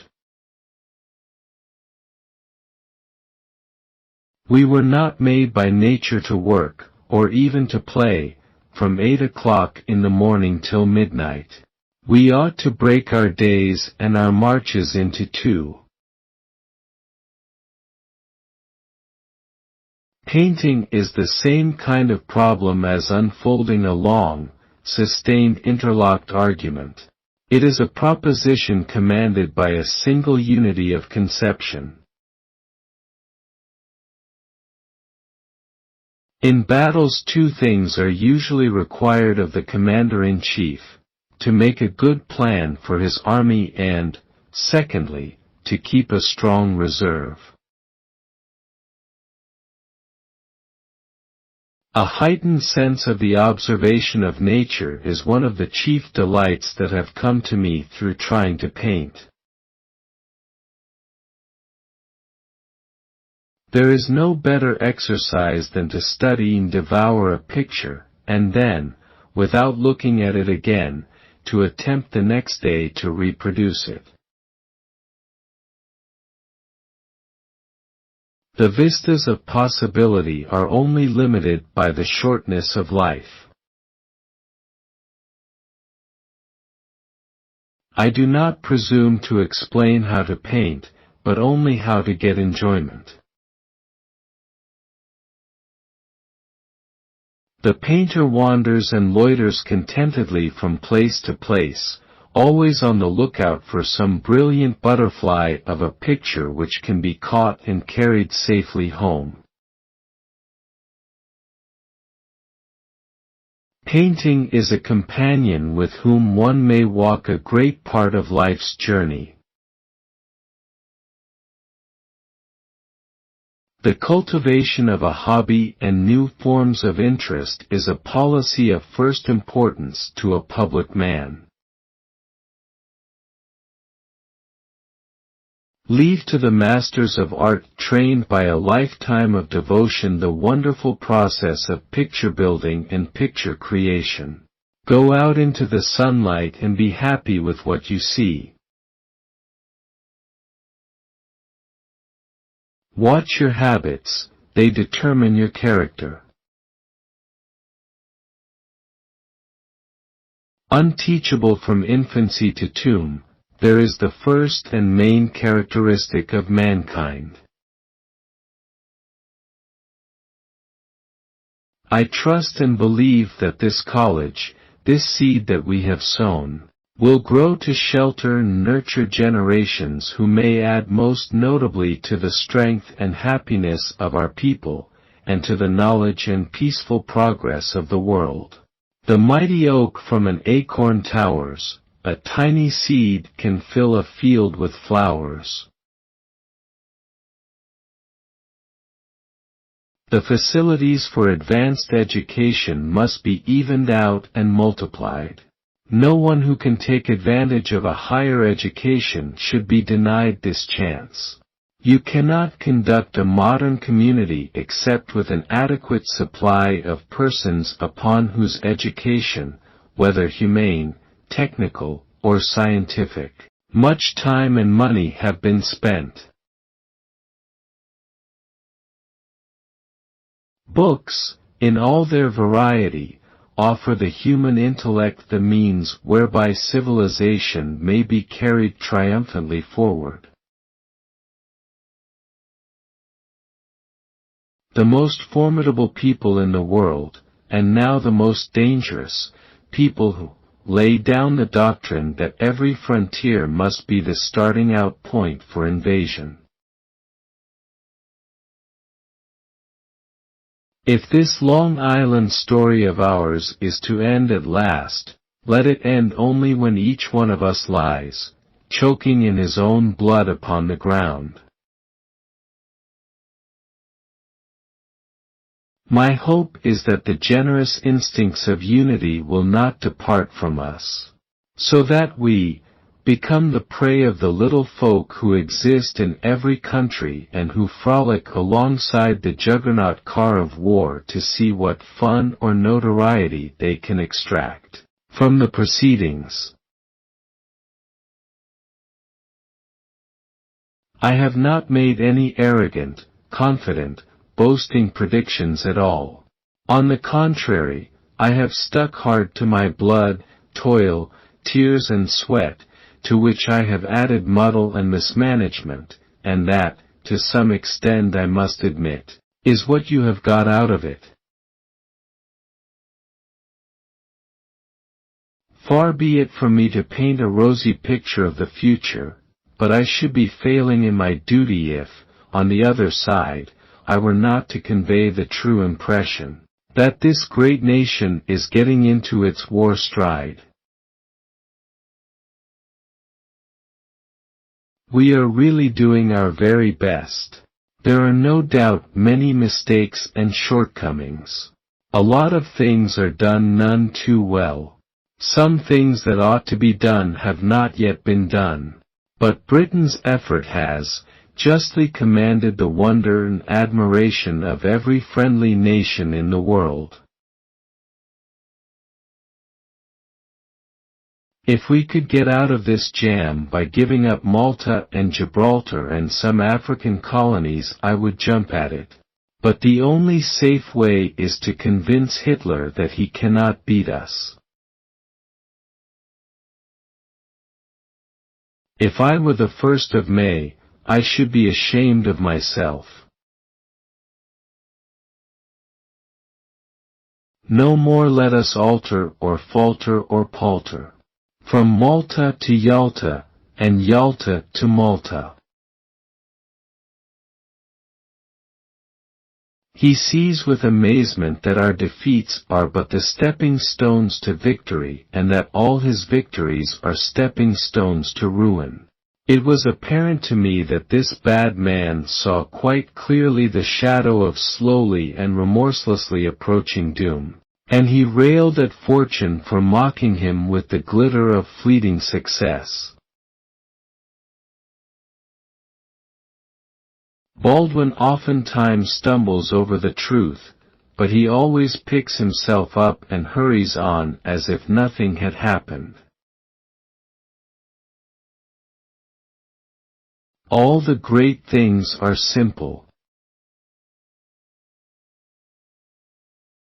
We are all functioning at a small fraction of our capacity. One evening at Chequers the film was Oliver Twist. Rufus, as usual, had the best seat in the house, on his master's lap. At the point when Bill Sikes was about to drown his dog to put the police off his track, Churchill covered Rufus's eyes with his hand. He said, "Don't look now, dear. I'll tell you about it afterwards." When you are going through hell, don't stop. There is scarcely anything more important in the government of men than the exact, I will ever say pedantic, observance of the regular forms by which the guilt or innocence of accused persons is determined.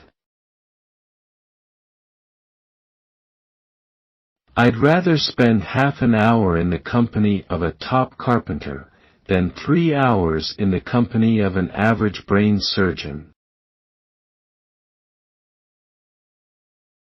To win by one is enough.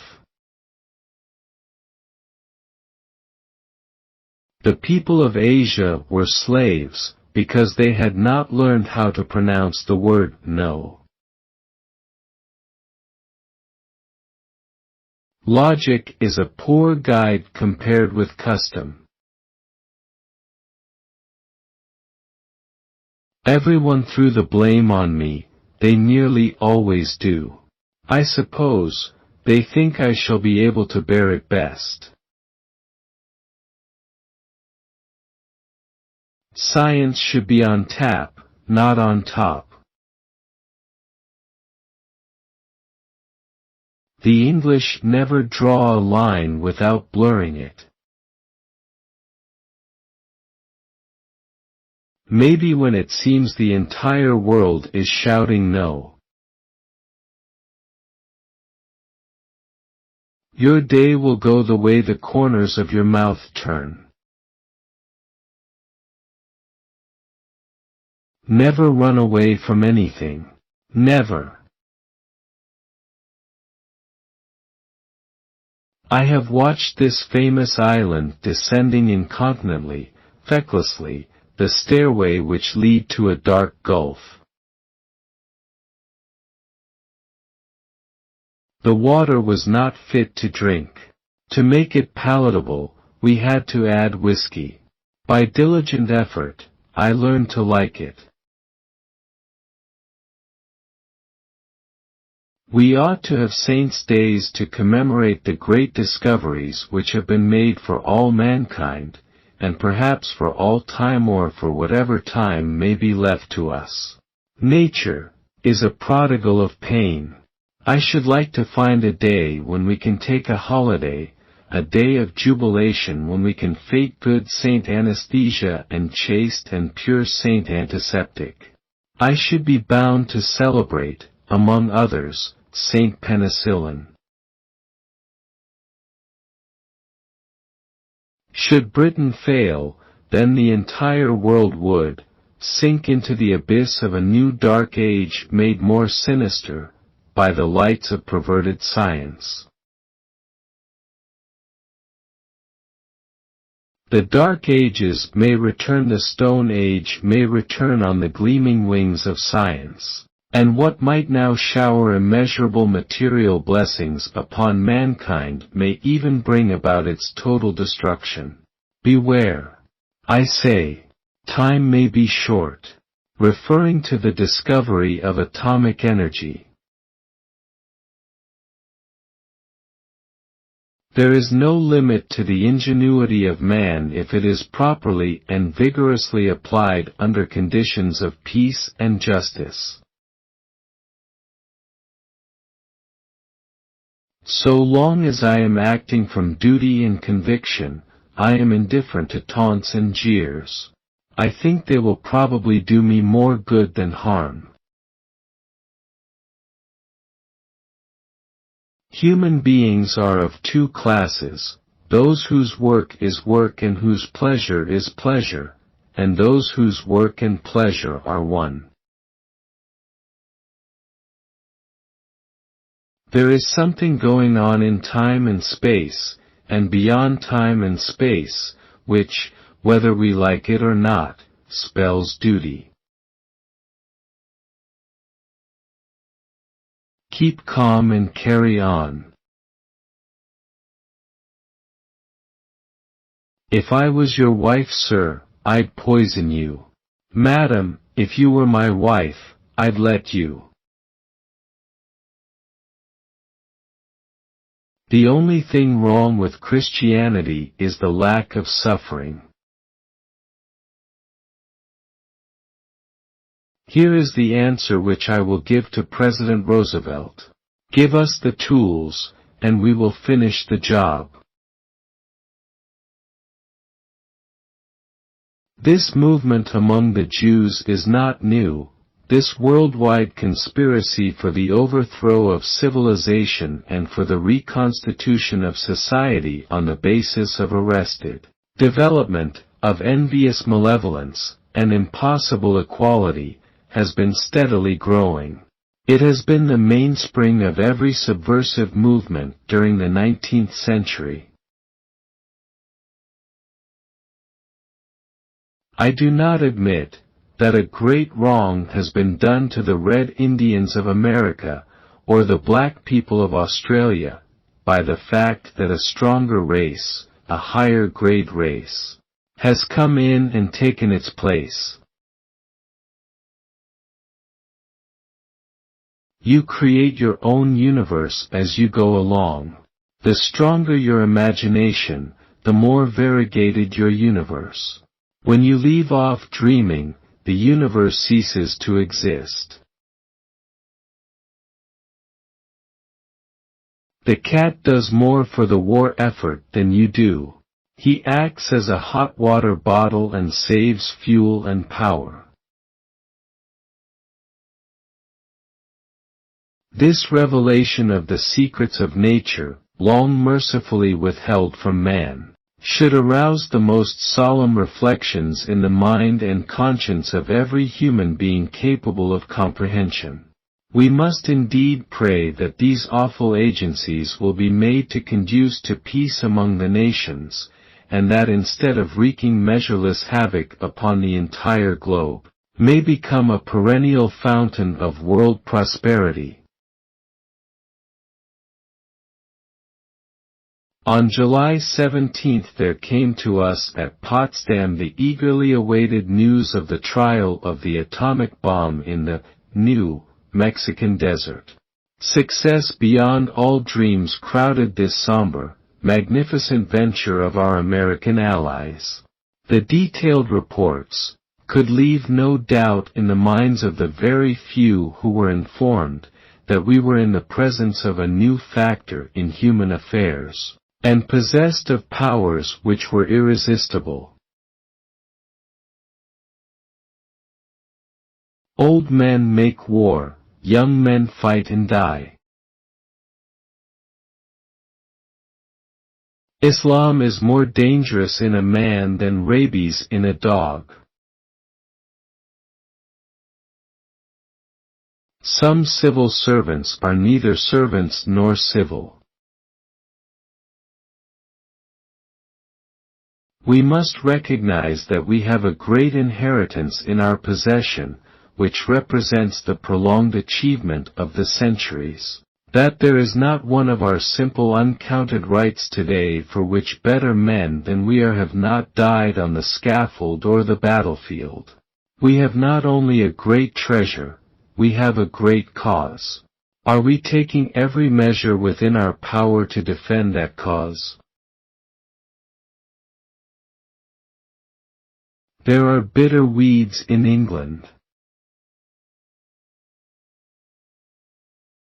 Time and the ocean and some guiding star and high cabal have made us what we are.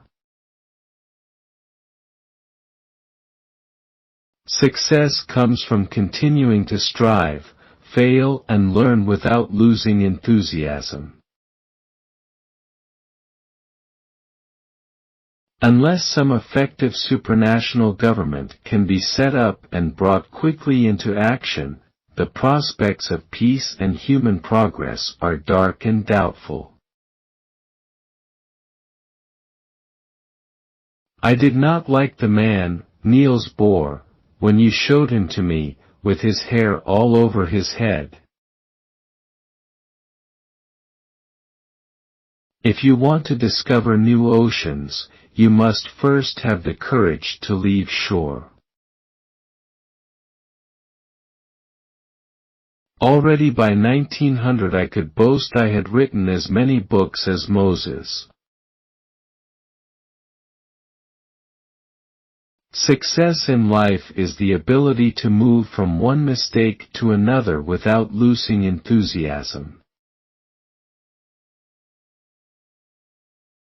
I do not understand this squeamishness about the use of gas. We have definitely adopted the position at the peace conference of arguing in favor of the retention of gas as a permanent method of warfare. It is sheer affectation to lacerate a man with the poisonous fragment of a bursting shell and to boggle at making his eyes water by means of lacrimatory gas. I do not agree that the dog in a manger has the final right to the manger even though he may have lain there for a very long time. I do not admit that right. I do not admit, for instance, that a great wrong has been done to the Red Indians of America or the black people of Australia. I do not admit that a wrong has been done to these people by the fact that a stronger race, a higher grade race, a more worldly wise race to put it that way, has come in and taken their place. Personal initiative, competitive selection, the profit motive, corrected by failure and the infinite process of good housekeeping and the personal ingenuity here constitute the life of a free society. We are all worms. However, I like to think I'm a glowworm. Is it possible to get another key? I think I've left mine in the room. Now that we are, as you say, in the same boat, would it not be wise for us to have another conference, and the sooner the better? We need to be strong in order to avoid war, and to win. A politician looks forward only to the next election. A statesman looks forward to the next generation. Any person who is over 30 and is not a conservative, has no brains. The Russian Bolsheviks have discovered that truth does not matter so long as there is reiteration. They have no difficulty whatever in countering a fact by a lie which, if repeated often enough and loudly enough, becomes accepted by the people. Are you insinuating that I am a purveyor of terminological inexactitudes?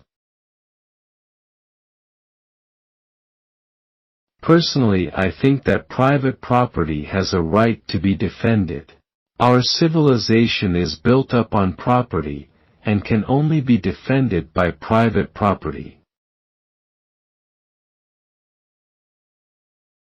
Free speech carries with it the evil of all foolish, unpleasant, venomous things that are said, but, on the whole, we would rather lump them than do away with them. The monarchy is so extraordinarily useful. When Britain wins a battle she shouts, "God save the Queen." When she loses, she votes down the Prime Minister. Lots of folks are forced to skimp to support a government that won't. You gotta have some balls to be a female PM in England. Diversity is the one true thing we all have in common. Celebrate it every day. The inherent blessing of socialism is the equal sharing of misery. The American Constitution declares all men are born equal. The British Socialist Party add, all men must be kept equal. Any clever person can make plans for winning a war if he has no responsibility for carrying them out. It is easier to give directions than advice, and more agreeable to have the right to act, even in a limited sphere, than the privilege to talk at large. The Russians will try all the rooms in a house, enter those that are not locked, and when they come to one that cannot be broken into, they will withdraw and invite you to dine genially that same evening. It is not always possible to have everything go as one likes. In working with allies, it sometimes happens that they develop opinions of their own. Writing, it begins as an amusement, then it becomes a mistress, then a master, and finally a tyrant. I'm too busy. I have no time for worry. Manifest destiny was on the march, and it was unfortunate that Mexico stood in the path. Are you an action-oriented, take-charge person interested in exciting new challenges? As director of a major public sector organization, you will manage a large armed division and interface with other senior executives in a team-oriented, multinational initiative in the global marketplace. Successful candidate will have above-average oral presentation skills. Courage is the ability to go from failure to failure with enthusiasm. I love learning, but hate being taught. My rule of life prescribed as an absolutely sacred right: smoking cigars. We have no lasting friends, no lasting enemies, only lasting interests. The person must be blind, indeed, who cannot see that here on earth a great project, a great plan, is executed, may work on the realization of which we participate as faithful servants. I have found in my experience of war, that plans are useless, but planning is invaluable. Go into the sunshine and be happy with what you see. I do not see any other way of realizing our hopes about world organization in 5 or 6 days. Even the Almighty took 7.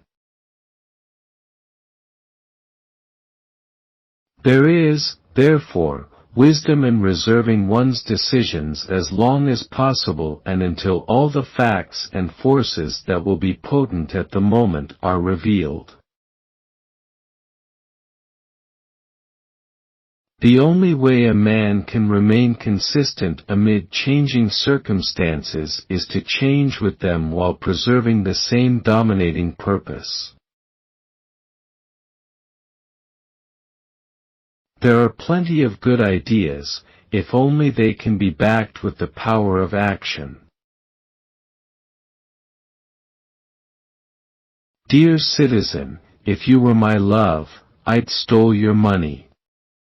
Admin, if you were my love, I would ask you for divorce and spousal support. There's no such thing as a good tax. Russian may seem narrow-minded, impudent, or even stupid people, but can only pray for those who are against them. I'd rather argue against 100 idiots, than have one agree with me.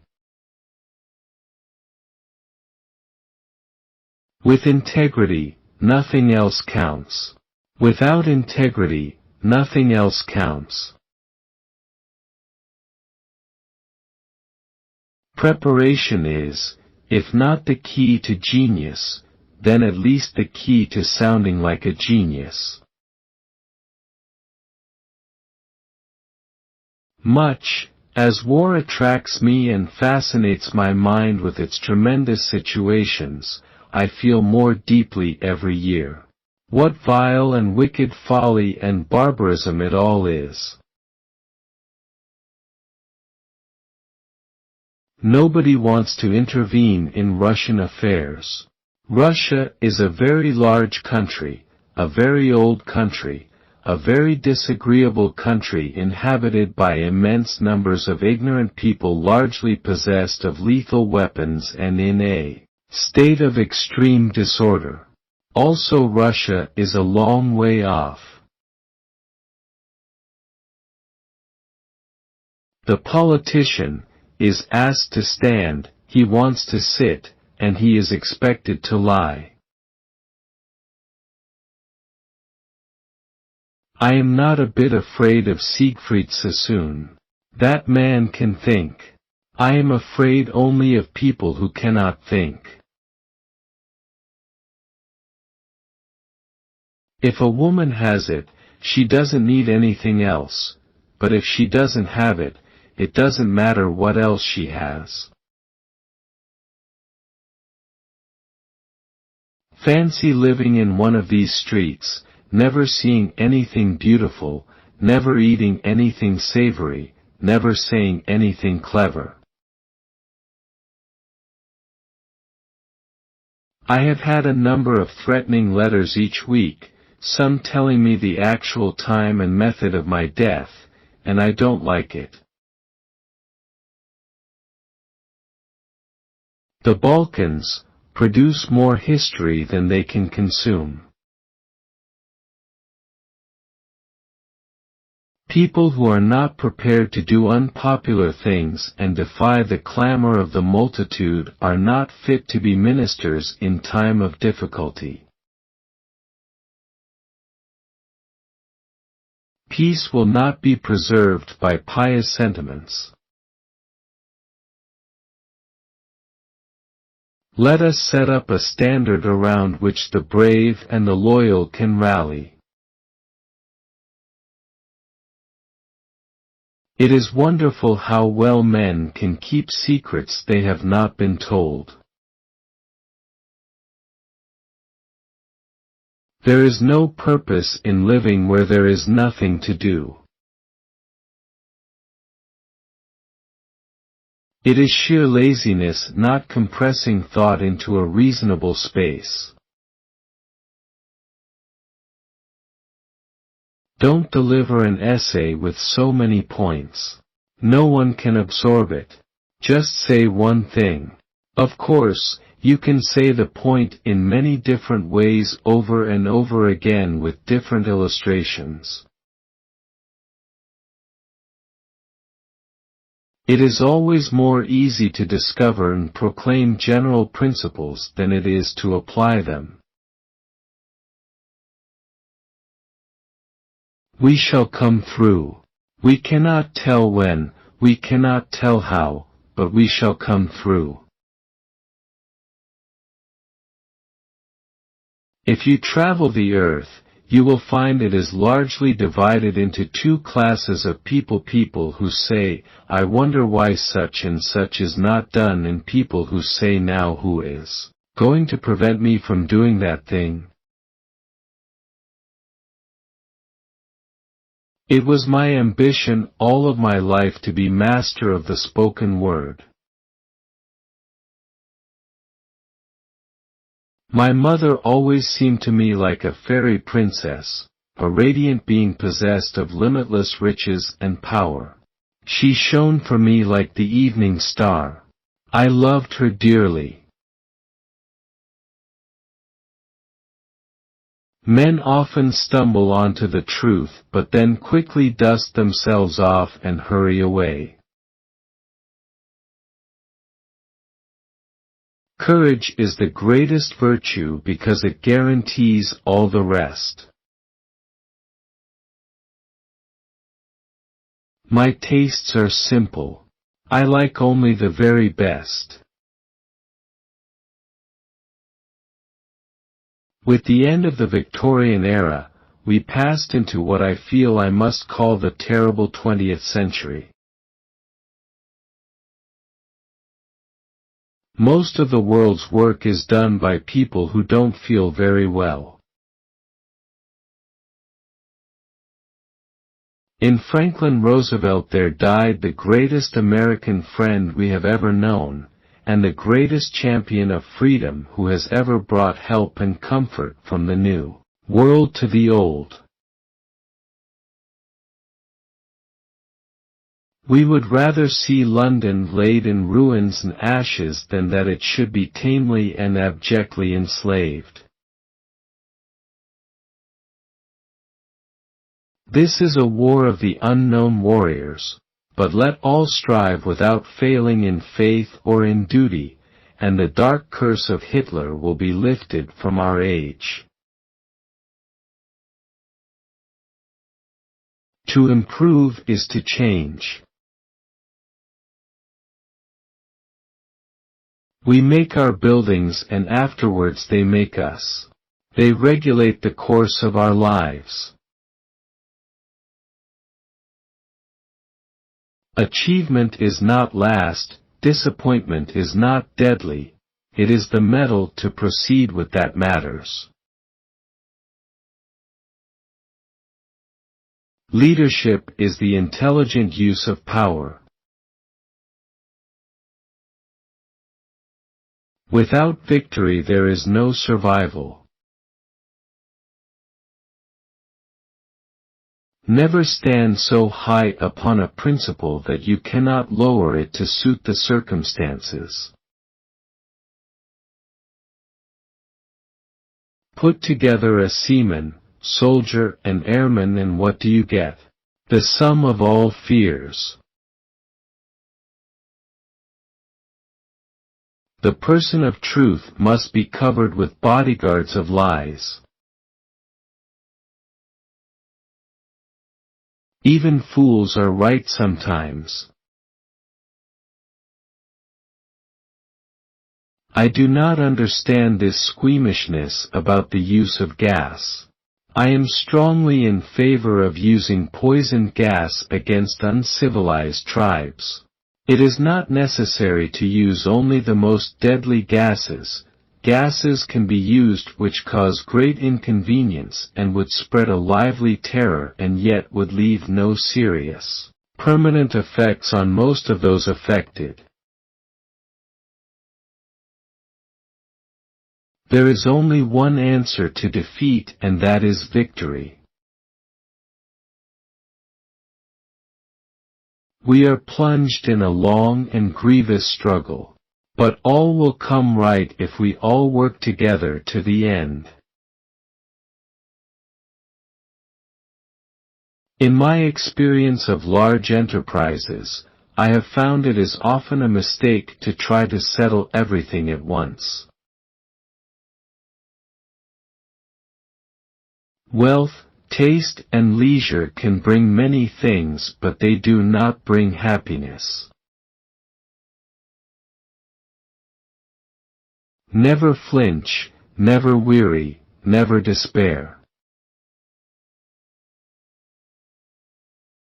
To try to be safe everywhere is to be strong nowhere. It is bad for a nation when it is without faith.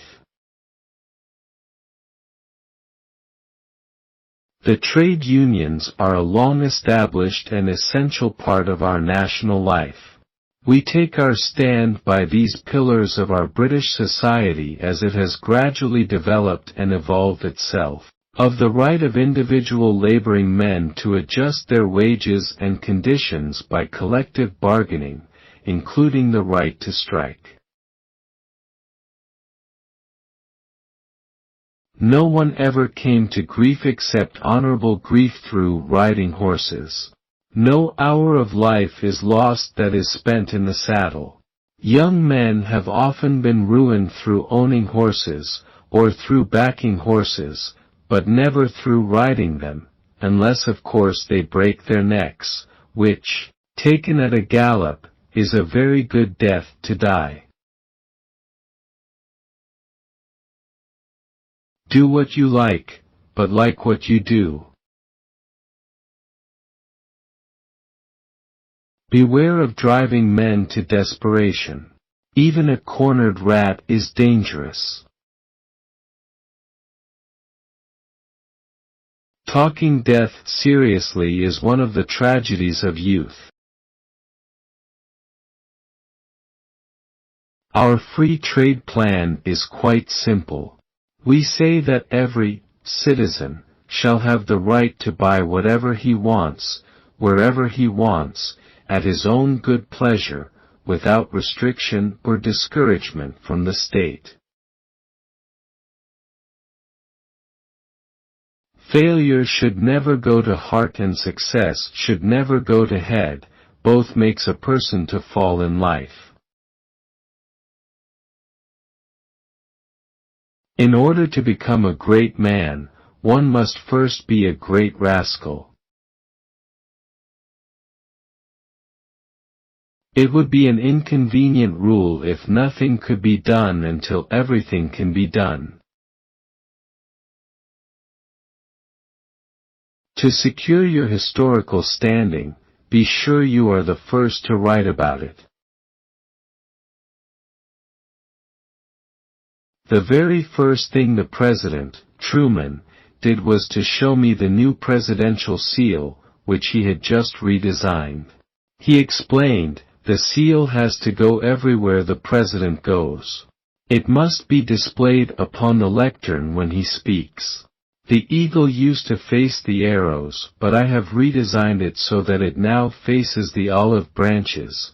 What do you think? I said, Mr. President, with the greatest respect, I would prefer the American eagle's neck to be on a swivel so that it could face the olive branches or the arrows, as the occasion might demand. The influence exercised over the human mind by apt analogies is and has always been immense. Whether they translate an established truth into simple language or whether they adventurously aspire to reveal the unknown, they are among the most formidable weapons of the rhetorician. The further back I look, the further forward I can see. Soviet Union foreign policy is a puzzle inside a riddle wrapped in an enigma, and the key is Russian nationalism. One must regard the hyphen as a blemish to be avoided wherever possible. Men and kings must be judged in the testing moments of their lives. Courage is rightly esteemed the first of human qualities, because, as has been said, it is the quality which guarantees all others. Life is a test and this world a place of trial. Life is a test and this world a place of trial. Always the problems, or it may be the same problem, will be presented to every generation in different forms. I now began for the first time to envy those young cubs at the university who had fine scholars to tell them what was what, professors who had devoted their lives to mastering and focusing ideas in every branch of learning, who were eager to distribute the treasures they had gathered before they were overtaken by the night. But now I pity undergraduates, when I see what frivolous lives many of them lead in the midst of precious fleeting opportunity. After all, a man's life must be nailed to a cross either of thought or action. Without work there is no play. I neither want it, brandy, nor need it, but I should think it pretty hazardous to interfere with the ineradicable habit of a lifetime. I have always said that if Great Britain were defeated in war I hoped we should find a Hitler to lead us back to our rightful position among the nations. I am sorry, however, that he has not been mellowed by the great success that has attended him. The whole world would rejoice to see the Hitler of peace and tolerance. And nothing would adorn his name in world history so much as acts of magnanimity and of mercy and of pity to the forlorn and friendless, to the weak and poor. Let this great man search his own heart and conscience before he accuses anyone of being a warmonger. I am a sporting man. I always like to give trains and aeroplanes a fair chance of getting away. Hatred plays the same part in government as acid in chemistry. Apt analogies are among the most formidable weapons of the rhetorician. A hopeful disposition is not the sole qualification to be a prophet. I never slept as soundly as the night following Pearl Harbor, for I knew that the American race would now be entering the war and it would never be the same. You haven't learned life's lesson very well if you haven't noticed that you can give the tone or color, or decide the reaction you want of people in advance. It's unbelievable simply. If you want them to take an interest in you, take an interest in them first. If you want to make them nervous, become nervous yourself. It's as simple as that. People will treat you as you treat them. It's no secret. Look about you. You can prove it with the next person you meet. An iron curtain has descended over Europe. It happens that once we learn a thing, the motivation to keep it up grows and expands further as well. If you're going through hell, keep going. If you recognize anyone, it does not mean you like them. I do not believe there is the slightest chance of war with Japan in our lifetime. The Japanese are our allies. Japan is at the other end of the world. She cannot menace our vital security in any way. War with Japan is not a possibility which any reasonable government need take into account.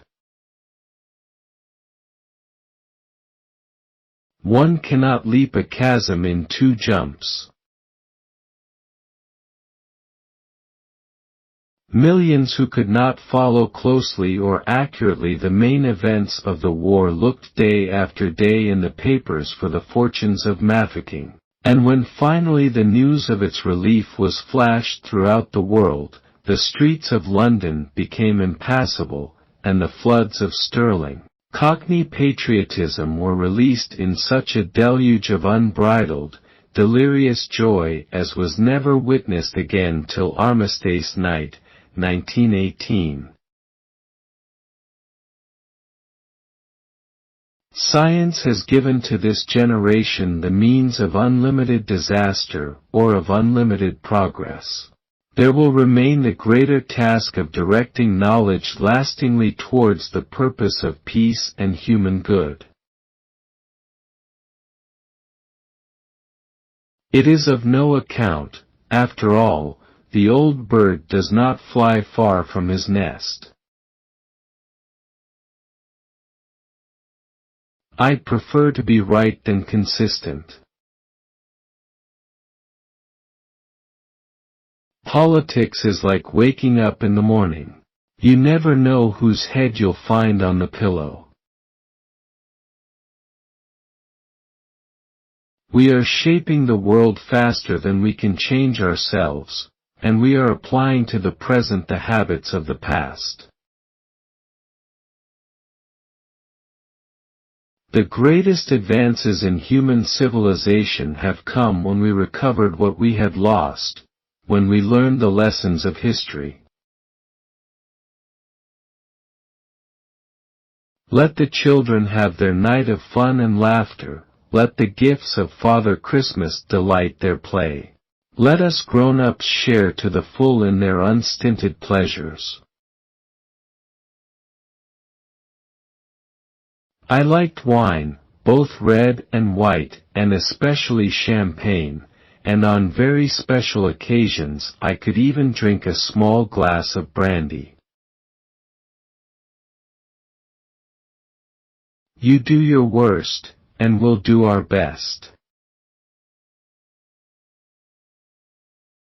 You must be prepared for further efforts of mind and body and further sacrifices to great causes, if you are not to fall back into the rut if inertia, the confusion of aim and the craven fear of being great. Lobbyists are the touts of protected industries. An aphorism is not an aphorism unless you know what it means. If we look to our responsibility to the generations yet unborn who will come after us, how can we fail to recognize that peace and freedom are inextricably bound up one with another and that the threat to one is a threat to both?